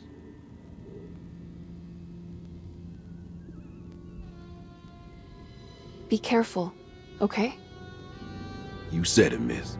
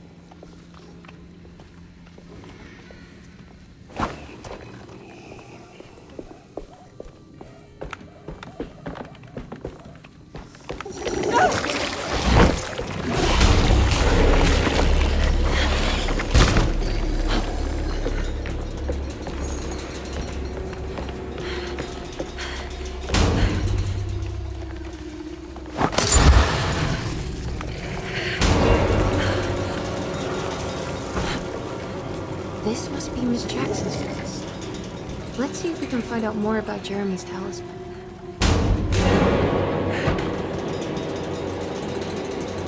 It looks exactly like Jeremy's talisman.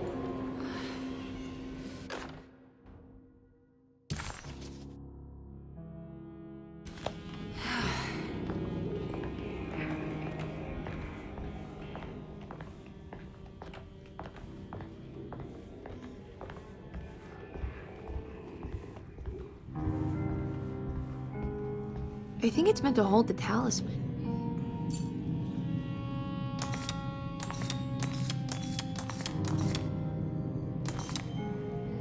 I'm not sure what numbers I should use. Maybe there's something in Jeremy's notes.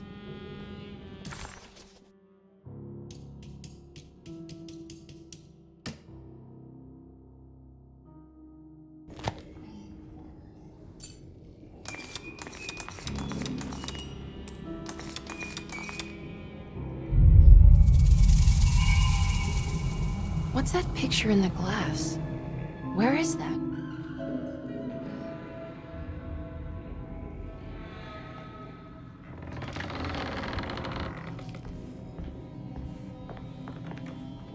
Good to see you again, Miss Hartwood. Mrs. Thompson told me you were here. She also alerted me that you brought a detective with you. I'm very curious to hear what this is all about. You don't remember me, do you, Miss Hartwood? We met at your family's house in the Garden District, when your uncle was about to be admitted under my care. No, I remember. Sorry. I'm not really feeling well. In that case, have a seat. Let me make you a drink. I don't seem to have made much of an impression on you. On the other hand, I can vividly recall you and your parents. Because of our cheerful disposition, I'm sure. You are far too intelligent to think that. You come from a joyless family, Miss Hartwood. The only amusement I took from my visit was discovering that the young lady's drink was an old-fashioned. Very astute. Is that supposed to make you seem attentive or intelligent? Whatever you prefer. Are you ready to tell me why you are here, Miss Hartwood? And why you brought a detective? I received a letter from my uncle. He seemed certain that he was in danger here. If I find out you're treating him badly, I'll be taking him back with me to New Orleans. Really? Is he going to live with you in your tiny garçonniere? That would be a spectacular way to ratify your spinsterhood. Because you are well aware that your father would never let him back in his house. No, I have it. Maybe you can bring him back up north. You've been wanting to move back for quite a few years, haven't you? You always preferred your mother's side of the family. Jeremy is free to leave with you. I won't object. However, there is one problem, as you might have learned. He is, in fact, missing. Do you know where he could have gone? No, I'm afraid I don't. I have my staff looking for him. I'm sure he will show up eventually. Especially if he learns that you are here. He is quite fond of you. What can you tell me about his condition? I never heard a proper diagnosis. What is your medical opinion of him? Well, let me think. He is an anxious man, depressed, even. He suffers from a perceived lack of order in his inner and outer life. He constantly complains about events not presenting themselves according to their divine nature. In the Dark Man? Hard to tell if it was ever anything specific. Jeremy uses the Dark Man as a psychological scapegoat to avoid facing the truth that he is in any way at fault. You don't think there can be any truth to the Dark Man's supernatural existence? Why would you ask that? Can we ever be sure? If the Dark Man is some sort of evil presence that is in possession of Jeremy? Well, I assure you, any evidence that you experience supporting that claim is purely delusional. Don't get caught up in mass hysteria, Miss Hartwood. You wouldn't want to take your uncle's place in this hospital, would you? I'll be leaving now, Doctor. I need to keep looking for my uncle. Do so, Miss Hartwood. I'll let you know if he shows up.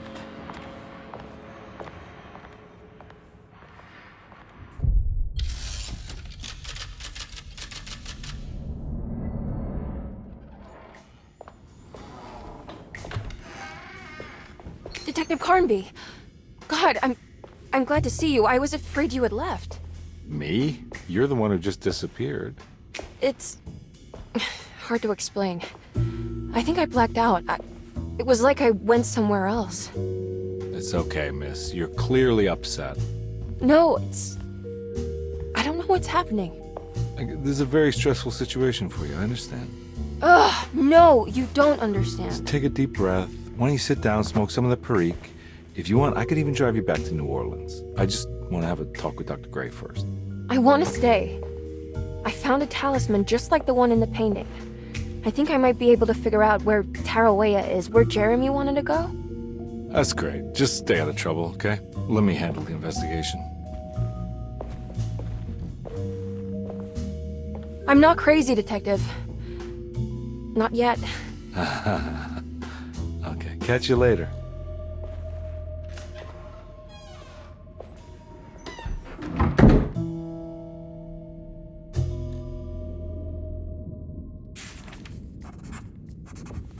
If a talisman like this can open up doors between the French Quarter and Derceto, then maybe Jeremy is hiding in some strange other world.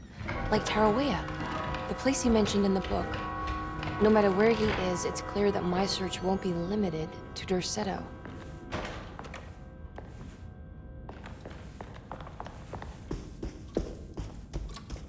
What's that stain? Looks like some kind of rot. This must be the clock mentioned in the Commonplace book. This looks like the thing that held the talisman in the French Quarter, but it's broken and missing some pieces.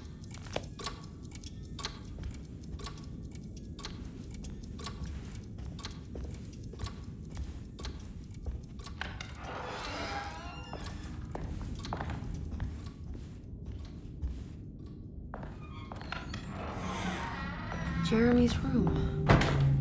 All back to normal.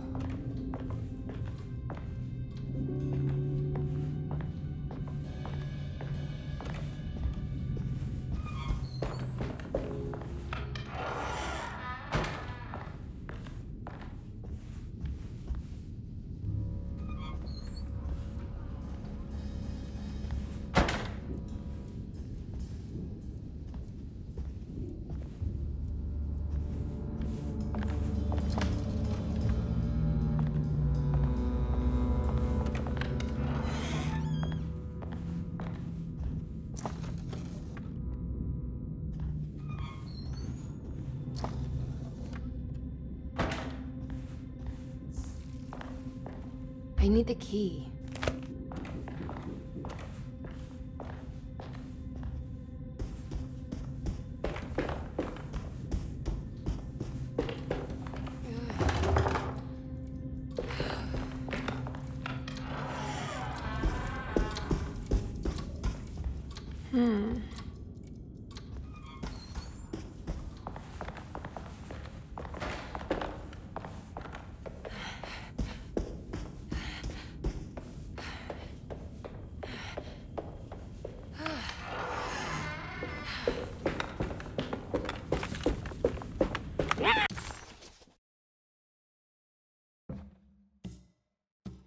The old clock was an intricate machine with eccentric astronomic motifs, but nothing appeared particularly unusual to Emily.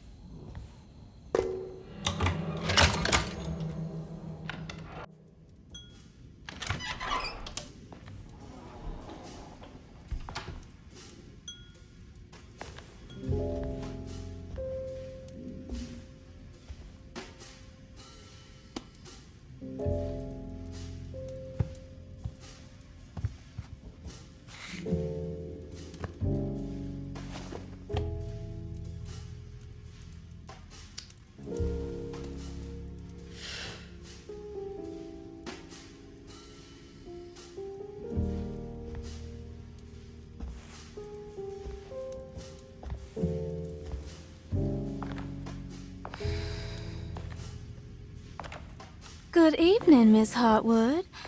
That is your name, isn't it? I would be terribly embarrassed if it wasn't. You're right. Emily Hartwood, Jeremy's niece. Nice to meet you. Ruth Talon.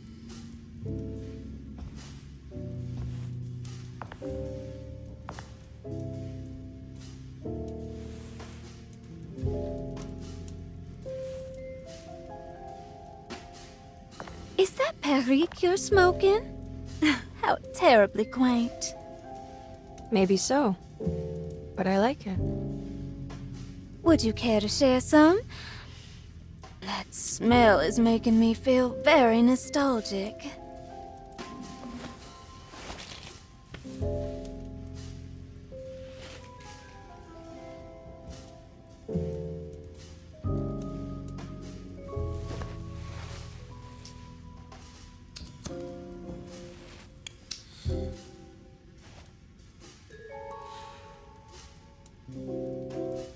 Is it all that you hoped for?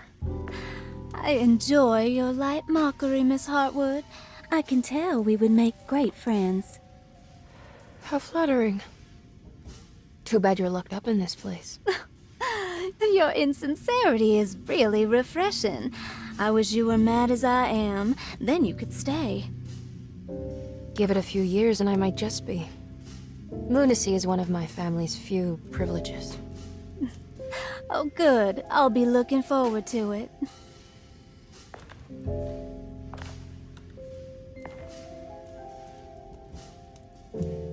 You don't know anything about what happened to Jeremy, do you? Everyone here is really strange, and it's hard to know what to make of anything you hear. Occasionally, it sounds quite exciting, though. Good versus evil and all that.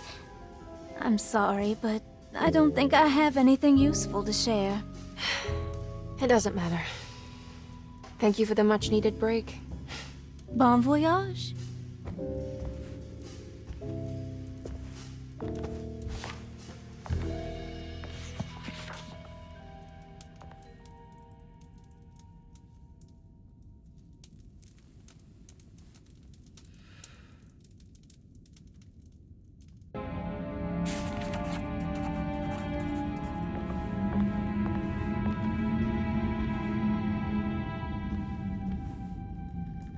Are you reading anything good? A Brightness from Afar by Lord Boleskine. It's actually not bad.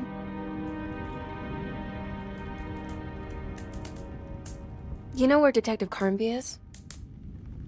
Oh, you don't need him. You're doing fine. I should probably go. Until next time, chérie.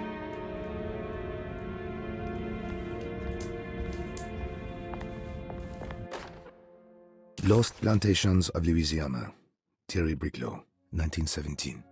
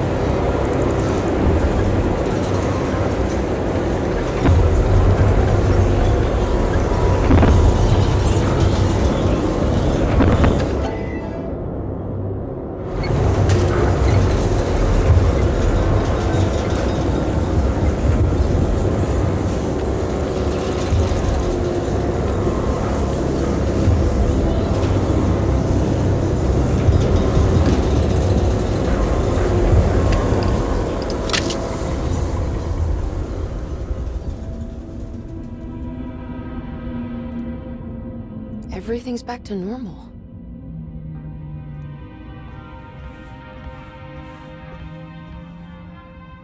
Now this'll come in handy.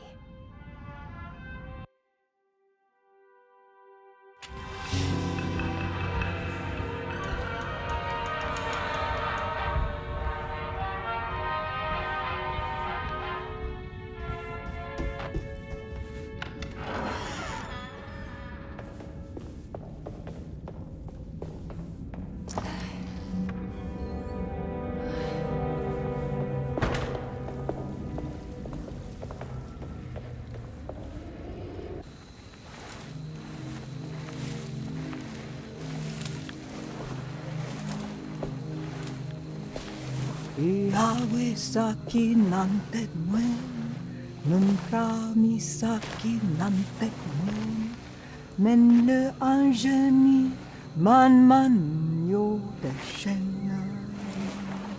What are you doing sneaking around? You almost scared me to death. I'm sorry. I didn't mean to disturb your ritual. I wouldn't have guessed voodoo was in practice at a place like this. The doctor may be all about science, but I know these roots have power. Do you know what's going on here? I have a feeling Derceto is cursed. There are several players with stakes in this game. Derceto isn't cursed or blessed. It's a battleground. And it would all be a lot better if you could get your uncle out sooner than later. That's all I'm trying to do. I wish you the best of luck, Miss Hartwood. I really mean that. Now, if you'll excuse me, I need to look after my gumbo.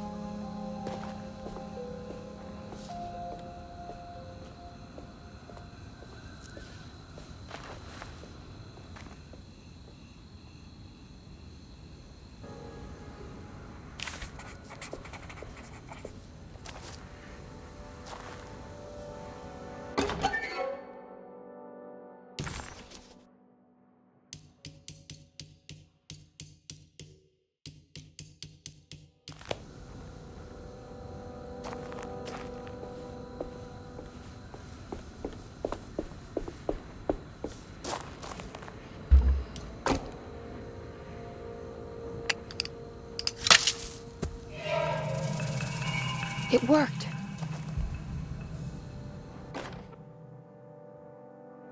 Ah, what's this?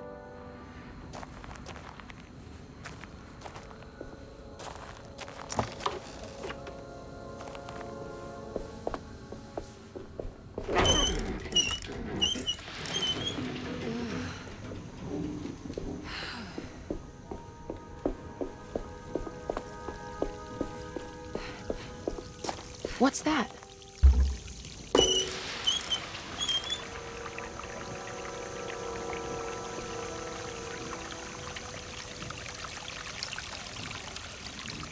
There we go.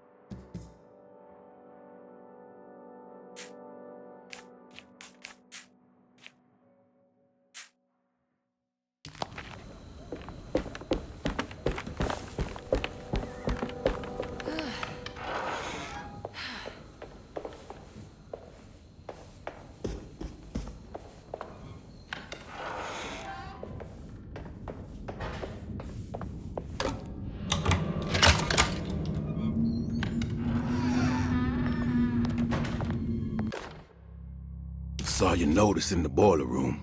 You should know Mr. Chance won't be coming back.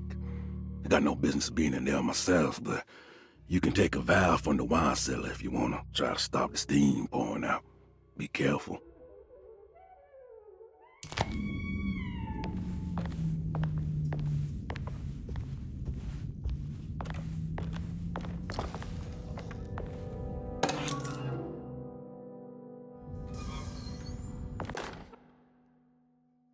Dr. Elmore Lee Gray is Derceto's chief doctor. Accounting and all administrative work is handled by me, Paul Waits. Magdalena Thompson, or Mags, is responsible for the household. Jean-Baptiste and Charlotte Tabois are responsible for keeping the guests' medical regimens in check.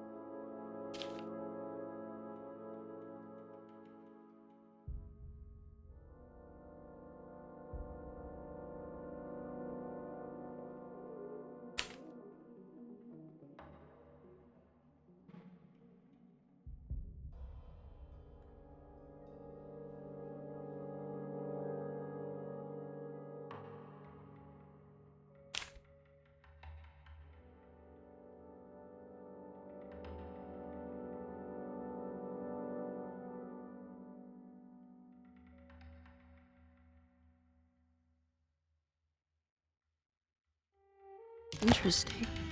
It's all looks sturdy. Doubt I'll be opening this.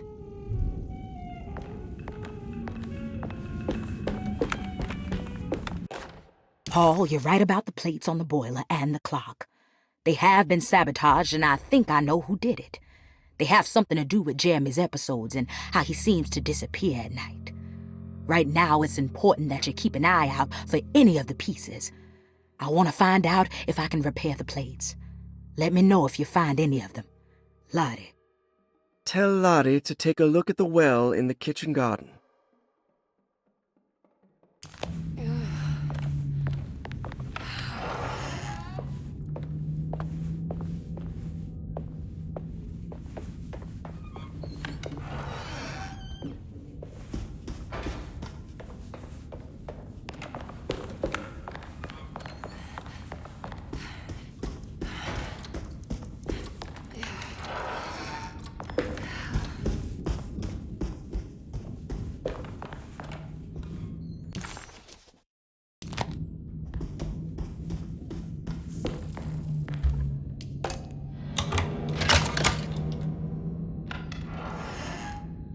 What a strange but beautiful room. I did it! I crossed the thresholds to my intended destination without a focusing device.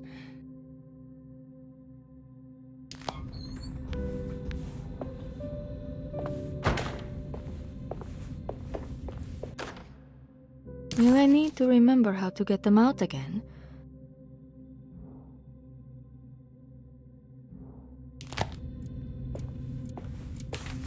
The Astarte Artist Colony. I'm pretty sure they had a Mardi Gras crew called the Pirates of Pontchartrain when I was a child.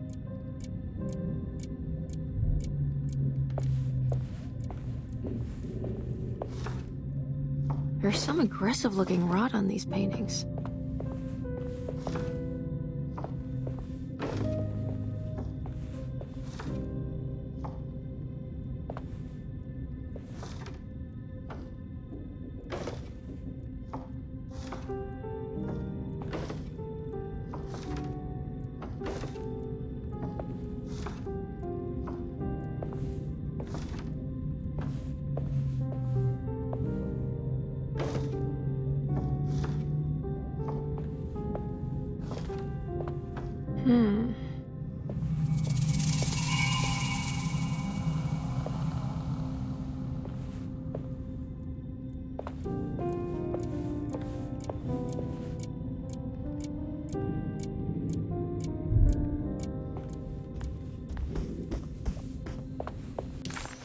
This...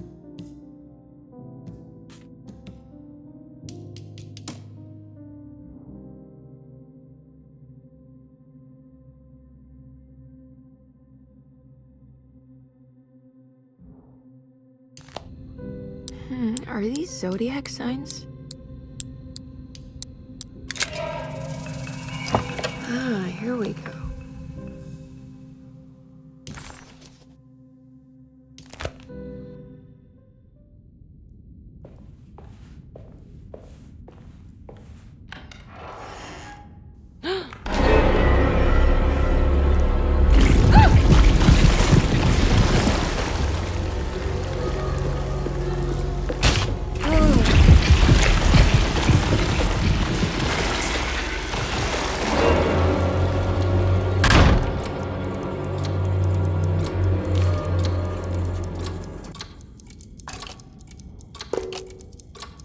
Seen this somewhere.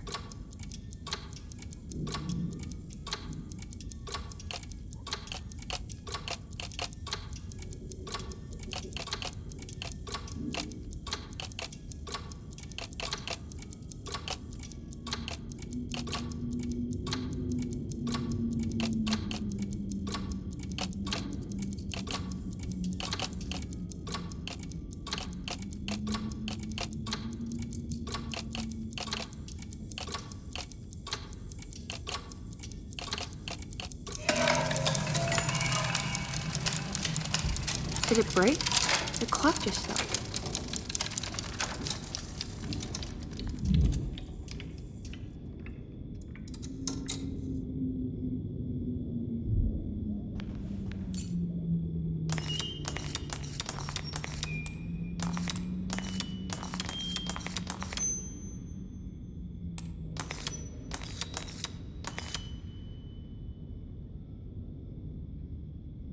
showing me something.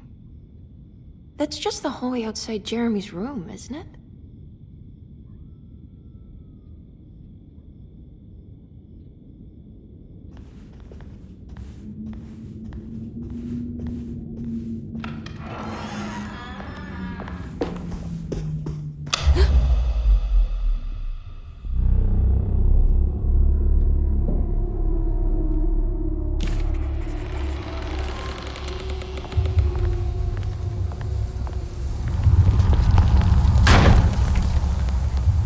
I did it. I opened up another dream.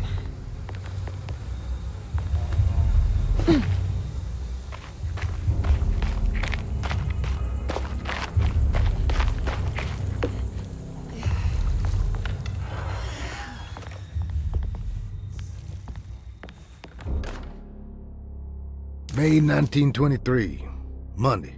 All okay, ready for delivery. Maintenance. Oil pump must be serviced.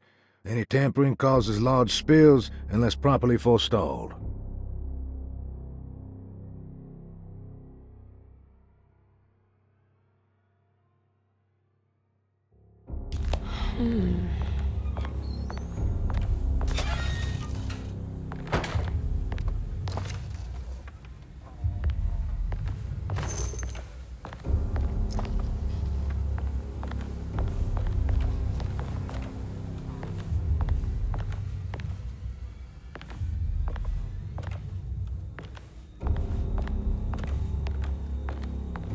I need the key.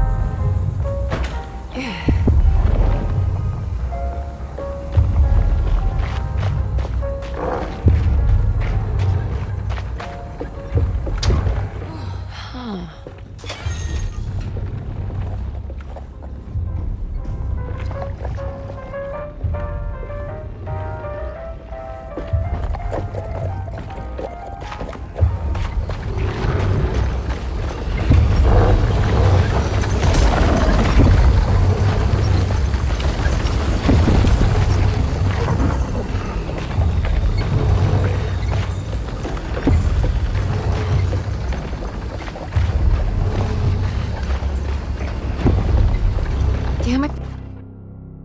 There has to be a way to get to the other side.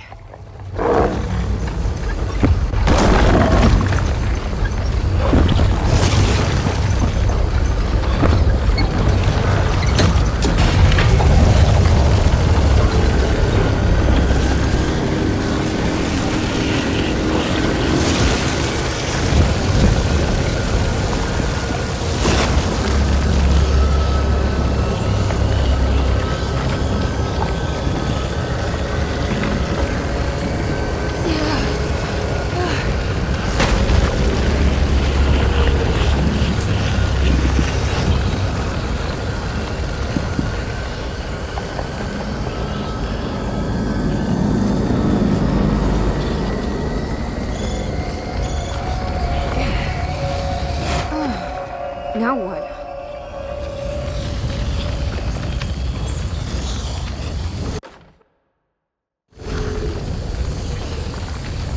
Just don't look down, Emily.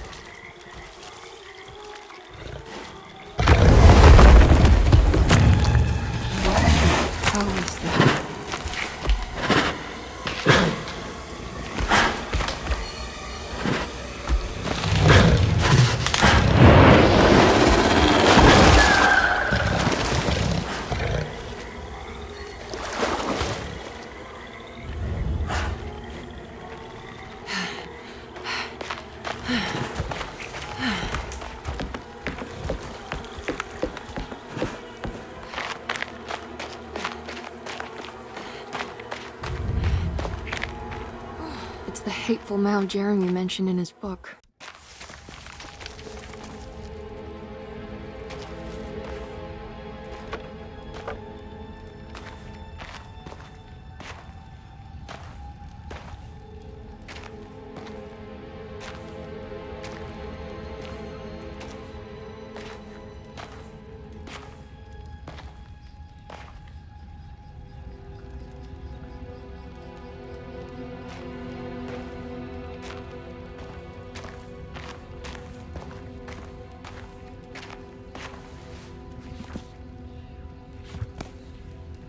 Jeremy, you dropped your...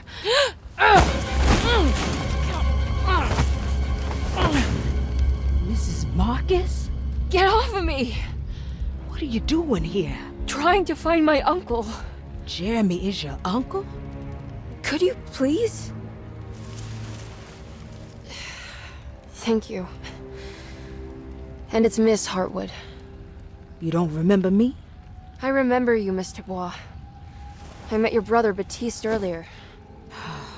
I suppose he hadn't found Jeremy either then. We spread out to find him. Can I have this? I'm trying to get to Teroa. Fine, believe the rest. I just want Jeremy to come looking. We have to leave before it comes inside. What? Where? Come quick!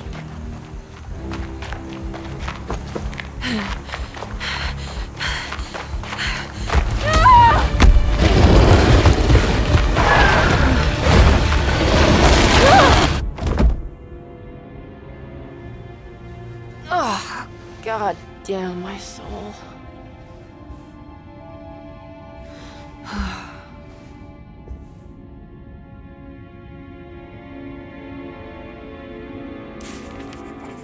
I'm back at Derceto.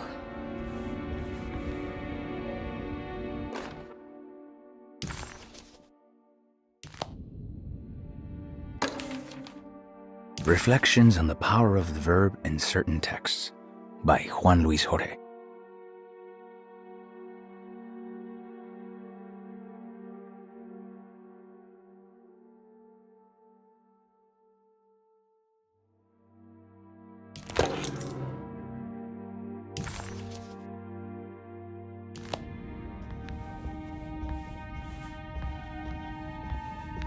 It's wedged shut. It worked.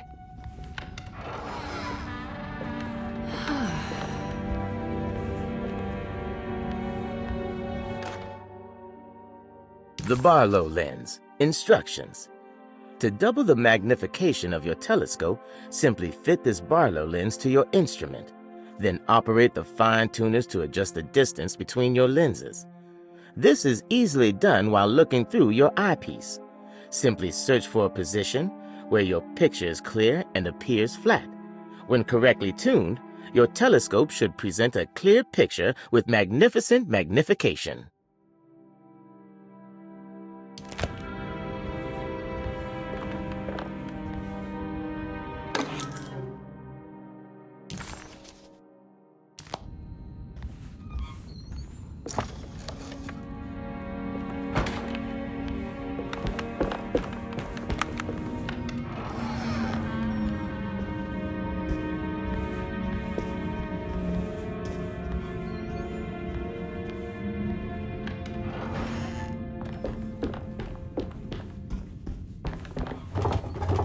It's blocked.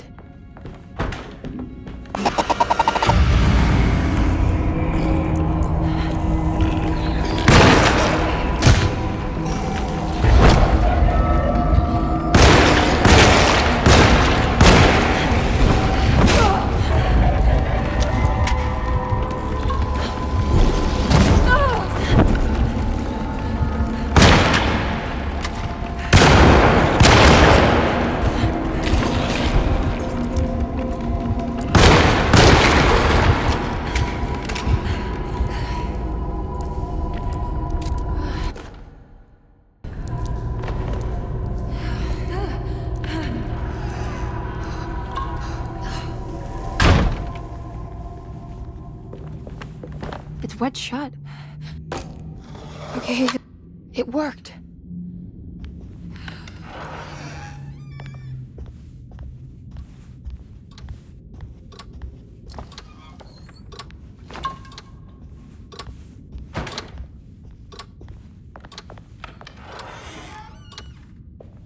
Whoa.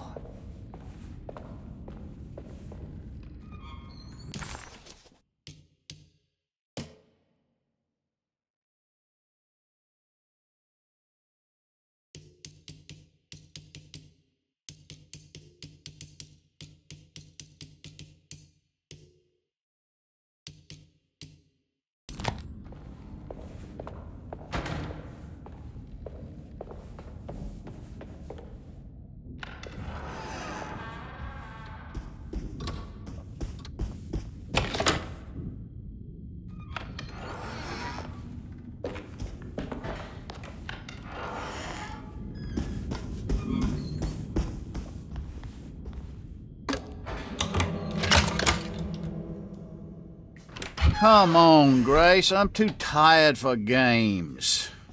I'll even let you play with my jackknife. Oh, good evening. You haven't seen a little girl by any chance, have you? I don't think so. You would have known if you did. The only kid crazy enough to be in this place. She's not in her room then? That would be a first. Always running around causing trouble. She's very hard to pin down, that one. You want a sip? I'm good, thank you. Well, I should be going then. Unless there's anything you need from me. I just want to find my uncle before anything happens to him. Oh, don't worry, miss. He'll show up. He is much too lily-livered to kill himself. Why would he? It's his greatest ambition, didn't you know? Take care now.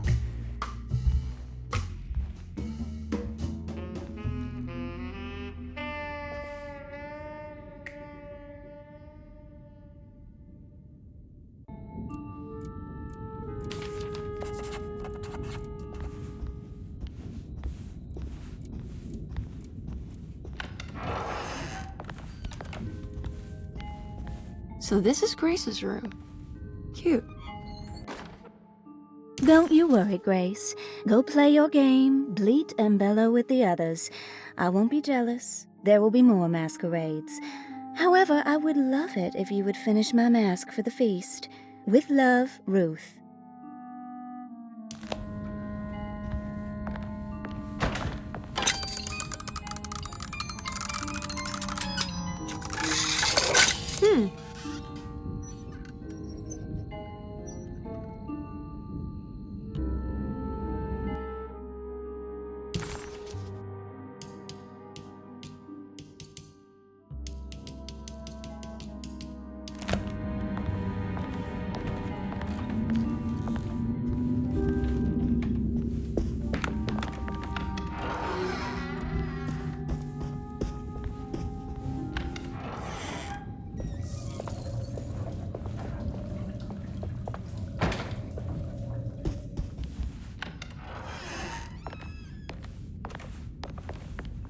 This must be the great Cassandra Beauregard's room.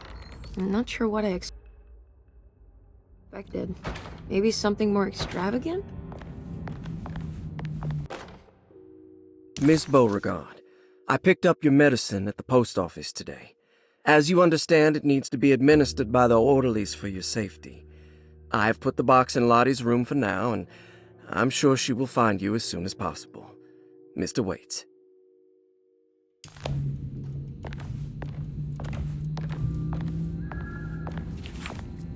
What's that? I'm not sure I have everything. I need something else.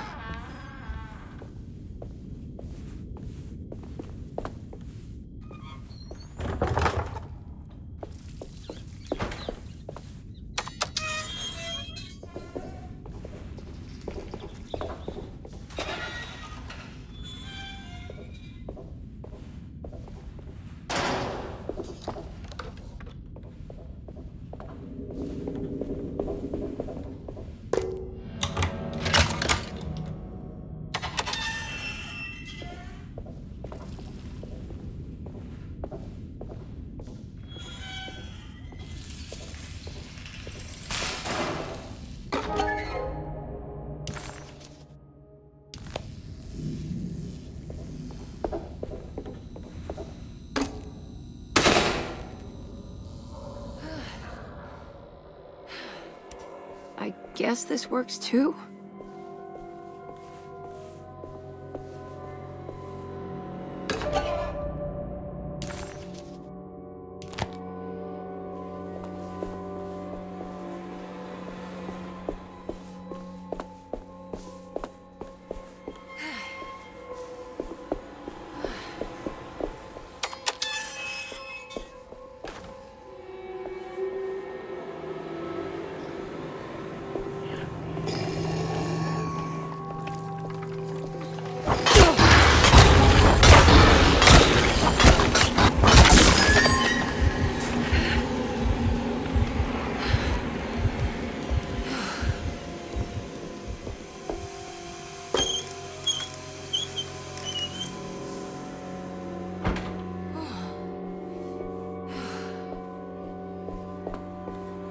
Jeremy?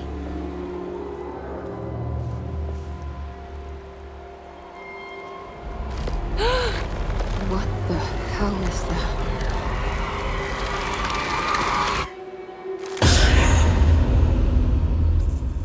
What?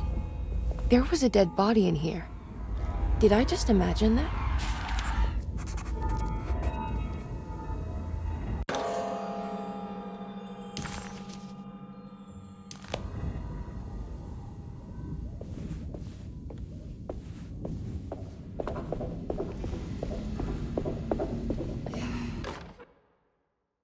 Mr. Waits. I saw a piece of the plate that Liza broke.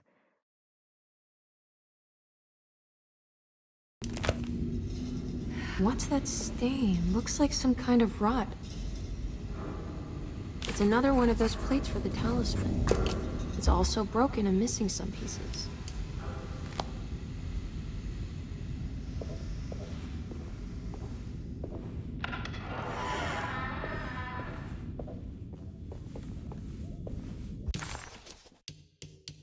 The boiler seemed unremarkable, except for the broken decorative plating on the side.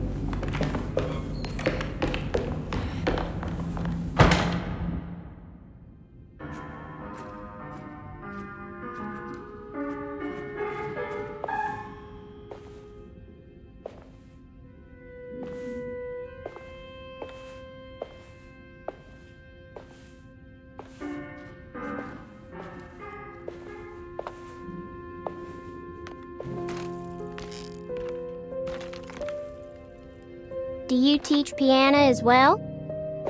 Huh? You're a governess. Did you teach those clawing Casino kids how to play the piano? How do you know about that?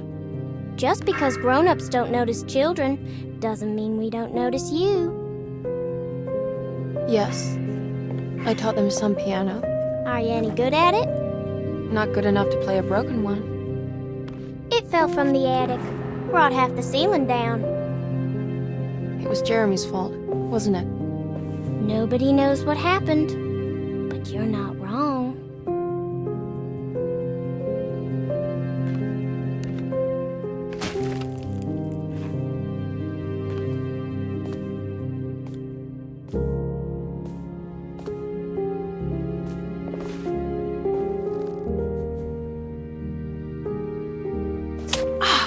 What are you doing?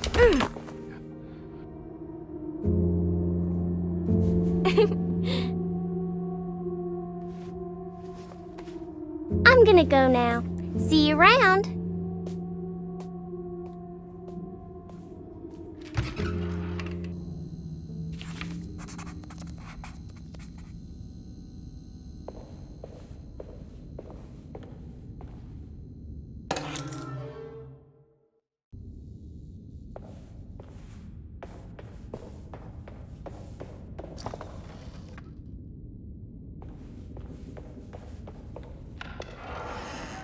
Ugh.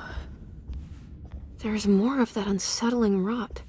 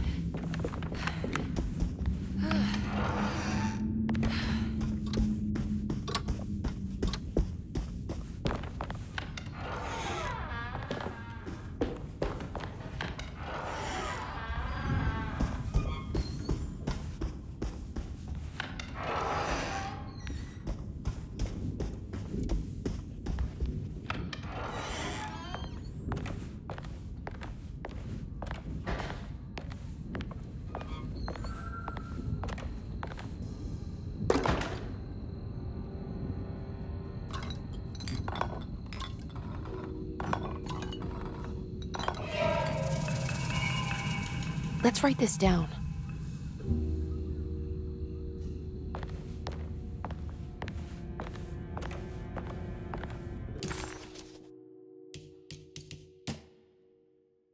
Will I need to remember how to get them out again?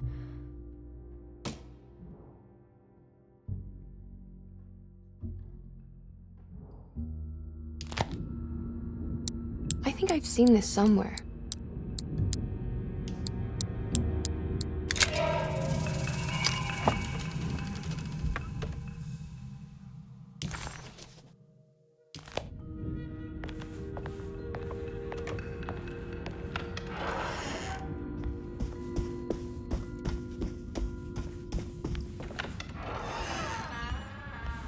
What's that stain? Looks like some kind of rot.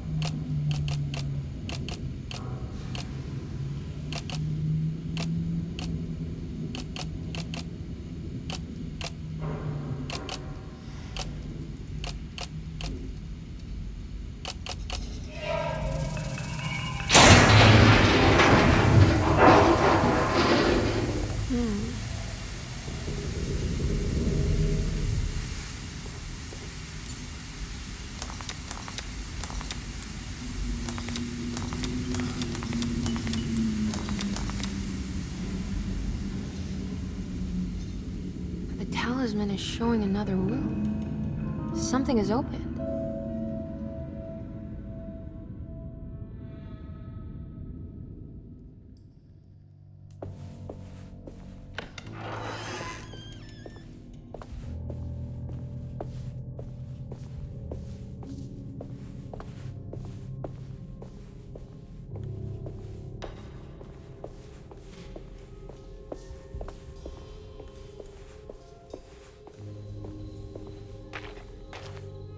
It worked. I'm in another one of Jeremy's dreams.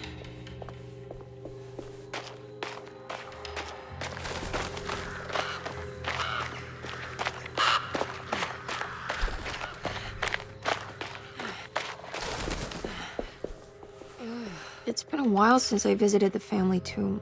I hope it's in a better state than the real world.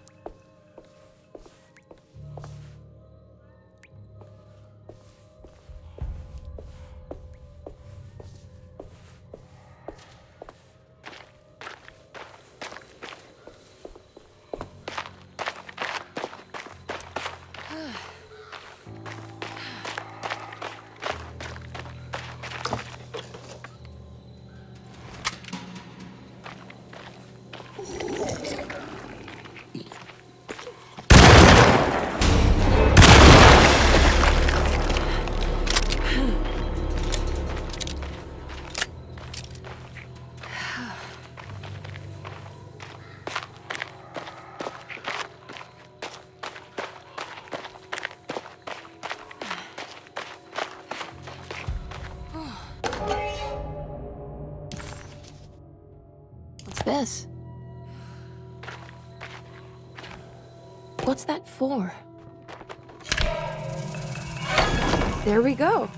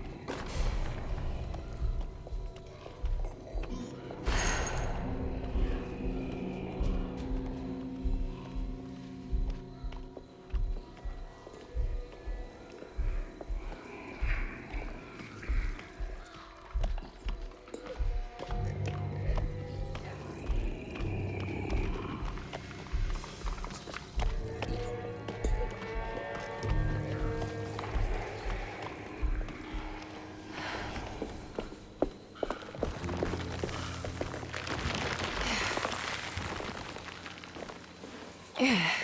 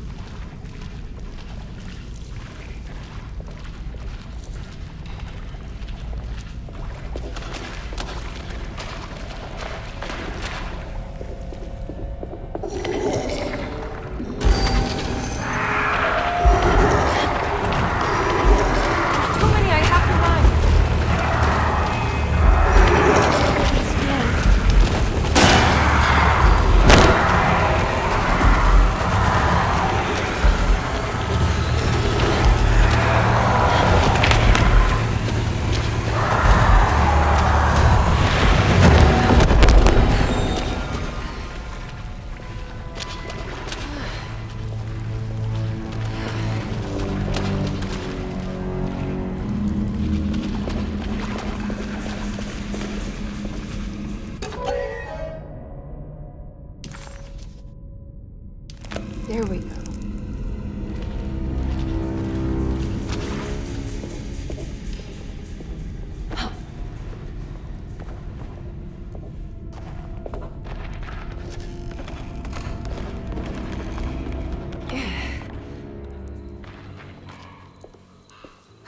I made it out.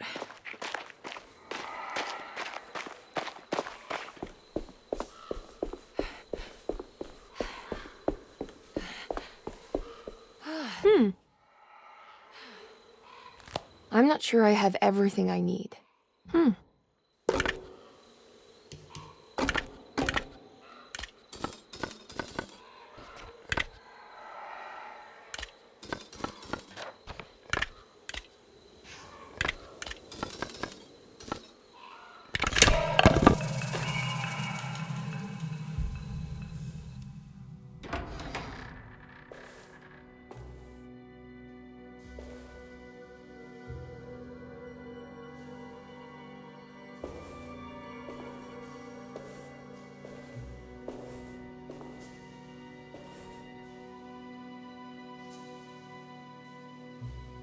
Emily, is that you? Jeremy. What are you doing here? Well, you sounded so miserable in your letter. I've come to take you away from here. I can't believe I made such a foolish mistake. All I wanted was for you to stay away. What do you mean? I bargained with the Dark Man. A pact to keep New Orleans safe with my own life as tribute. The Dark Man isn't real, Jeremy. There is nothing he can do to hurt you. How do you think any of this is happening? How do you still not trust my words? Fine. Then let me help. Don't be foolish. He will bury you next to me in his sunken temple for an eternity. I don't care. I'll find a way. I have my own talisman, and I know about Teroa. Oh, wait, don't speak.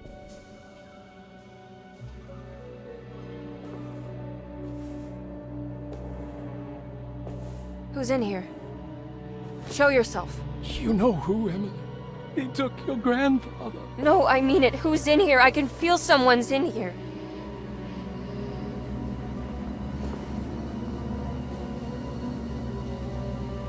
Emily!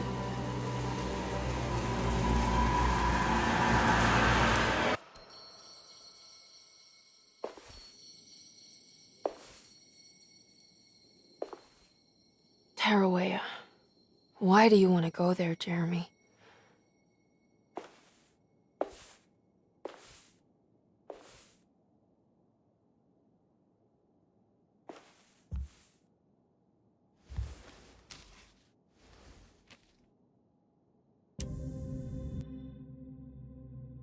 I've seen so many strange occurrences lately. Memories explode into existence and then burn out like tired glass bulb filaments.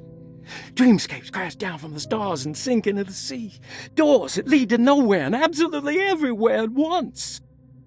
With all this reverie, I want to think there's a chance that you found a way to remain alive in some way I cannot fathom. Just like I've learned to navigate with my talisman. Maybe you, with all your knowledge, you somehow knew a way to find me again. Perhaps in Teroa. All my love.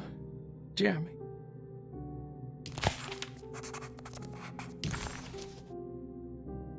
I need to find out more about Jeremy's pact with the Dark Man. He meant to go to Teroa. Maybe there is something there that would help. She was beautiful. I wonder what happened to her.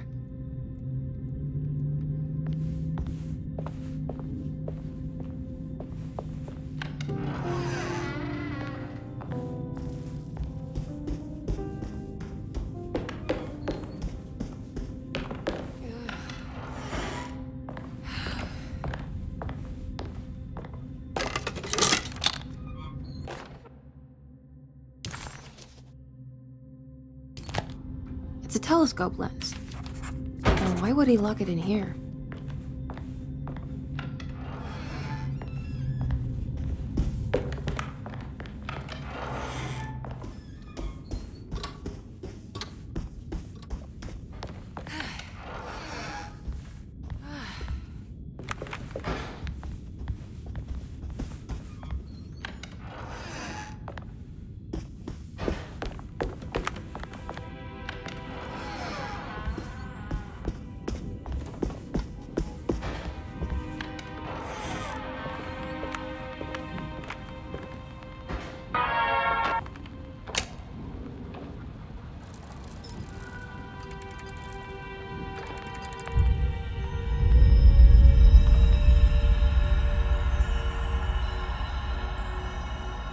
Oh.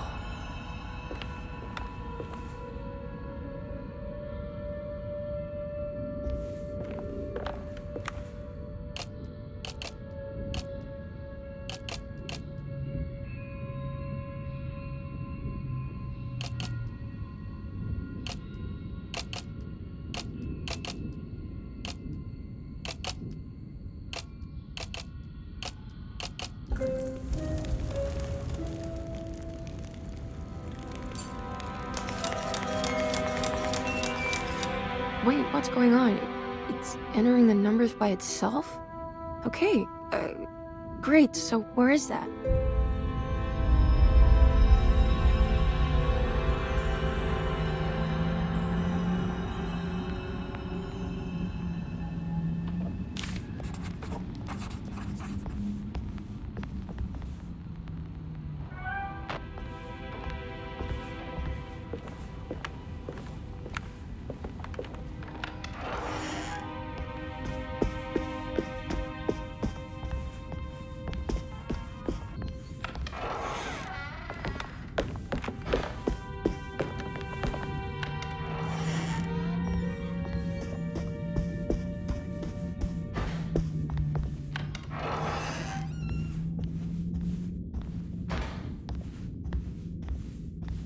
Ah, here we go.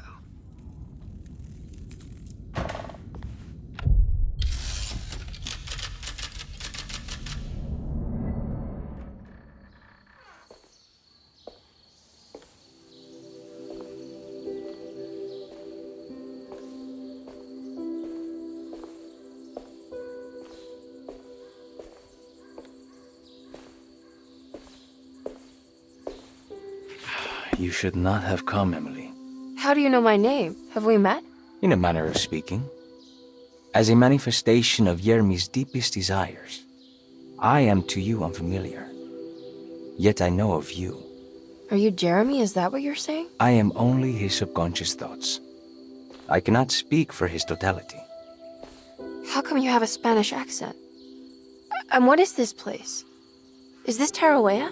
This is indeed the fabled convent of Teroa, where Yermi goes to find peace during his sessions with Dr. Gray. It's all fantasy then. Based on the things he has read and seen. And that includes you. Yes.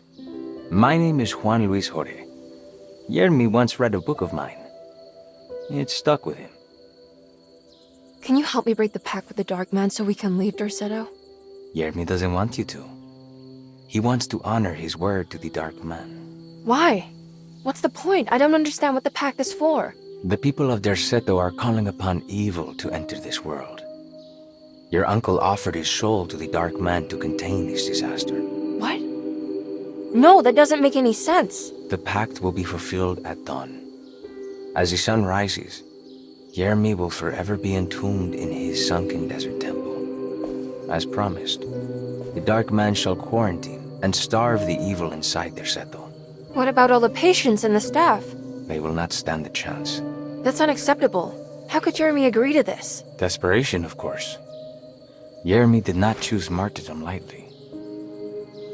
Well, nothing is lost yet. I'm sure I can find a way to break the pact and save Jeremy. And hopefully the people at Derceto. What even is this evil you're talking about? I don't know much. I think some nightmarish entity from the bayou. I'll just have to deal with that later. First, I have to get Jeremy out of his deal. What? Did you run out of arguments? You're actually quite inspiring, Miss Emily. If we put Yermi's feelings aside, I would have to say I agree with you. Really? You might just be able to save the old man from himself. I think you should take a look in the convent library. Try to find the truth about Yermi's relationship with the Dark Man. Okay. You should know that you won't be alone in those grand halls. The Dark Man has been reading those books for years. He's here? You'll have to be very careful. Of course. I can be careful. Good luck, Miss Emily.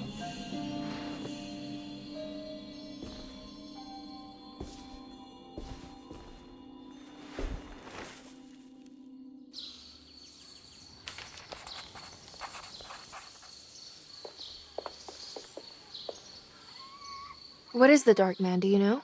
The Black Sun. The stalker among the stars. The crawling chaos. No. Neither I nor Jeremy knows what he truly is.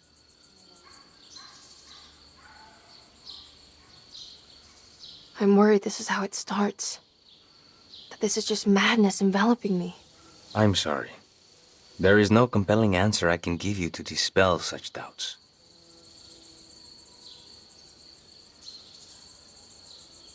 Well, I've put this off long enough. Take care, Juan. You too, Miss Emily. I will cross my fingers and hope for the best.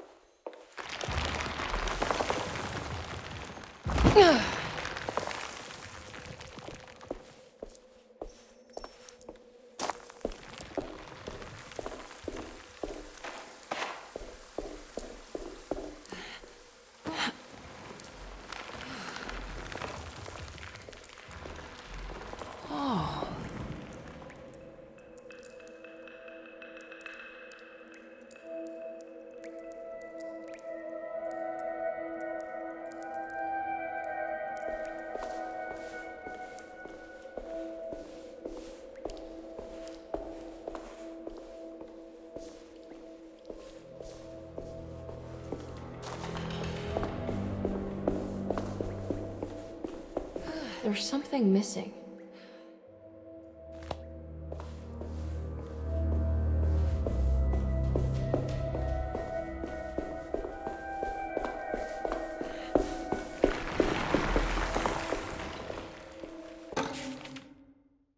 The great library was endless, beautiful, and terrible. An Akashic record for the universe inside the mind of Emily Hartwood.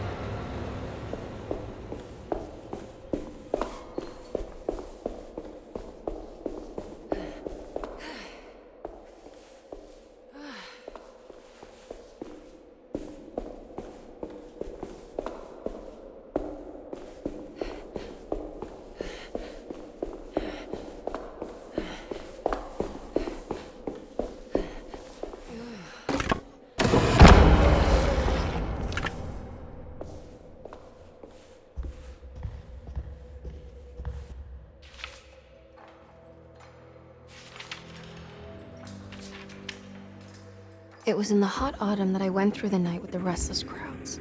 He was a kind of itinerant showman who held forth in public halls and aroused widespread fear. The New Orleans address of the event is lost, but I remember distinctly the Prext Shipping Company pressing their contribution. Emily! Please,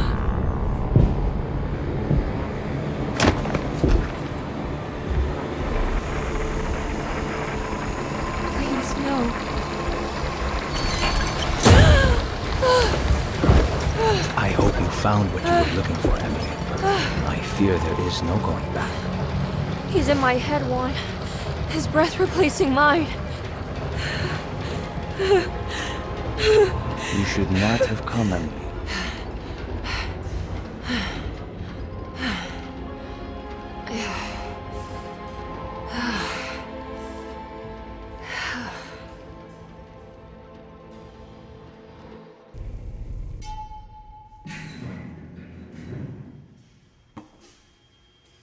Well, if it isn't my new best friend. Come, join me for some giggle water. Ruth? Oh, Miss Hartwood, don't tell me you've been out swinging without me. Ruth, what is this place? Where are we? Have you never been to the Maccabean before? Goodness me. Tell me, Miss Hartwood, have you ever considered going out for an evening? Are we in New Orleans? Oh, who can tell anymore? I just went inside the grand parlor and suddenly here I am. The grand parlor? Can I get back to Derceto from here? Are you sure you want to? We could stay here and drink the night away. How about a gin fizz?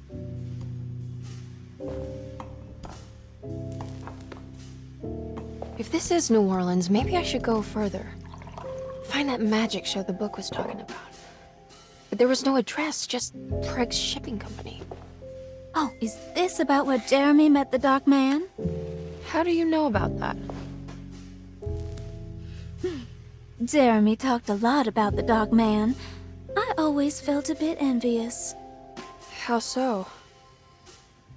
If an all-powerful entity showed me any interest, I'd at least hear him out.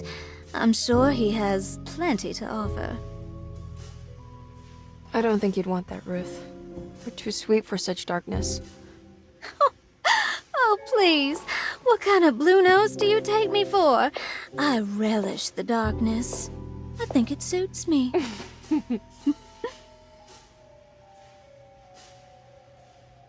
You don't happen to know how to find the Prext Shipping Company, do you?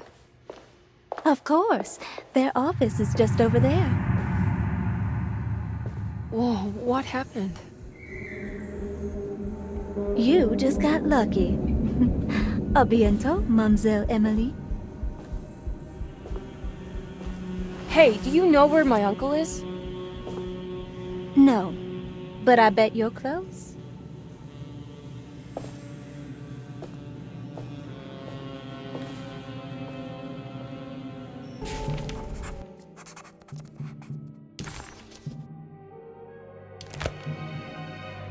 It was in the hot autumn that I went through the night with the restless crowds to witness the enigmatic Black Pharaoh. Prext Shipping Company. According to the book in the Great Library, they assisted a showman performing somewhere in New Orleans. It's somehow connected to Jeremy's introduction to the Dark Man. I'm sure I can find the address inside.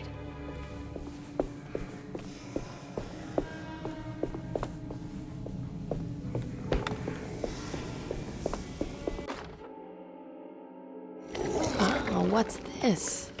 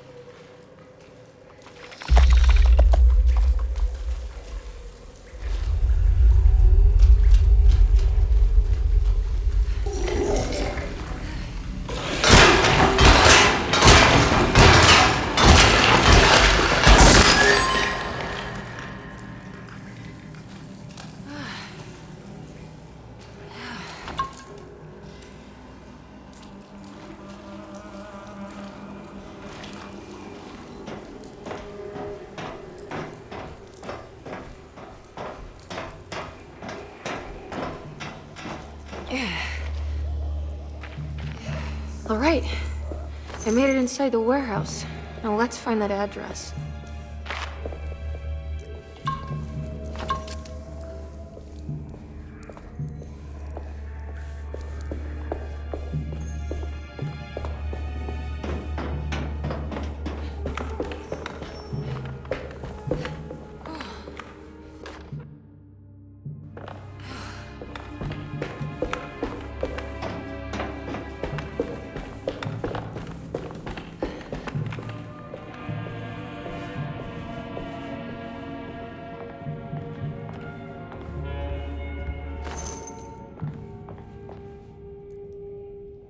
This is getting ridiculous.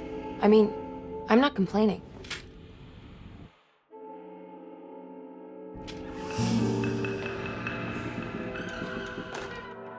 Our ship was raided while in dock. All of his things were recovered, but blood was shed.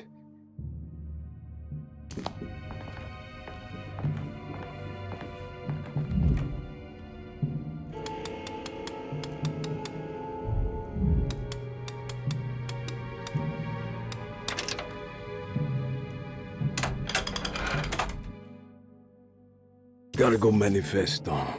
September 19th, 1892. Break shipping company delivered 4 steamer trunks, 1 Egyptian sarcophagus, and a large wooden crate belonging to the showman called the Black Pharaoh, performing at 18th Street.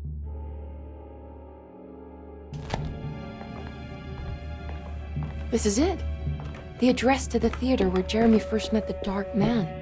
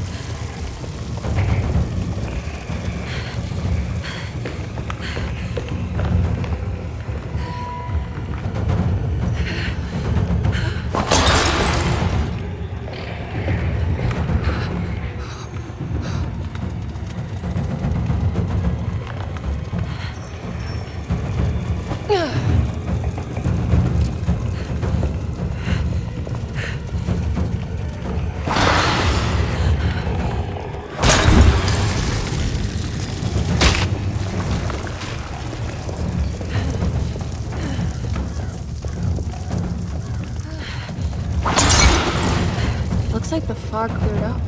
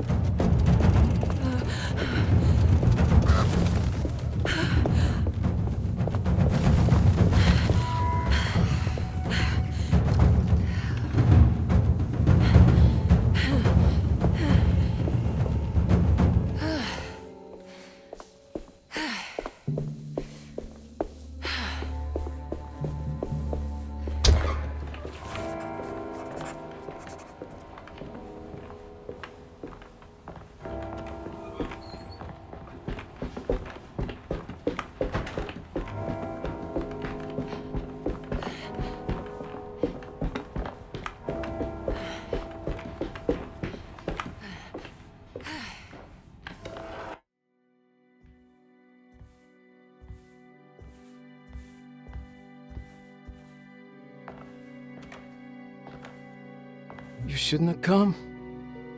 Don't say that. You needed my help. All I wanted was to keep people away from Derceto. Especially you, Emily. You're the only one in the family who forgave me for choosing old age over death. Father still cares for you? He is paying for your treatment at Derceto. To get rid of me! That's the only reason anyone's at Derceto. Someone in the family thought you were becoming an embarrassment. Help me get you out of this mess, Jeremy. I want to take you away. Your father would send me right back. What if I take you up north, to Kingsport? I know Mother still has family up there. I've been thinking about going for a while now. I haven't been to Massachusetts in years. I still paint from memory, you know? That old lighthouse makes for a great motif.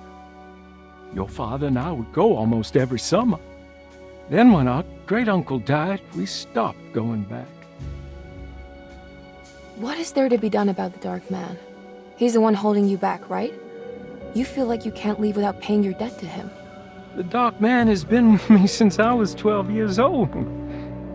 He was standing right on that stage right over there. For a brief moment, his gaze held mine. And that was it. I recognized him for what he was. The Hartwood curse embodied in flesh. I thought it was my turn, but I was only there to be mocked. Instead, his attention moved on to my father sitting next to me. I turned to him and saw his face. The whitest shade of pale I've ever seen. He bit off his tongue that night and suffocated. What can be done, Jeremy? Please. There's a way. 2 ways to be exact. One worse than the other. A written contract, now buried inside his sunken temple. Don't you remember what it said? I don't want to. Try, Jeremy. What did the contract say? No, we can't. We can't let New Orleans suffer that blight. I have to make this sacrifice. What are you talking about? Is this the thing from the bayou? Juan said something.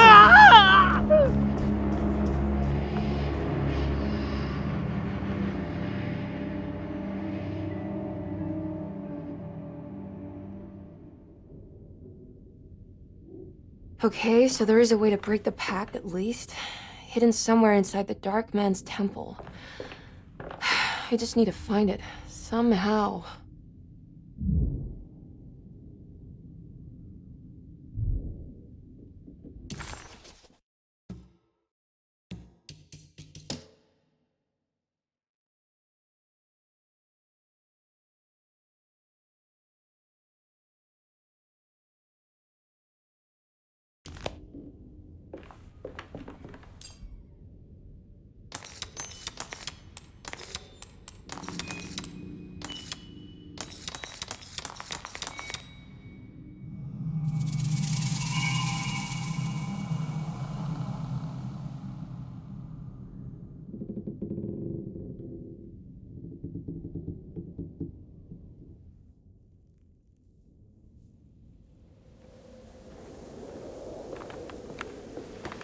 Yeah. Yeah.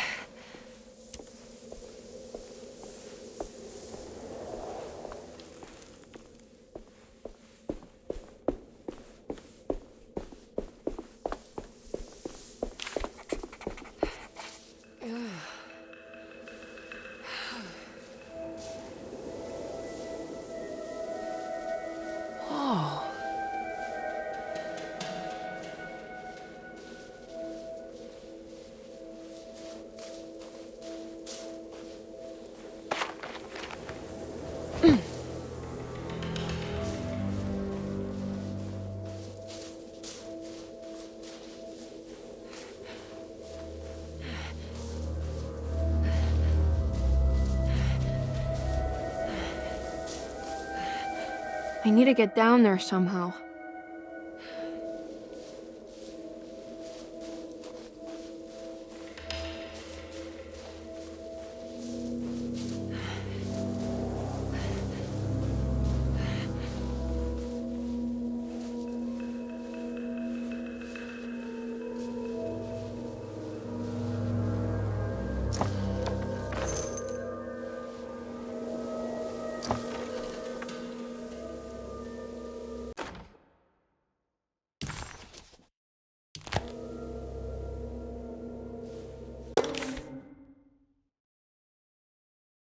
The temple of Nephron-Ka lies under our camp. Despite all efforts, that unholy sight did not collapse, but sink beneath the sand.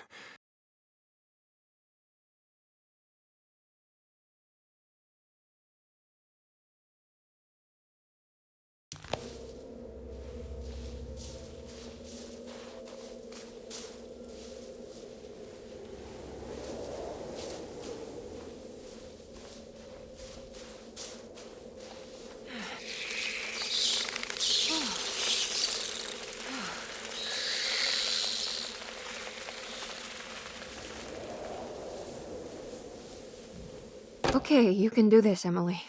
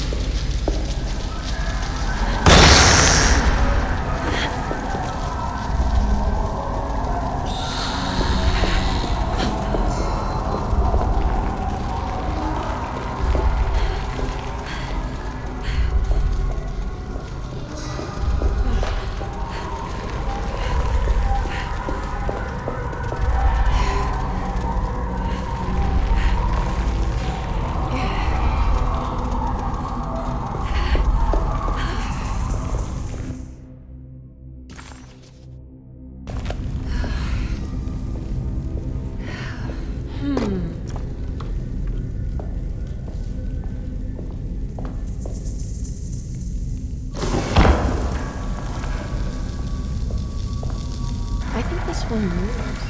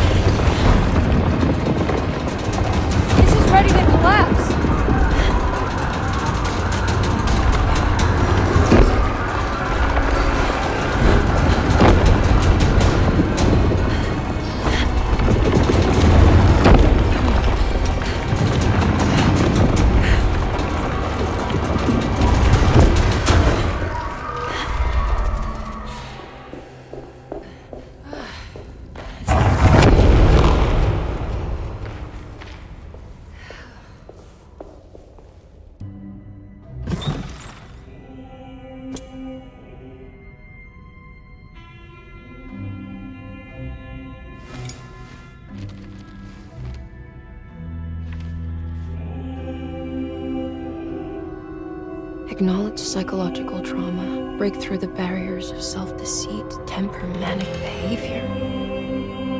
Is this it? Is this the contract?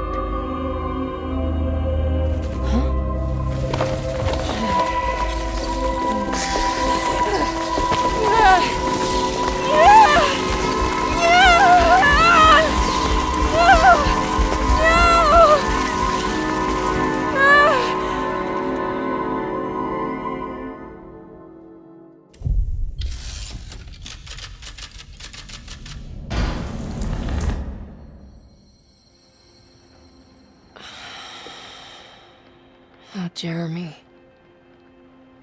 How much pain and suffering you could have prevented. Emily? What are you doing? Detective, how is your investigation going? Well, I still have no clue where Jeremy is, but I think I know why he's hiding. This place is full of lunatics planning to perform some kind of ritual tonight. Well, that sounds ridiculous. Or rather would have just a day ago. It gets worse. I have reason to believe they killed anyone who didn't want to go along with the plan. Detective, have you encountered any monsters tonight? I just told you, I think they killed people. Beauregard, the author, Perosi, the singer, Mr. Waits, the clerk, Mr. Chance, the gardener, they're all missing. No, I mean, have you fired your gun tonight? Of course not. They wouldn't just kill outsiders like that. It would bring too much attention. But you should keep your eyes open. So you haven't seen anything strange? Been anywhere else? What are you trying to tell me, Emily? Are you in some kind of danger?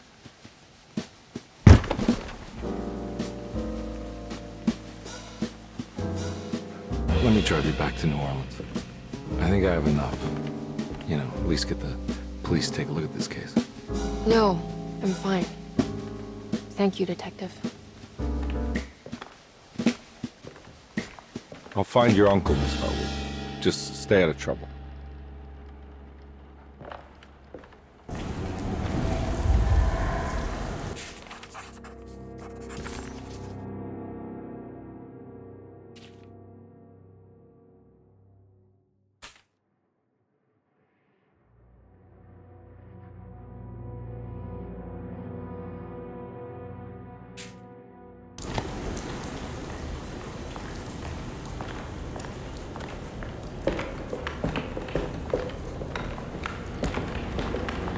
Getting rough up there.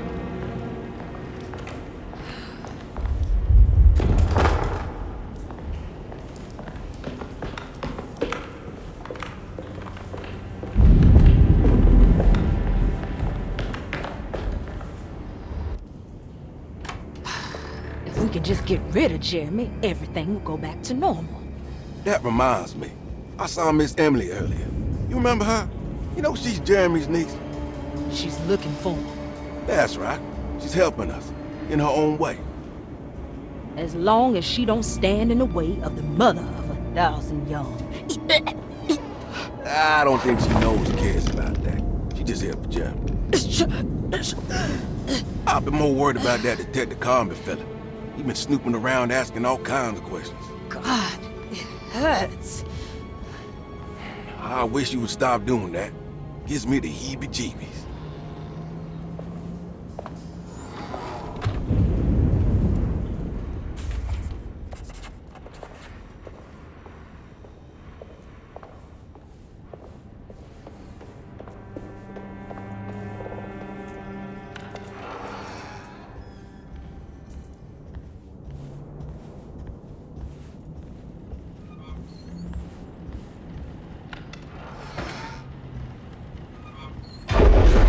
What is going on?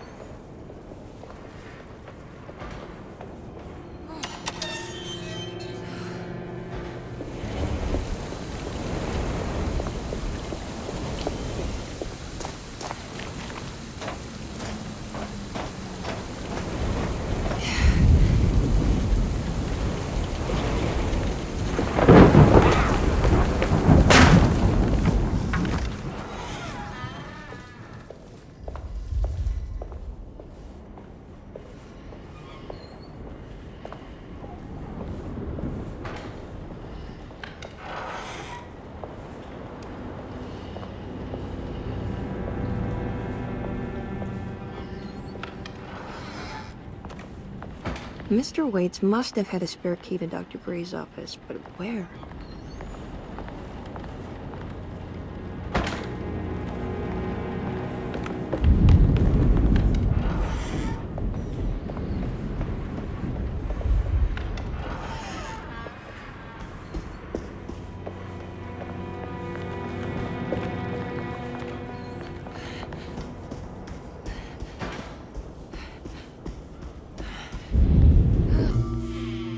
Hey, little lady, how's your evening been going?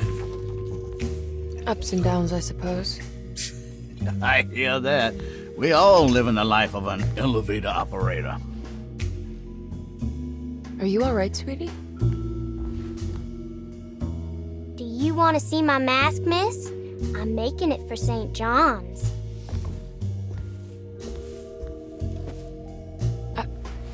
How did you... Is that supposed to be my... Ow! You should learn your place, little girl. Why are you acting this way? What did I ever do to you?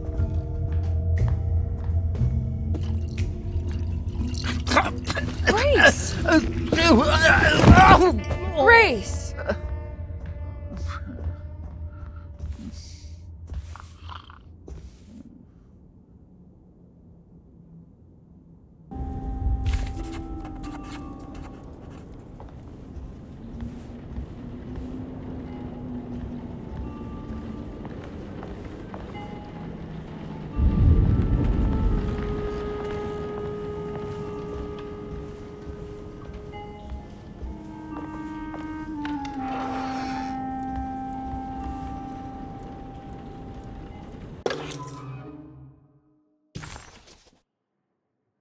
I'll just borrow these.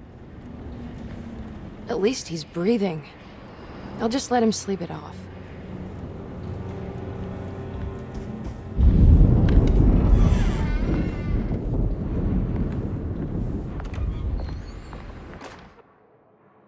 Jeremy knew that the only one who could help him now was the guest in room number 3.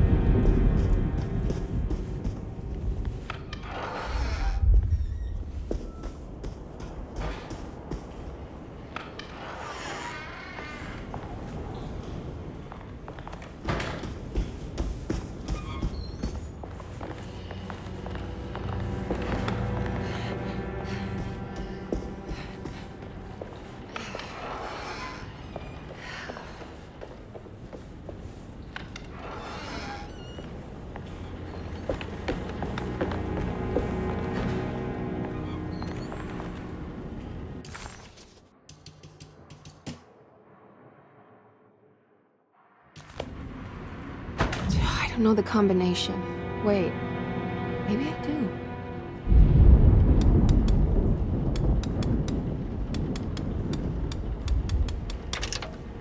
It worked.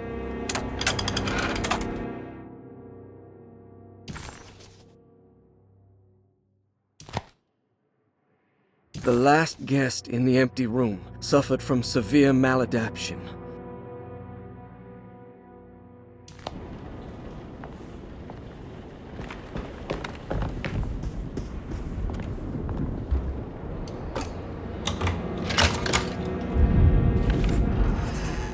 Here we are, Dr. Gray's office. Now let's see if we can find some answers. Dearest Dr. Manzetti,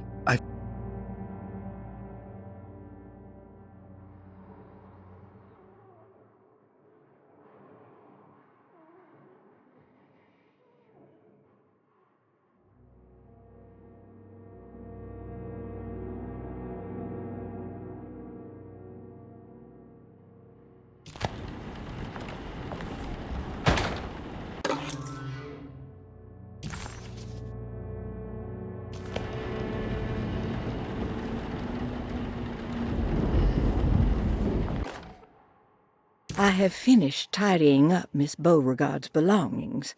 I will leave it to you to contact her agent and have them collect her things.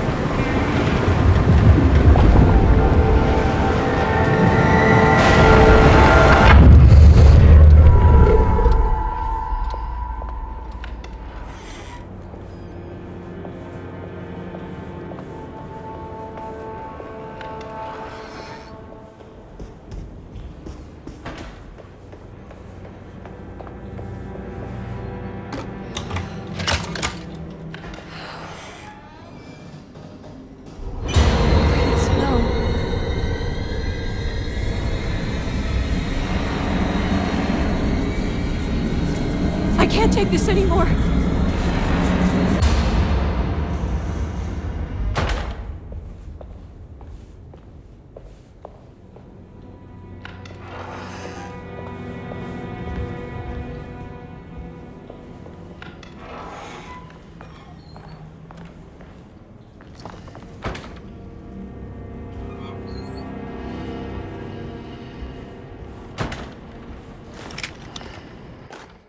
Sometimes, I think this place makes me worse. That Derceto might be my grave.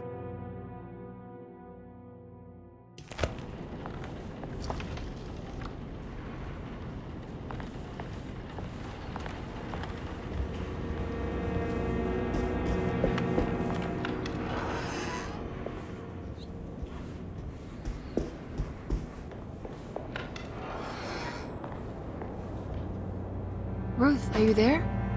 No, of course not.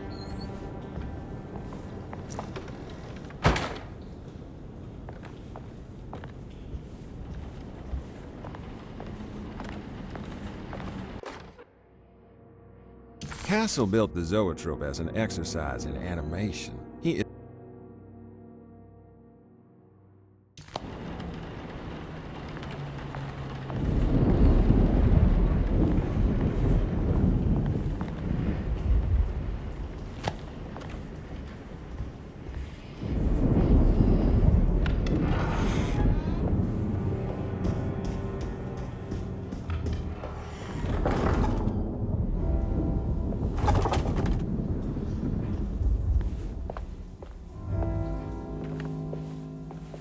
What is going on here?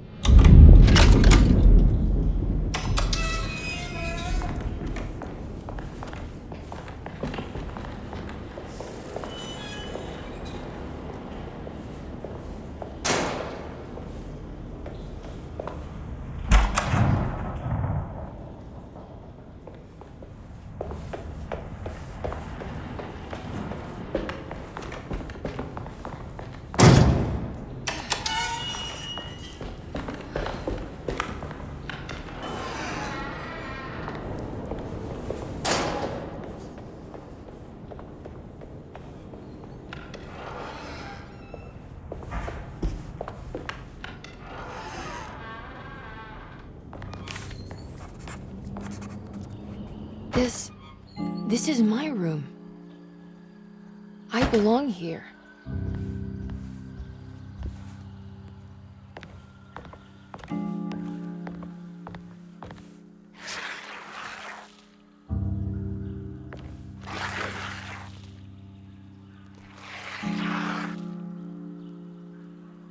I know that number. Where's that from? I did this.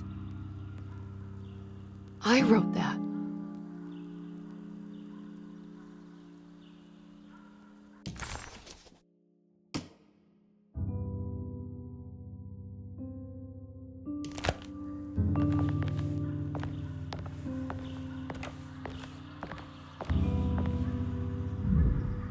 don't know the combination.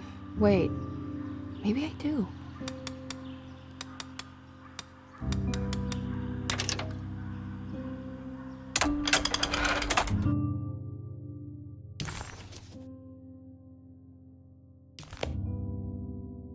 Darling, I finally found that photograph from my time in France during the war. I don't expect this to be your fiancé, but it did make me think of him. What an incredible man he must have been. You were lucky in a way. He could have been a nobody and died falling into the Mississippi. Instead, he volunteered to travel across the world to fight for people in despair, dying with honor like Achilles at Troy. I am jealous of you. Or maybe him. It's all incredibly romantic. That's what I wanted to say. Please feel free to use my camera if you want to. It might cheer you up. It might bring him closer to you. Even if just in memory. Ruth.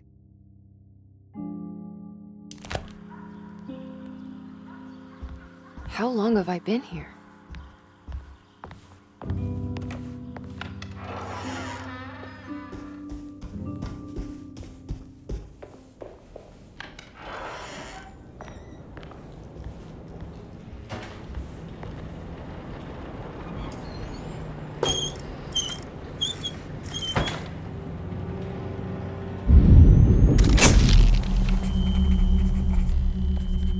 Is this how you travel, Ruth? The war in Europe rages on, and America is doing its part to hold back the German aggression. Ships from Boston and New Orleans arrived yesterday to bolster our gallant forces in France. These men will play a crucial role in helping our allies defend the innocent and defeat the German war machine. In trenches, they will defend themselves against the charging horde with razor-sharp ingenuity, all while planning how to advance the front with the use of artillery, machine guns, and pure American spirit. There are more things than bullets and explosives that can cheat a man out of his God-given right to live. On the home front, a deadly influenza has claimed many lives. In New Orleans, almost 1,000 souls have perished in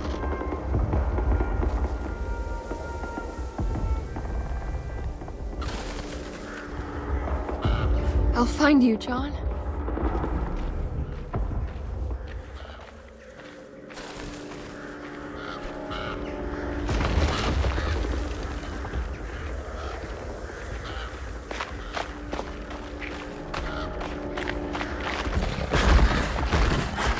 What was that?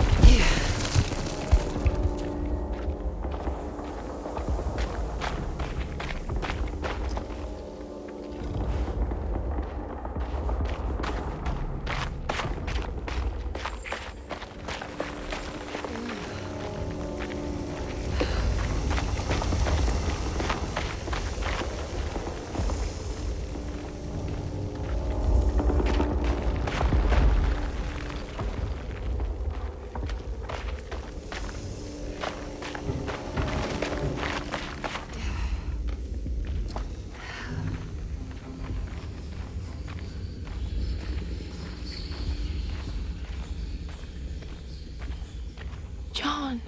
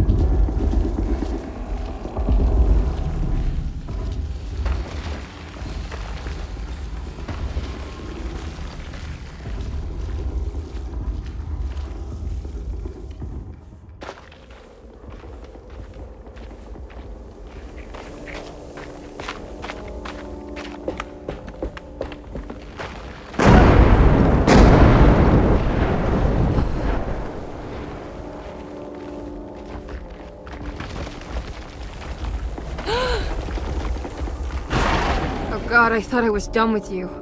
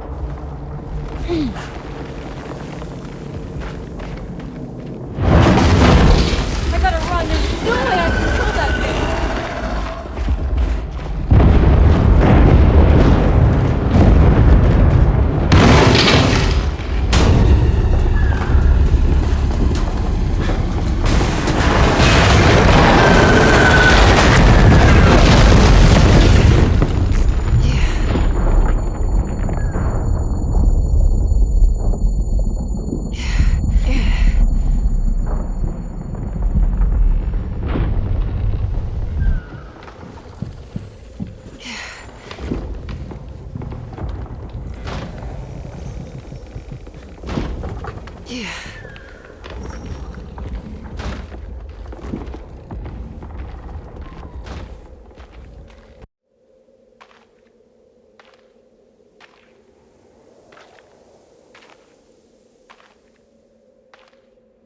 Today, the American Expeditionary Forces faced considerable John? losses in France.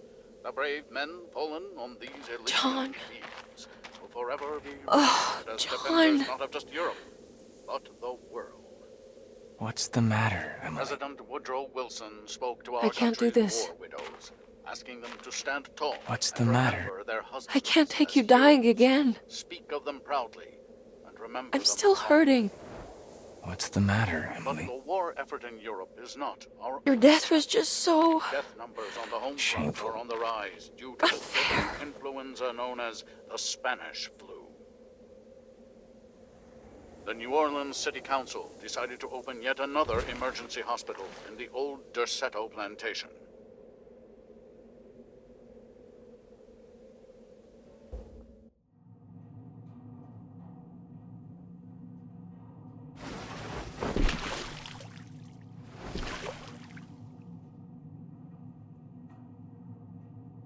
Where is this? Where am I?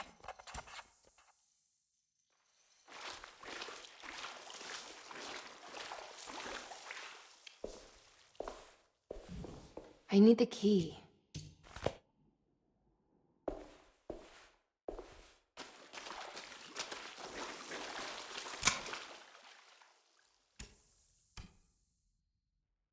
Oh, come on.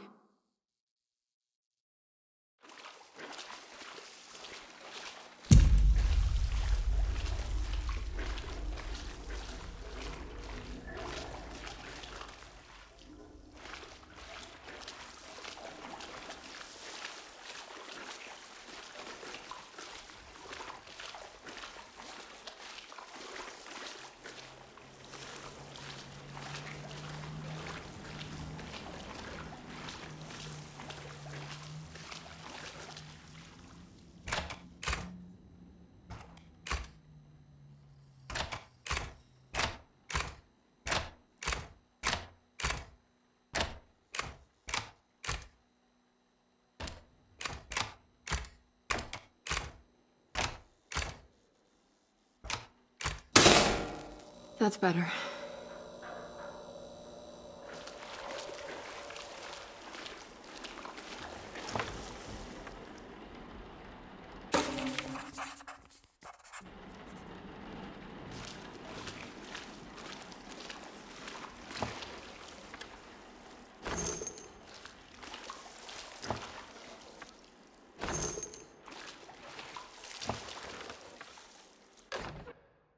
Closing the Refuge, June 17, 1919.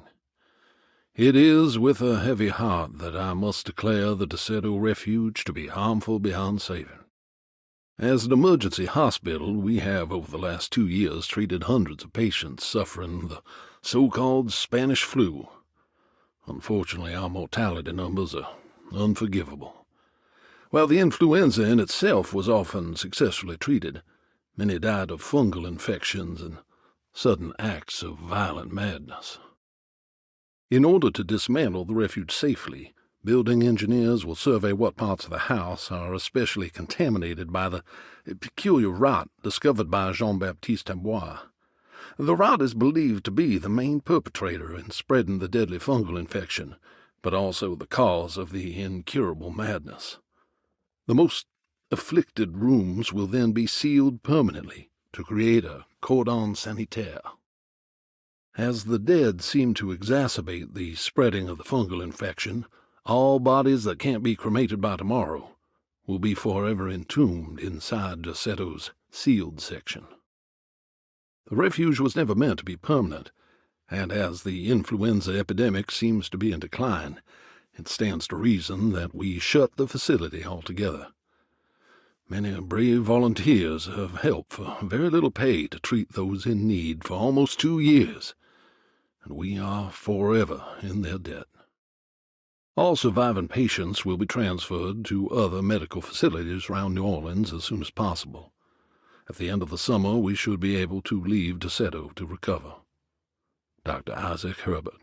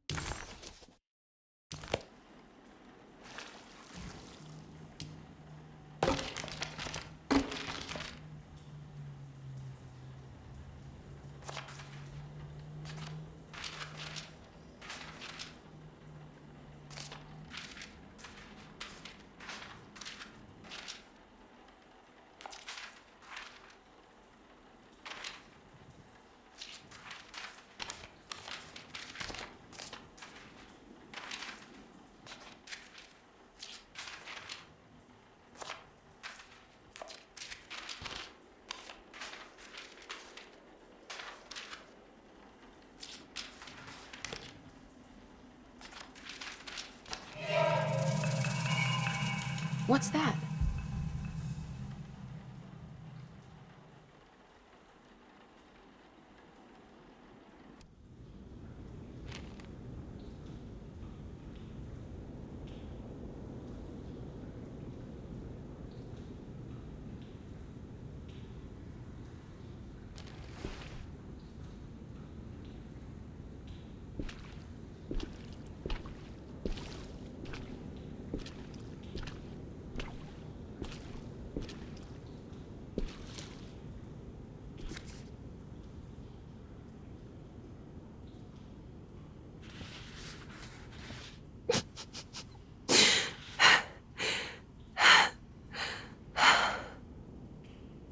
$2.17.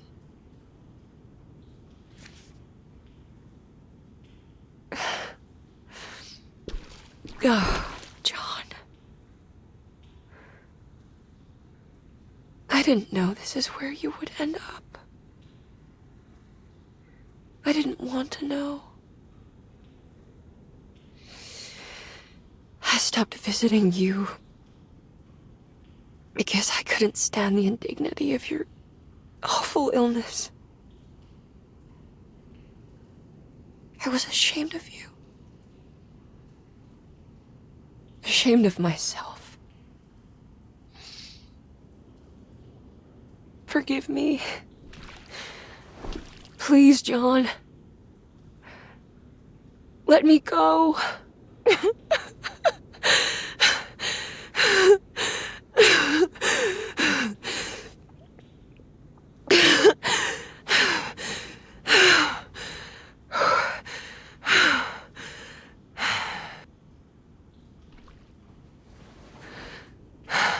Are we done here? Is this what you wanted?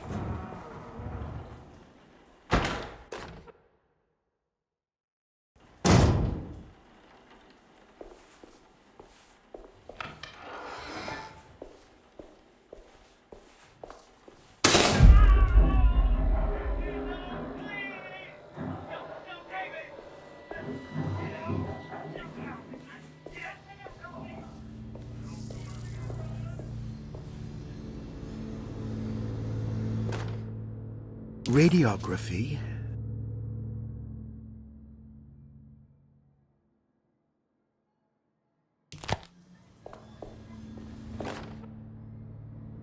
Hypothetical psychosurgery based on the ideas by Burkhardt and the St. Petersburg research.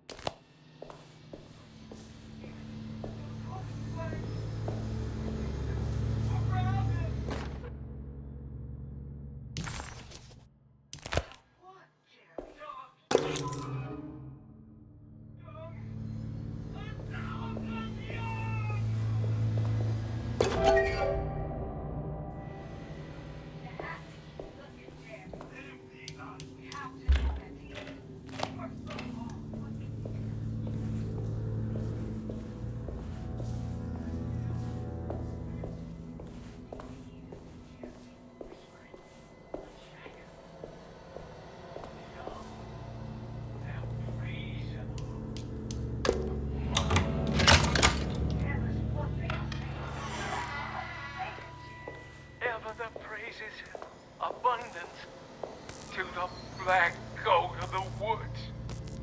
Hear us, Mother, and take pity on us. This is some messed up stuff. What else, Jeremy? Accept our sacrifice and judge our work. Iha! Iha! Iha! Iha! Shabnagan! Iha! Shabnagan! The black goat of the woods with 1,000 young!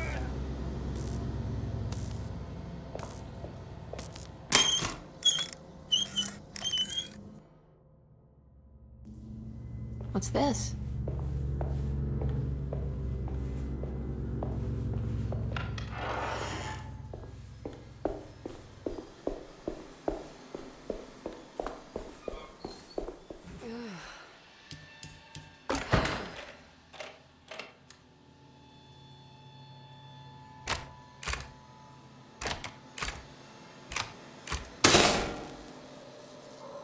Oh, that's better.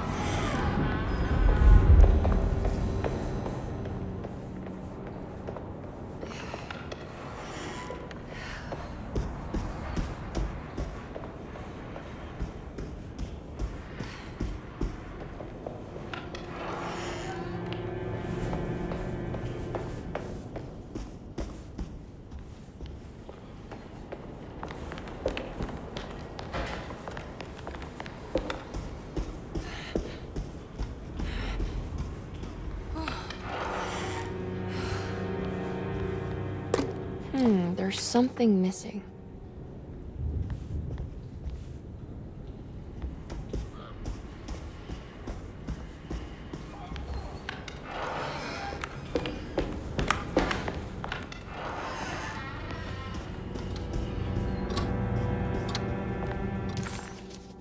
John Marcus died at Derceto of the Spanish flu.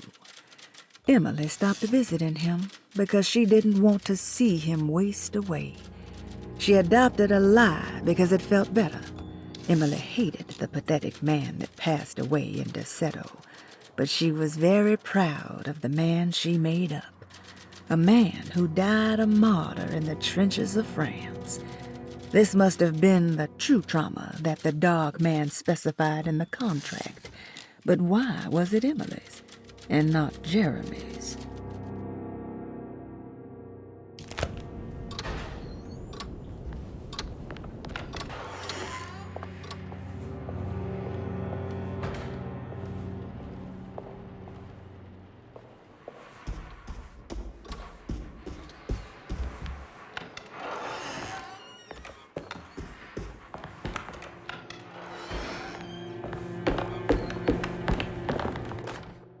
Detective Carnby, I'm terribly sorry that my niece has pulled you into this mess.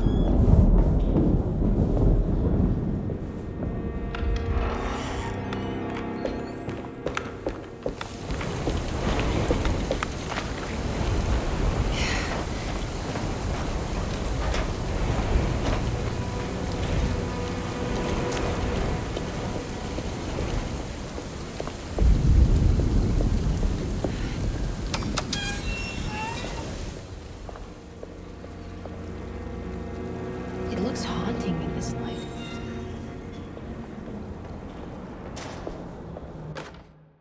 Mrs. Thompson, I understand the last week has been busy.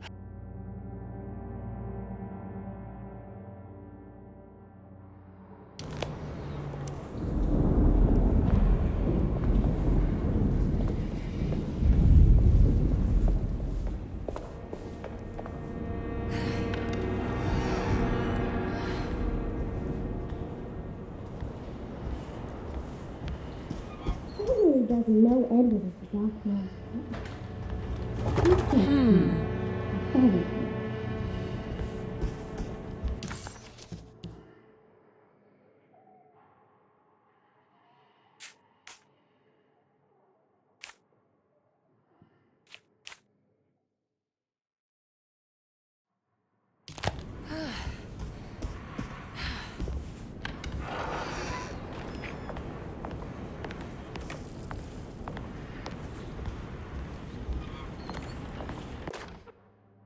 Lunacy and the Astarte Artist Colony.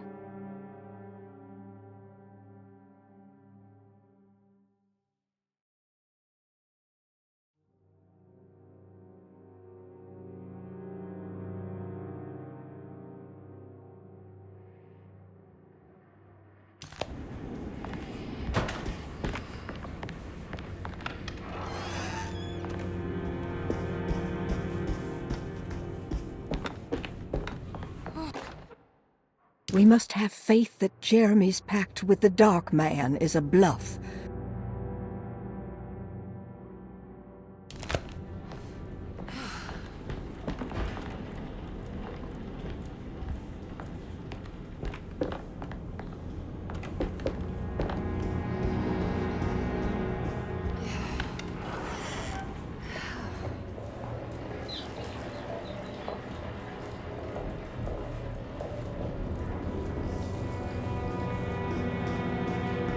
Blocked.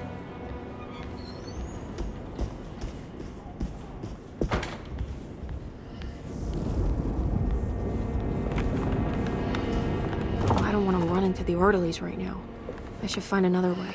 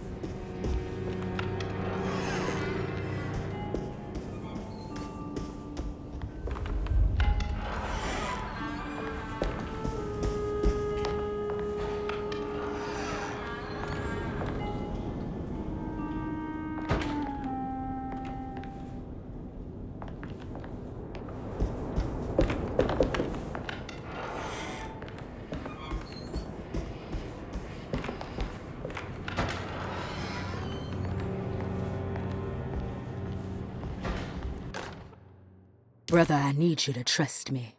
This is the most important moment in our family's history. I know you have doubts and that the terrible Mama Loa told you lies. I would never betray you. I promise. Lottie.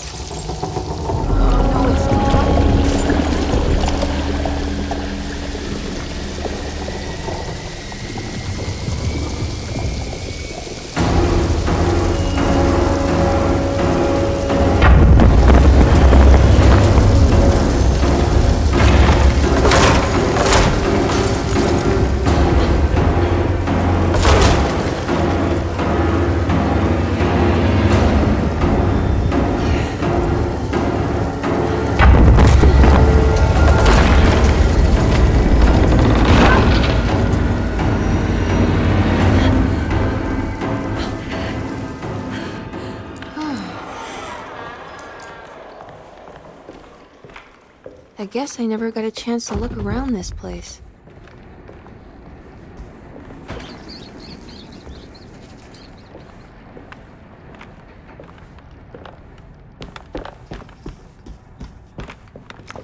What's this?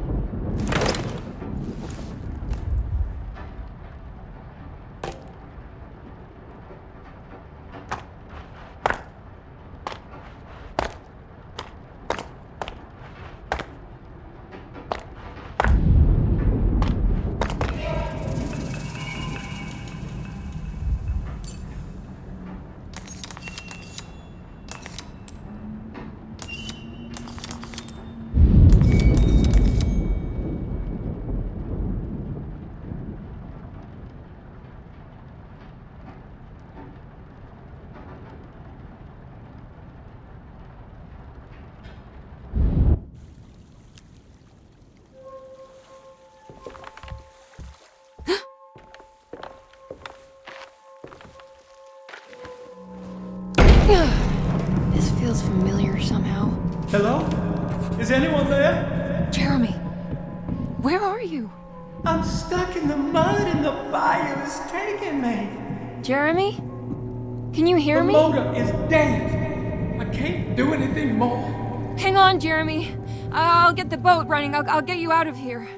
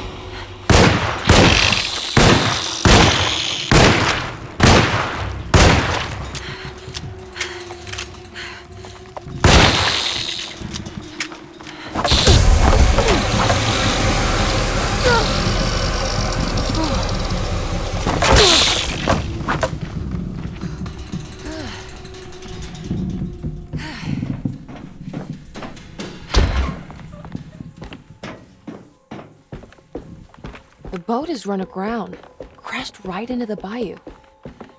If I get the motor running, I could try backing into the river.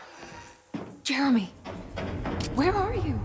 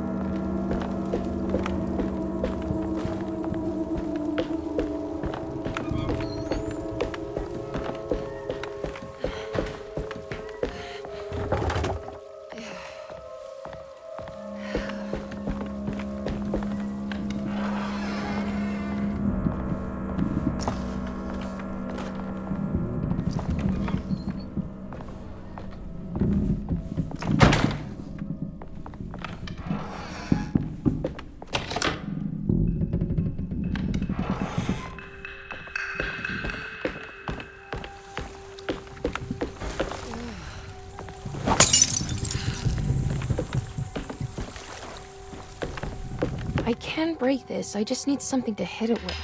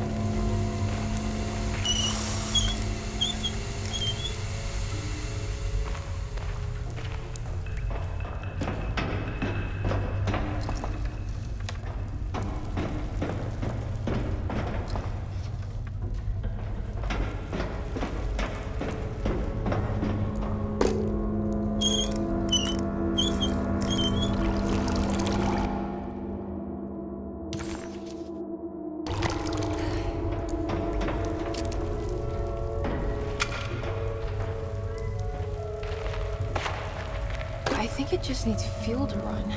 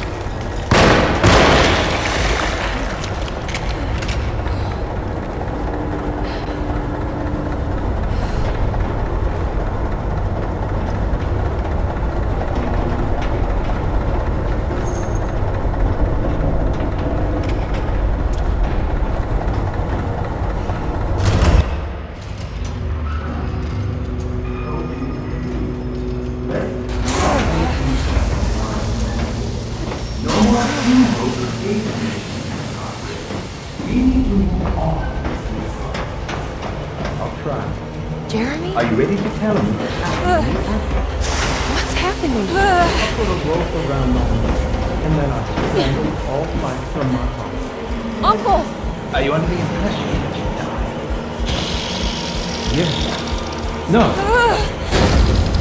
I was supposed to die. What does that mean to you? That you were supposed to die? I'm the catalyst. I had to die to make the story happen. What are you referring to, Jeremy? 30 years ago, Frederic needed me to die. Jeremy! You're not making any sense, Jeremy. Come back. Find your focus. Uncle? I cheated everyone. I didn't play my part. I escaped my doom. Destiny! Again, find your focus. Jeremy! Now everything is wrong. Nothing is in place. Hey, listen to me! We're gonna drown! Calm down, Miss Hartwood. You're not in any danger. But... Jeremy... He was here, wasn't he? Miss Hartwood, I am beginning to suspect your family curse is catching up with you. Have you ever talked to a doctor about your condition? No. No, I was just confused. I thought I saw him for a moment. I'm fine. I'll let you be. Miss, I want you to know I'm here to help, if you need me.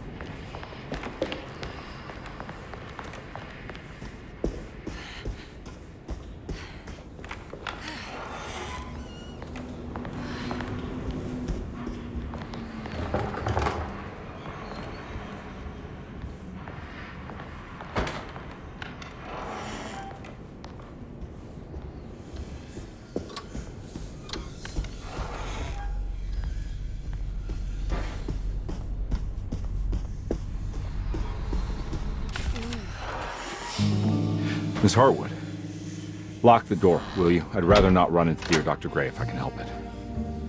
This feels strange. So very strange.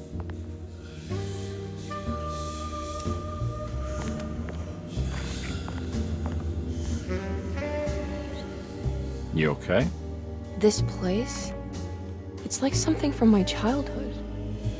It's just the private study of a very peculiar man.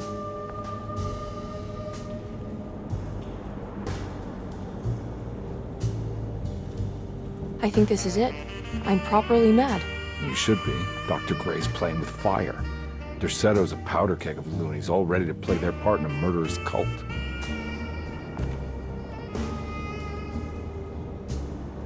I'm trying to say I've lost my mind, Detective. The Hartwood curse has caught up with me.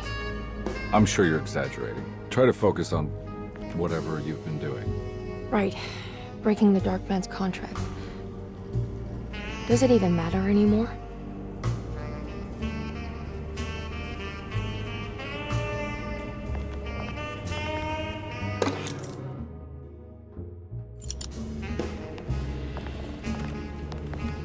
There's a book missing.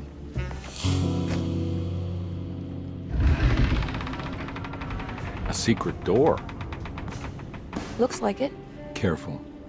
Let me go first.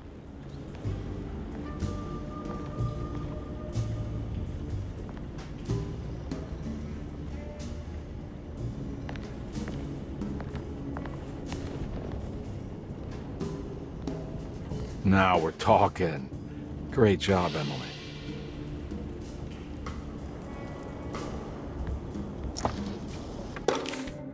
Good to finally meet you, Mr. Hartwood.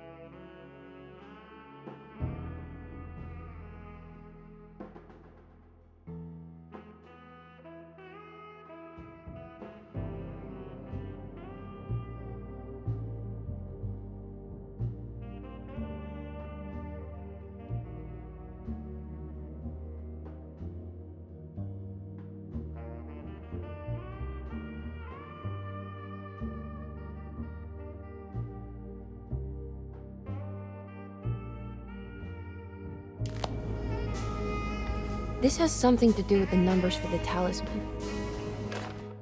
The snake dagger.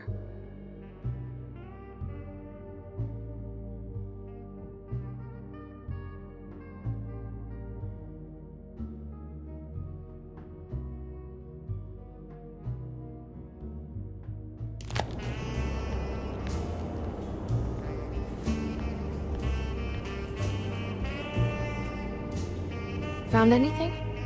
Oh, Dr. Gray's in so deep, I knew it. He's as mad as his patients. I mean, look at this. She who can till the soil of this sick world and begin again. The black goat of the woods with 1,000 young. Absolute insanity.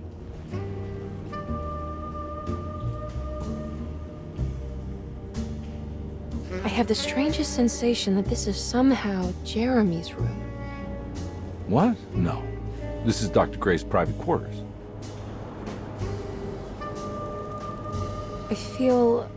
I want to apologize, Detective, for my elusive behavior tonight. I'm glad you haven't given up on me and my uncle yet.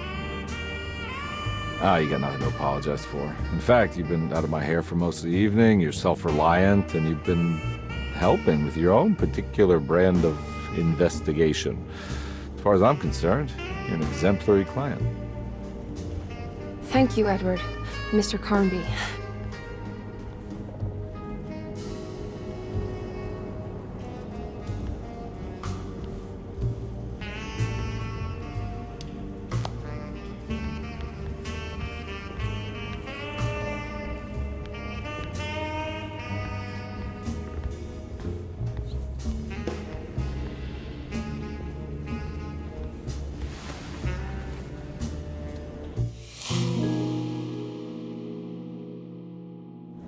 I can't believe I didn't see that before.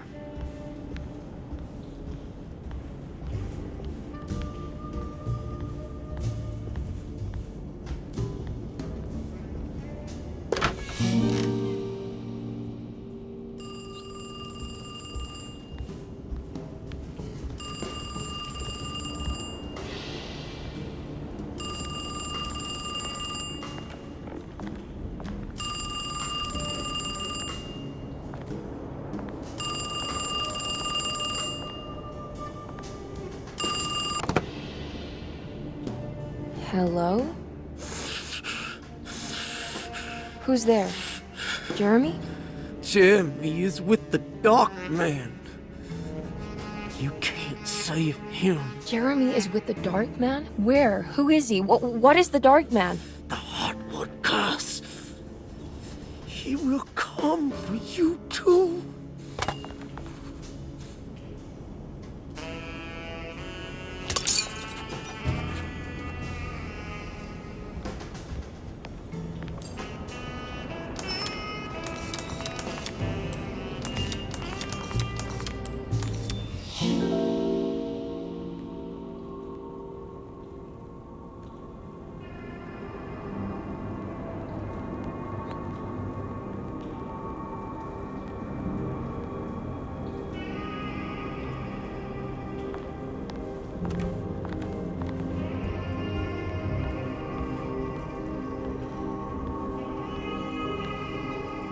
You heard the telephone ring, right? No, the telephone's cut off. I tried calling the police earlier. Yeah, that's what I figured.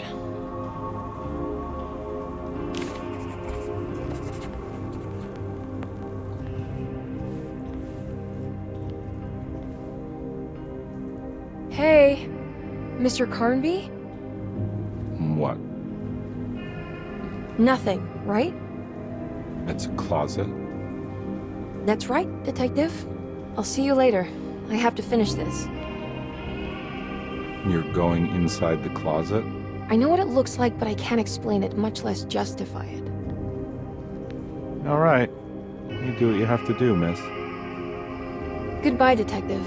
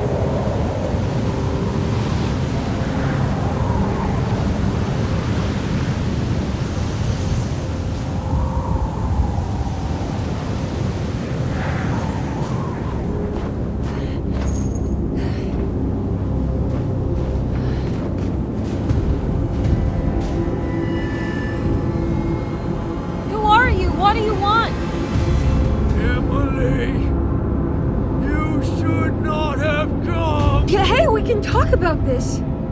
It's too late for that. It's too late.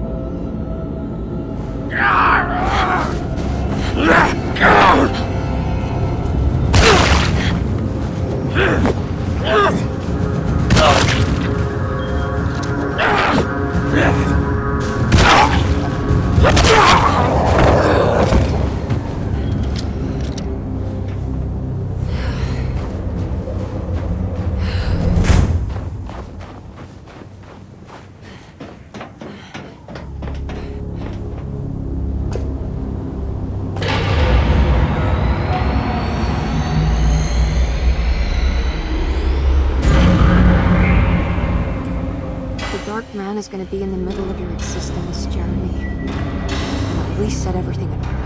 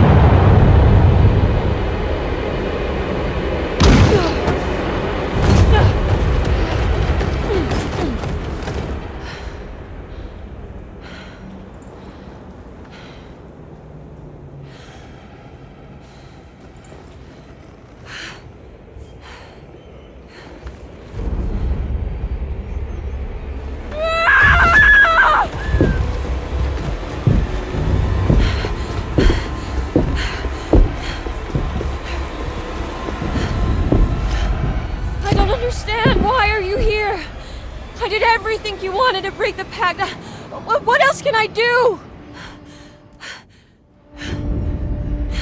Wait, it did work. That's why you're coming after me. You're in my head now. In that case, I hope you enjoy your stay. Emily, stop! Don't worry. We got you.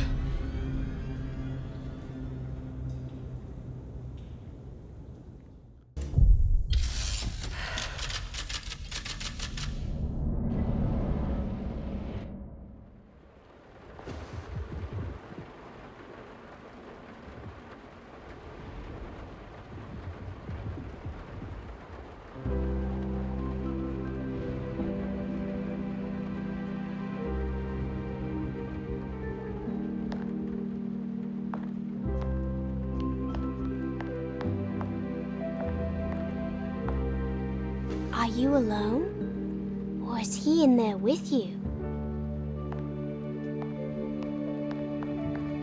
Miss Hartwood is up! Heard you almost painted the foyer with your own blood and guts. Good to see you still in one piece. Stick around, will you? It's going to be an exciting night.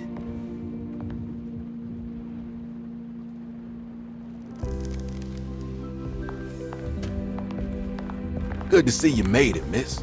And all that ruckus, Lotta gave you a healthy dose of that sleeping juice. Wasn't sure you'd be waking up again.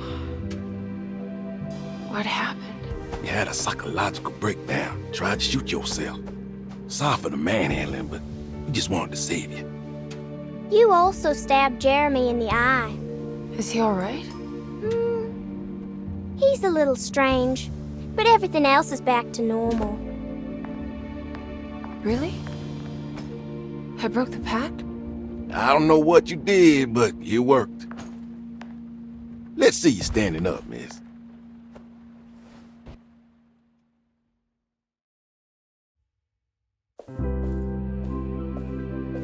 Jeremy, are you okay? I'm so sorry for hurting you. How can you ever forgive me? Emily, I missed you so. I do hope you'll stay with me for a while. Uncle, what's wrong? Is it anesthesia? He seems so meek. I wish that was the case. It turns out that you managed to lobotomize him. It's actually quite impressive considering your technique. This is permanent? You sacrificed a piece of his mind to save the whole. It's a little like treating a bad knee by cutting off the leg. It's blunt, but it works. That's terrible. Perhaps. But at least he won't suffer anymore. Do you remember the Dark Man, Jeremy? Ah, yes. Where did he go? I hope he is doing all right. You see? With a violent stab, you made any future treatment quite redundant. I assume you will be bringing him with you back to New Orleans. I will. I just need to find Detective Carnby.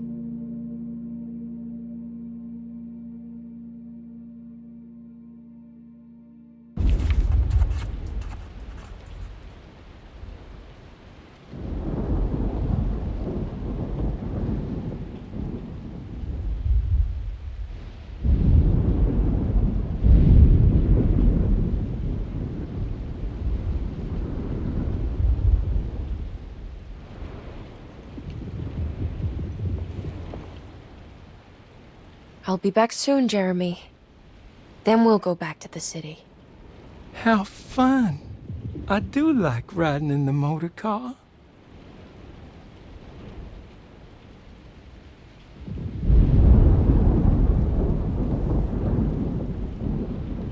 Is there any chance he'll relapse back to his previous condition? None at all. He is forever cured from all worries and other difficult feelings.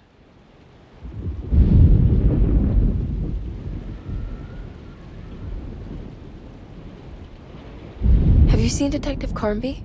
I'm sure he's around here somewhere, poking and prodding.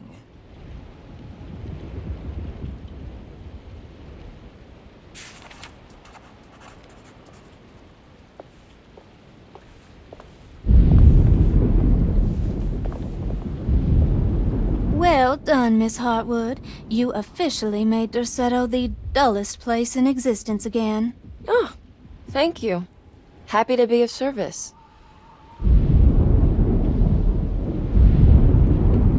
Have you seen Detective Carnby anywhere? Still chasing that lovable palooka around, are you? I'm sure you'll find him.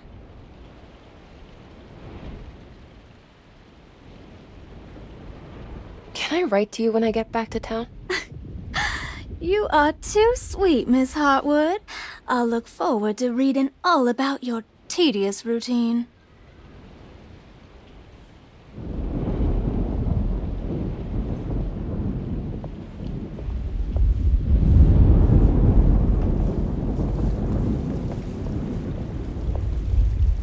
Good to see you're still with us, miss. Are you hungry? No, thank you. I'm still a bit woozy.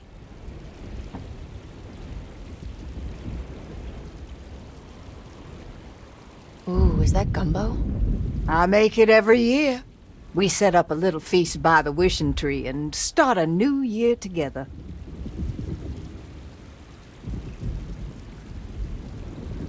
Have you seen Mr. Carnby? I haven't seen him for a while. Maybe he left.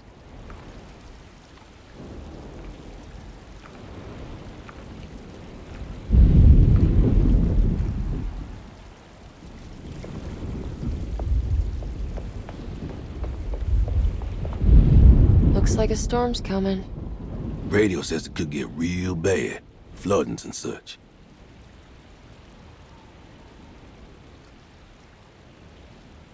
I should probably get moving before the weather gets worse. Have you seen Detective Carnby? Not for a while, but he says he's gonna wait for you.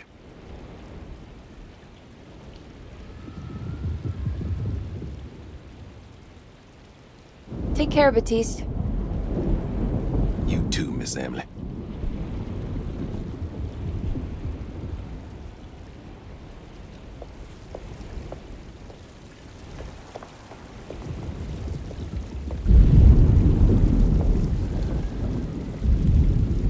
I almost forgot this was here. The very heart of Derceto, you know. Almost time to call on her.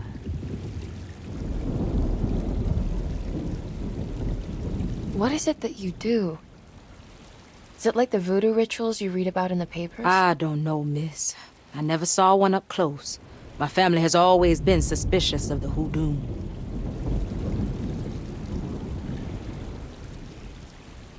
You haven't seen Detective Carnby, have you? No, and I hope he stays away. I don't think he would understand what is about to happen here.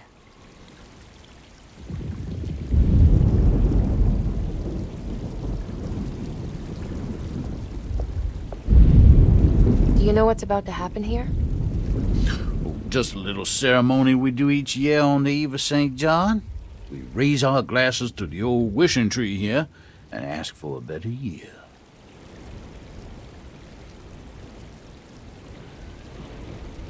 Is it all for show? Or do you actually believe the tree can help? Well, I guess some of us do. I mean, Lottie and Mags are pretty invested. Taking it a little too far, you know.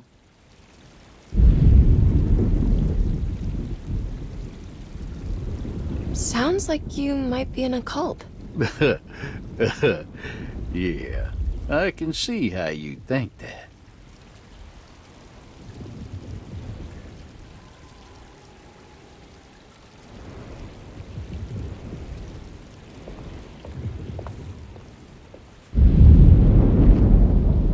What are you doing? Preparing for the ceremony.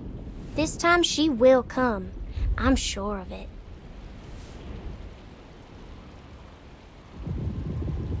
Who's coming, Grace? The black goat of the woods, the mother of 1,000 young.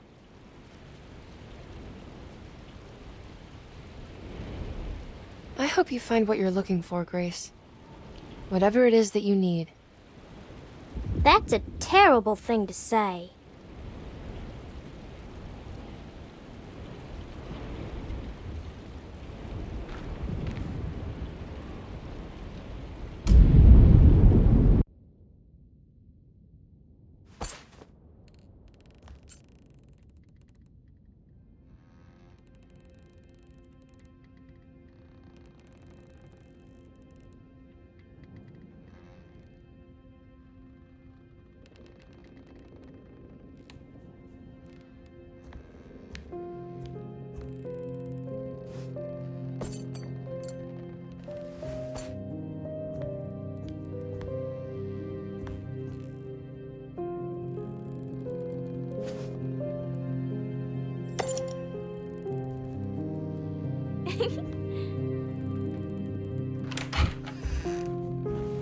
Hey, kid. What are you up to? Nothing much. Yeah? Anything I'm gonna have to pay for? You're bored, aren't you? Yeah, I can tell. You want to see if we can tear your mother away from the play? Can you believe they're still going? It's been hours. You forgot this. Well, I just didn't want you to think we had abandoned you in there. Can we go home? Yes, please. Can we? What? You guys didn't like the play? It was alright. A little difficult to follow. Oh, I agree. Let's just say there were moments where it left me alone in the dark. Oh, God. That's the name of the play. Whoa, what do you know? Did you like it, sweetie? There should have been a hedge maze. A hedge maze? Uh-huh. And pirates. That would have been fun. Well, maybe next time.